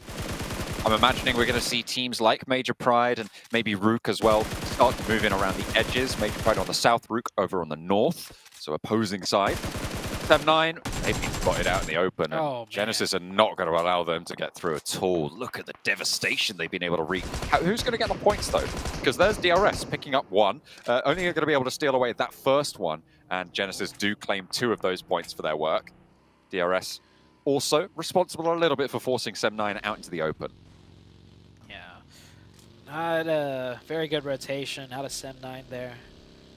Cutting right in between 2 major high point grounds. That's always almost a recipe for disaster as far as it comes to rotations. And it looks like Demorte are not going to back off here. They have found Demo, and they are isolating him. Doing a 3-1 push, of course. Milky Way made it onto the high ground. Can pass off all the info needed. And actually dropping down here. So he's just going to commit to the fight with the rest of his team. Demo with the UMP in hand. Alex also as well. And oh, it's actually because IHC lost another member. So Demorte has found 2. Milky Way on that high ground found the second one. I mean, it is halfway through stage 1, so IHC are absolutely due to have lost at least 2 players, right? They need to donate those to the rest of the lobby, seemingly every match. At this point, I think we've seen it at least 50% of today. IHC losing players off the rip in less than glorious fashion. This time around, they haven't even been able to get anything in response for it, which is really unfortunate. And that's why we're seeing them down in 12th place. They're just severely limiting their point scoring potential. And with Demo under the cosh here, he might be the next to add a point to the tallies of the rest of the lobby. Penned in with that Molotov as well. I don't think you can get through those windows. So Demo kind of trapped for now. Yeah. Demo trying to, play towards the support lines of Alex, but not much he could do. Milky Way surrounding them. Alex making noise too, so his position's definitely given away. So Milky Way will know where the last 2 players are. It's not looking good here as they do push in, and yep. Oh, actually, that was Milky Way getting knocked. Milky Way is fine, though. They finish out the fight. Quick 1-2, pick up the points, get the revive. That's worth for 4 points. Sure, you don't have any zone priority, but it is Circle 1. You keep all 4 players up. That's the important thing. IHC going down, 16th place. If they can fix their drops, then maybe we'll actually pay attention to them into the later games, because they may well have excellent late game play, but they're losing too much early at the moment. So they need to figure out where these drop spots are. But that does bode well, I think, for their future, because I feel like drop spots are probably one of the easiest things to actually fix and to actually address very, very materially, right? Because it's difficult to say, oh, we need more control. How do you adjust that? That's a lot harder to get in, but you just change your drop spot, right? Or you just change the formation in which you drop, or you put more pressure on one specific location. I think there's some very clear progression that IHC can make into tomorrow and the rest of this week's games. Yeah, a lot of quick fixes that could be done. And certainly going into day 2, they're not going to lose 2 players off bat. Maybe just 1 game. It might happen one more time, but we'll see. Just we'll see for old time's sake. For old time's sake. We'll see how We love the coast today. Goodness me. Who angered the Circle Gods today? I wonder. It's, you know what? It's Jason. It must be. You're right, because Jason is with us. Yeah. Do you think we're going for another island finish, though? That's the big question. Oh, yeah, that could happen. It's possible. There is 2 islands, actually 3 in play. Wow. Is anyone going to commit to... I would love to see, like, at least one team send 1 player out there just in case, right? That would be so heads up. Maybe Influence Rage might do that. The amount of power control you can have if the zone does shift that way and you already have a player there. Oh, man, what is going to...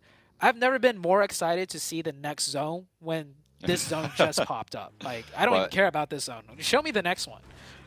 To be fair, another major feature, if we ignore the islands for just a second, I know, we'll go back to them, don't worry, Zute, we'll go back. Okay. But Impala, right, is a massive, massive feature in this zone. The hills out to the east of it as well, also incredibly difficult to navigate if you're a team that's coming in late to this area. So you need priority from the north side or the south side to get into those hills, and you need priority from Impala to be able to survive through there as well, because getting up to the hills from Impala is really difficult when there's contest in that area.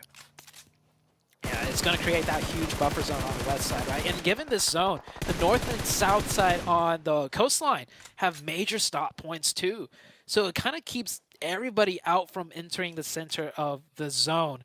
It's going to be tough for so many of these teams. BTR loses 2 players right there to the side of Vampire. So Vampire only picked up 1 of them. Vampire getting a little bit of a better game. And I say that very slowly because it is only 1 point and they're still last, but... It's one of their best games today.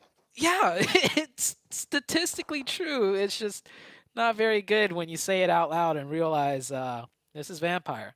The back-to-back winners of the Invitational where they won tremendous amounts of money. Yeah, they are. I think one of the top earning organizations in PUBG Mobile as well, just because of their incredible earnings over in that PMWI. Because, I mean, to be fair, they did so incredibly well there, but it seems like they can only do it there. As last year at PMGC, they didn't manage to make the mark, and this time around, it's been lackluster at the start. But, as I said before, I've invited them in now, so they're allowed to play at this point. We'll see if they're able to turn up the gas as time goes on. Maybe it's a joke, of course, but maybe it's the Invitational. Sem9. Oh, Sem9 did it. But is that a solo player? I think that's because they're a solo and they're just praying right now. We'll see if the Circle Gods will bless Sem9. And this is still a great zone. Like, this is going to be exciting nonetheless. And heading back real quick to Vampire Esports, maybe they need the invite and the title, right? What if we change this to the PUBG Mobile Grand Championship Invitationals? If we just send them an invite. That's what they need. It's right. Yeah, they're vampires. They need to be invited. I think that's what. That's the joke. Yeah, I think that's what they were going for earlier on the desk. We're going to keep running this joke into the ground as time goes on, as long as Vampire are alive. So we'll see if we can tune back in with that later on, as DRS trying to hold out the western edge, but Demuerte have other ideas. They get across to the silos. And fairly safely as well. They can regroup a little bit, but the vehicles have taken a battering as they try and make their way closer to Impala, where we shifted back over towards. Trying to thread those shots through the vehicle windows. Not able to do that as Demuerte posts up on the edge side. Definitely hoping the circle goes towards them. It did shift away from the east, kind of. Maybe they'll get blessed some more. So many teams just in difficult spots where they can't do much given the layout of the land now. The team with the high ground definitely, in the most comfortable spots, as Vibes coming in, wrapping down from the south side, running into Major Pride. Major Pride sending some players back now. It's 4v4. Openings for Major Pride. That's a great nade. Can they find more? Good start. Major Pride still wanting to hold out. Nomi slips down the hill, but Doc looking to put nades down the back. Knows there's a player down low. Nomi takes a little bit of damage, but Doc's in the air. Can he keep that accuracy going? Hits the deck and has to reposition. Weapon swap not fast enough. And Major Pride will be able to capitalize. Get that flush almost immediately down as well. And now they've only got the two players there to deal with close by. There's one player further on out, and another long nade bobbles over. Looks good, but just rolls a little bit far. If it had exploded just a little bit further, might have been there. Oh, hang on a minute. No, that was a smoke that actually bloomed for Major Pride to stop them pushing down low as the nades continue to roll on through. So much util still for the side of Major Pride. And they have zone advantage too.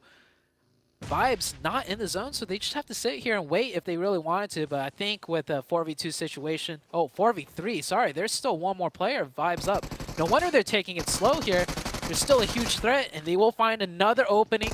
East pushes in. East has been doing a lot for this team. Can he pull something off here? Quick moves up to the rooftop, catches one. Naomi just sails on it with a buggy. Goodness me. Everybody caught without a weapon in their hands, vaulting, dropping out the sky into a buggy, rolling on through. And Naomi closes it down by penning him onto that pillar, that wooden pillar outside of the door. What a way to close it out. A little bit mad, but Major Pride stay up as 4. Good job. Major Pride's really showing a lot. This team has been doing really well. And the Vibe scene's a strong team too as a 4v4. Major Pride not losing a single player.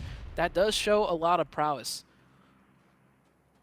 I said I liked how they were playing today. I liked what they were bringing to the table. Even if they hadn't had the best results, I feel like it was well-intentioned and well thought through a lot of the time. Obviously, except for that final push on the previous Miramar across over towards that brute force position. I think that was a little bit of a misstep. But other than that, I think they've made correct decisions far more often than not today. Yep. Now forced to swim back. It will not be going to the islands that he ever so hoped for. Coastline on the east side still very populated as Rook driving in straight into Demuerte, right on top of them, and they're gonna keep driving as one Crest Ridge may as well send the others, and I don't think that was the play. The number advantage though might help Rook out just enough to clutch this out, and it does. 2 players go down, 3 go down now as they are being third party from distance. Team Queso taking shots out this way, and Influence Rage start to move in on this east coast. With Impala out to the west, it is control of these hills that would be a major boon moving forwards. Weibo currently in charge up the top of that high ground there on the east side. They'll see if they can play that 3-1 split effectively, keep Sook nice and safe up on that high ground. Influence Rage still trying to confirm some points here, and luckily for them, many of the players are still knocked, so they can steal the points away from the previous team that knocked them. They might even want them to get revived, just so they can make sure they get the last finishes. But as a 3-man, they get that 1 point. They're happy enough with it, and they'll let Rook survive. Rook will reset back up to 3. Just removing a little bit of that pressure with that one player going down. As Major Pride continue their move up towards the north, Team Queso, who are third-partying onto Rook,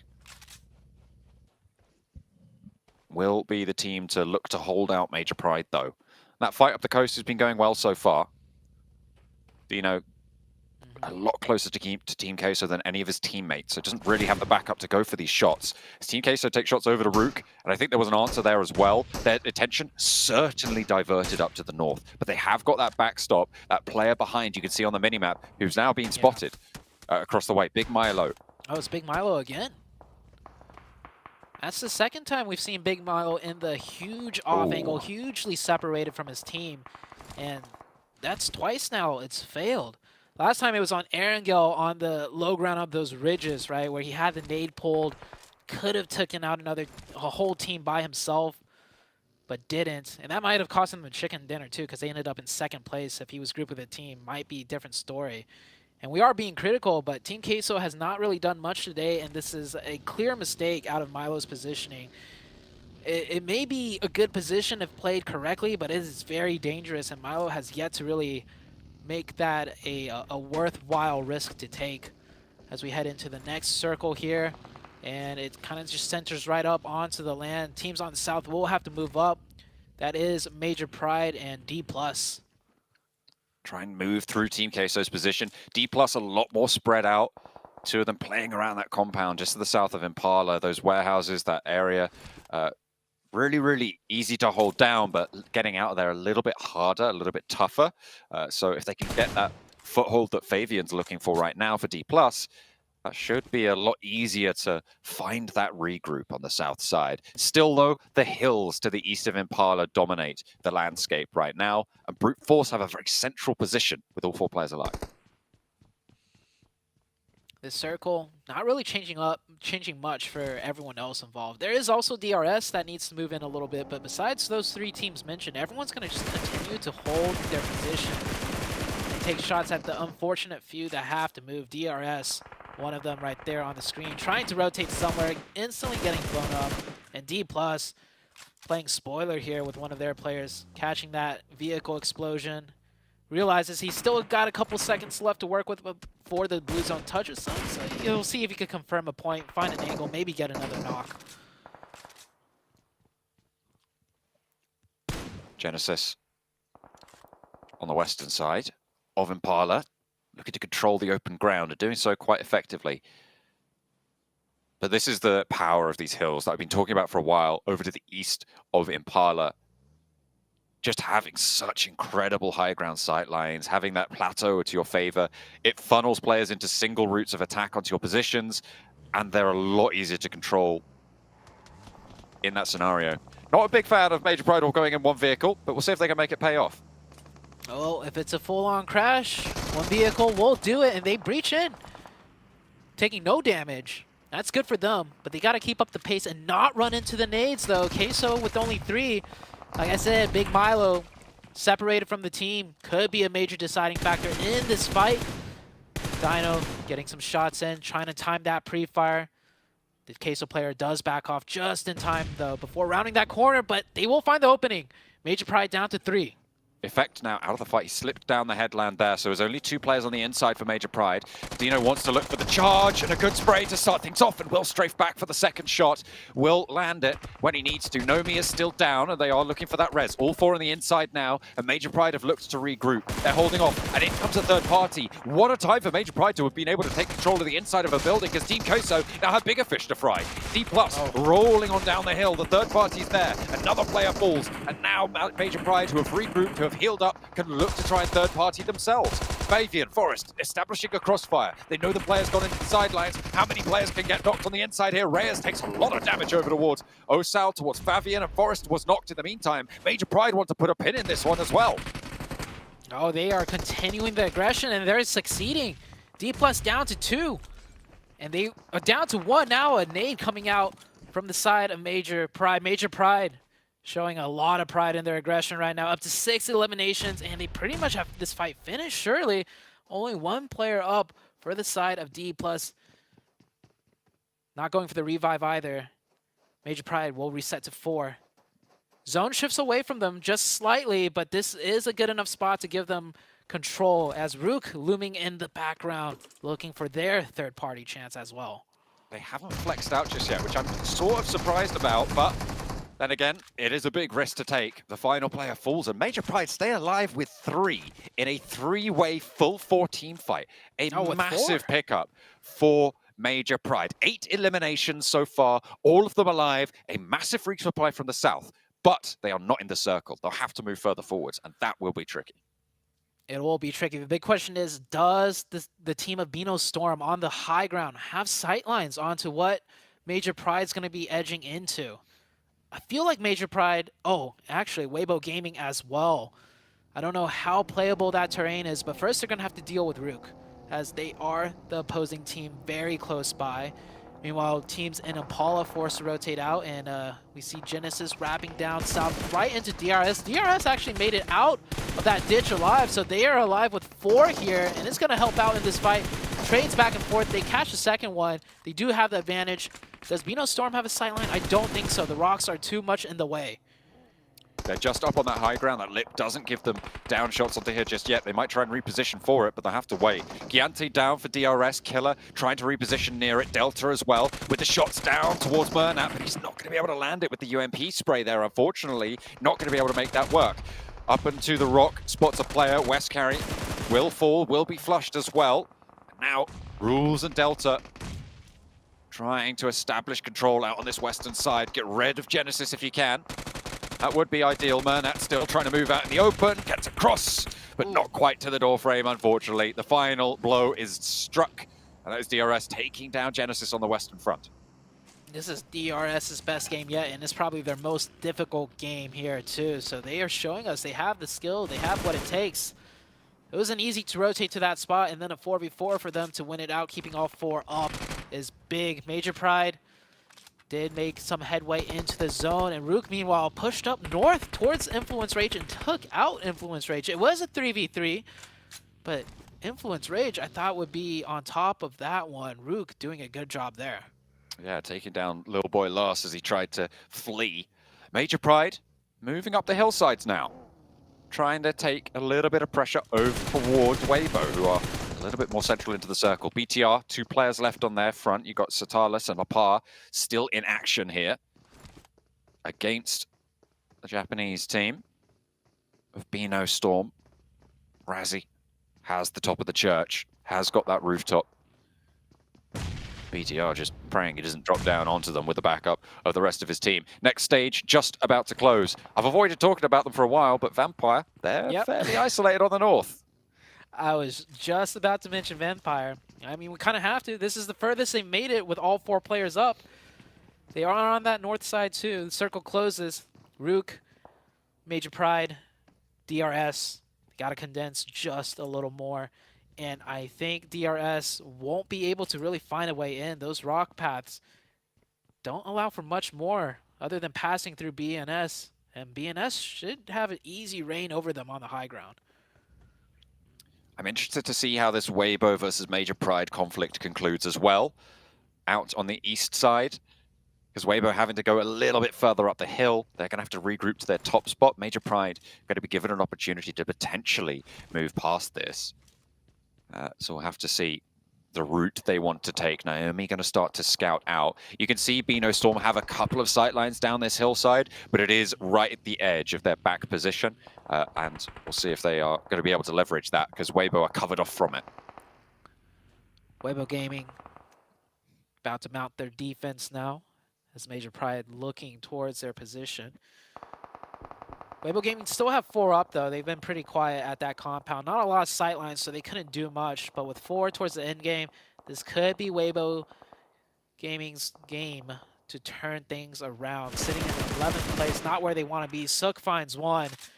Great position for Sook, passing a lot of info to the rest of his team as well. He needs to make sure not to be too greedy, though, because he could get knocked still. And he's the only one up there for the team. Definitely need to assuage that greed somehow. Dino down, Major Pride. With 3 effectors being pushed in now by the blue zone, you don't really have too much choice about this. Sook, sure, he has that sightline, but effectors made it to the wall. Naomi very, very low in the meantime. And Effect wants a challenge here. This is 3 players on the inside for Weibo. 2 players are going to break out to the left, and the shotguns, the UMPs, the close range power, just too strong. I don't think Major Pride make it much further than this. They've had a good campaign from this east side, rolling on up, and now the 2 players are going to try and get ahead of Weibo on the remaining 2 for Major Pride. I think they were up to 8 or 9 eliminations there on their total. So a good game found for Major Pride on the east edge. They're taking some very convincing fights as well. How much further can they go as a duo, though? It's going to be tricky terrain for them. If they could deal with DRS, because DRS is going to swing into them most likely, they'll find themselves into the final zone pretty much. This is Circle 8. Sean?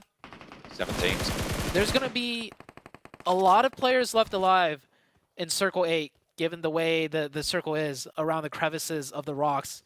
And that means Circle 9. Oh! See a lot of people pushing from the blue, but what a nade, a double out of Sook from the high ground. I think he'd already got a knock. He baited 1 on top of them, and both of the 2 Vampires players go down. Sook is going to go for even more shots. He has single-handedly brutalized Vampire on the northern side. Sook is such a dominating force for Weibo right now, and immediately they flow on up and over. He doesn't want to give it up, but he gives his team that go signal. They're still playing with pump actions, and UMPs trying to roll on over the top here. And it's going to work. Vampire get taken down. I mean, Sook is just insane from that top spot. That arm really doing all the work there. That nade raining in. That was his last nade too. He does not have any more. Here comes Beano Storm. Now finally dealing with DRS. DRS have been staying in this for so long. Oh, Delta goes down to fall damage. Nagon trying to find the shots in. He doesn't want to peek out too hard because he could get knocked as well. He gets it, but his teammate gets knocked. Is this a 1v1? It is. DRS on the low ground. Nagon goes for that first aid. Actually decides to go for that revive. Changes his mind once again as the pressure of the blue zone forcing him to make decisions.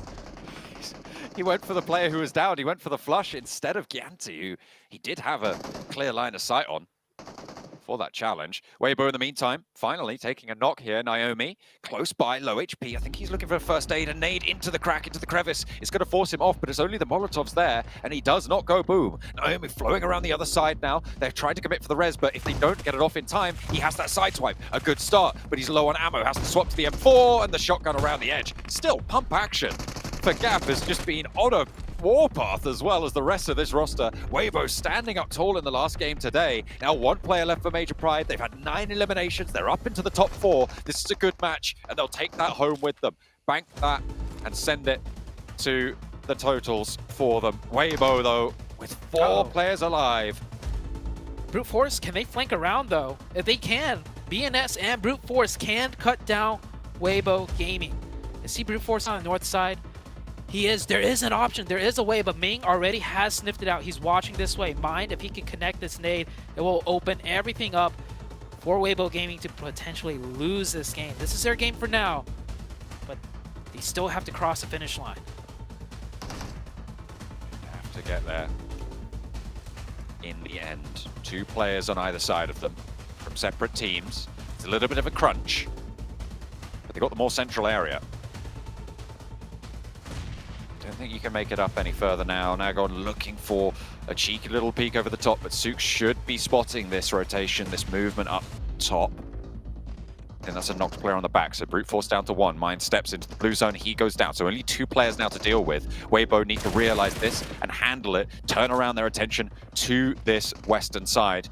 As both the BNS players huddled in the corner, the nades are starting to come on through. They take the shots, they take the first knock, but they will not go any further than that. It is Weibo to dominate from the hills to the east of Impala. They had it under control pretty much from beginning to end. Sook was a menace with those nades up the top. Those shots were brutal. Nobody stepped forwards. All 4 of them survived to the end. Even with that pump action shotgun, that close range fights just always went their way.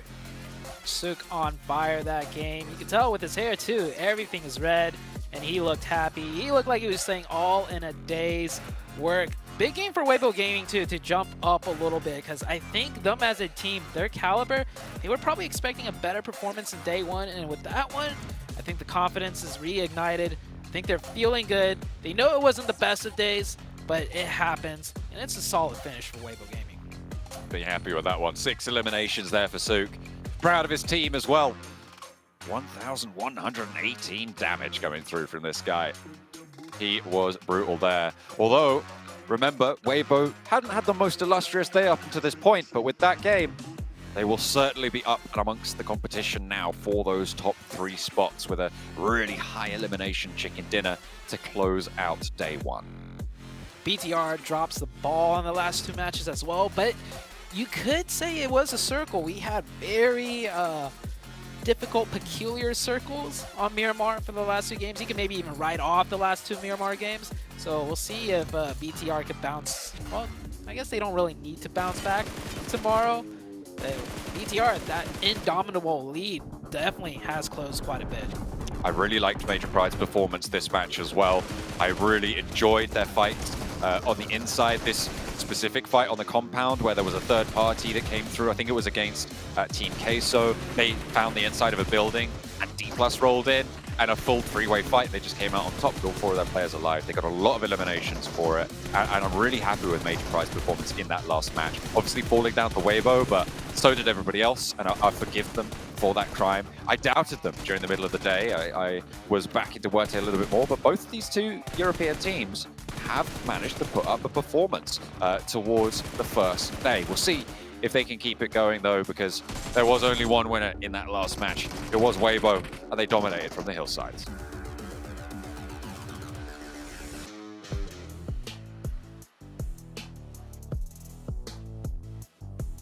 Well, Sook's first victory, first chicken dinner in 1,000+ days since he last participated in PMGC.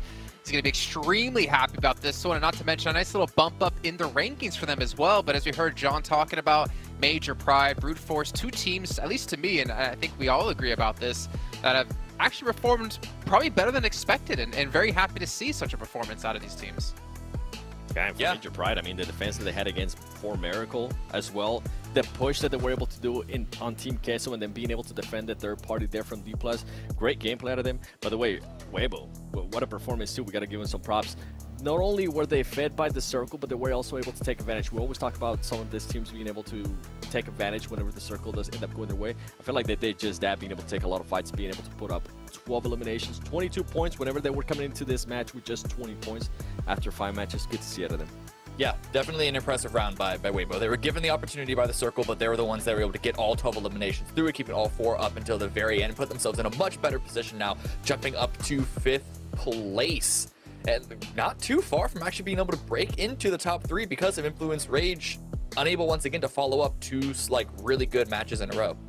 Interesting, by the way, that there's an exact tie between Weibo and Demorte, and I'm not sure about how teams, what's the tiebreaker past chicken dinners, placements, and eliminations, but I guess there's something going on there, and that might potentially actually matter, considering you can see Major Pride and Influence Rage currently separated by 0 points as well.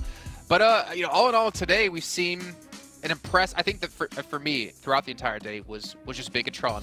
I'm so used to just talking smack about this team, and obviously it's a different team now with the Twins gone, but I'm so used to beating them down year after year. I'm so happy to see them finally have a resurgence here. And obviously with like Genfos and Yuhai and the team to be able to perform like they've been doing, it has been a fantastic day out of this team from Indonesia. Yeah, and the best part is that it's a full team effort. Yeah, there were some really good individual moments by a couple of the players. Yeah, exactly. Yeah, I was gonna say Lapar specifically has come up really, really hot for this team. But just as a general crew, as a general squad, they just look so dangerous. At least until Miramar. You know, I want to say 7. To be perfectly honest with you, I feel like they were the only really dangerous team in my eyes. Like they were kind of like Vampire back at PMWI, just chasing after eliminations, looking like no one could contest against them. I didn't see that kind of confidence out of any other team really so far today. Yeah, I didn't either. It came down to their fights too, the way they were able to set themselves up with those fights. Genfos is the main one that kind of pops to mind because he was able to get just off angles in multiple fights. It wasn't just a one-time thing. It was multiple fights that they were able to do that. And I mean, I hate doing this, but we do have to give him a break for Miramar because it was just such a crazy, bunch of crazy circles that it was kind of hard for them to push in and actually set themselves up. But overall, with the performances that what they were able to do in Erangel and then what they were able to do in Sandhawk too, kind of makes up for how horrible Miramar was for them. That being said, I don't think that their success that they saw on the first couple of rounds is going to continue in quite the same way. I think part of the reason why they were so successful is that while other teams were still sort of getting used to this lobby, getting used to this group, BTR just went full steam ahead to start a fight. I think teams are going to be more ready for it. Other teams are going to be more ready and have sped up themselves. In fact, you saw that from teams already at the end of today, looking at BF and MP specifically, of like getting more active, getting more into it. I think D+ started to get better. The Storm team started to get better. A lot of teams are really gearing up. Well, actually head down to the stage here really quickly as you do have an interview with Bigatron. Unusual circles and high octane and competitiveness. This is exactly what expected here on day 1 of Group Yellow of the 2023 PMGC. Honestly, this is to be expected. This is a group of death, and a team that has really set the bar high today is none other than BTR, who not only managed themselves to get a chicken dinner, but also placed themselves so far ahead of the rest of the teams. And with me, I have Lapar, one of the superstars of the team. First of all, how are you feeling? Apa kabar, Lapar? Baik. I'm fine, thank you. All right, so let's get into business. Nice job on your incredible day 1. So can you share with me your team's mentality heading into this week, given the fact that this is the group of death? Oke, jadi pertanyaannya adalah gimanakah mental anak-anak buat masukin ke minggu ini, karena minggu ini kan bisa dibilang grupnya grup neraka gitu. Jadi apakah ada pressure lebih karena grup ini grup neraka dari anak-anak? Kalau dari anak-anak sih sama gue juga paling nggak ada pressure, paling hantam aja sih semuanya. So basically from my team and myself, of course we don't felt any pressure. We don't care about other team. We're just gonna focus on ourselves and we're just gonna keep scram everything and we're just gonna fight with everyone. That exactly shows that. So let's talk a little bit about performance today. Your team is incredibly aggressive. Even on rounds where you guys are knocked out early, you guys still manage to get 9 elimination points before you guys are knocked out. So let's talk a little bit about how aggressive you are on day 1. So usually, from what I heard, in day 1, if you are super aggressive, on day 2, you guys are a little bit more passive. So are we going to be seeing this trend from you guys? Oke, jadi di 2 minggu sebelumnya ini kita bisa lihatlah pattern dari tim-tim yang perform di hari pertama. Kebiasaannya itu di hari kedua mereka bakal lebih pasif. Apakah pattern yang sama bakal ditunjukkan? Apakah gameplay yang sama bakal ditunjukkan oleh BTR sendiri? Kalau dari kita ya paling kita bakal konsisten sih, insya Allah. So from us BTR, of course we're gonna still stick with our performance. We're still gonna stick with our gameplay. We're just gonna fight and we're just gonna be aggressive as we can. As aggressive as they can, and honestly, that's been one of BTR's signature style gameplay. And speaking of signature style gameplay for prep, now Coach Kent was loaned to you guys from Boom Esports for this tournament. Were there a lot of changes to your playstyle given the fact that he has joined BTR for PMGC? Jadi apakah dengan kemasukan Coach Ken yang di-loan dari Boom Esports itu merubah sedikit sebanyak gameplay daripada pasukan BTR, ataupun gameplaynya masih sama aja kayak biasa? Kalau tentang Coach Ken sih ada perubahan sih dari segi makro mungkin. Of course, from Coach Ken itself, we have a bit change for our playstyle. Maybe it's because of, maybe it's part of macro thingy. So yeah, that's all. Okay, so without revealing too much to other teams and other players, can you share a little bit more about what it is like super different with Coach Ken? Bisa nggak cerita dikit aja tentang Coach Ken itu, apa yang membedakan Coach Ken dari coach-coach yang lain? Coach Ken tuh membedakannya ya tegas dan disiplin sih. He is a disciplined person and of course he is a fierce person. Fierce person, it definitely shows in that gameplay. So let's talk a little bit more about the other teams, your group of death. So is there any team that you guys are keeping your eyes on in case they might upset your team? Ada nggak tim-tim yang kamu harus waspadai, yang kamu ngerasa ini bisa nge-backstep kita, bisa ngebalap kita nih? Kalau untuk tim-tim yang diwaspadai sih nggak ada sih. Paling semua tim ya hantam. Okay, so basically, if we need to put our eyes on a team, I think we don't have any. It's because we just gonna whack everyone. We are just going to whack everyone. Typical BTR gameplay. Thank you so much for spending time on stage with me for this interview. And now, this marks the end of the day one of Group Yellow. And it's going to be very interesting as we step into today. Another 3 days to go for this tournament. And the heat is getting hotter and hotter. Now, I'm going to toss it back to our panel to end the day. I'll see you guys tomorrow for more 2023 PMGC. Well, speaking of getting hotter and hotter here, let me just, oh, I'm not even on camera. I was going to unbutton my shirt a little bit. Let's take a look at our leaders so far in our first day. Lapar, you know what, 15 limbs? That makes sense. The part that surprises me is Nomi at 3,200, the damage leader at the moment. That's makes me wonder how much damage the rest of the team has, because at the end of the day,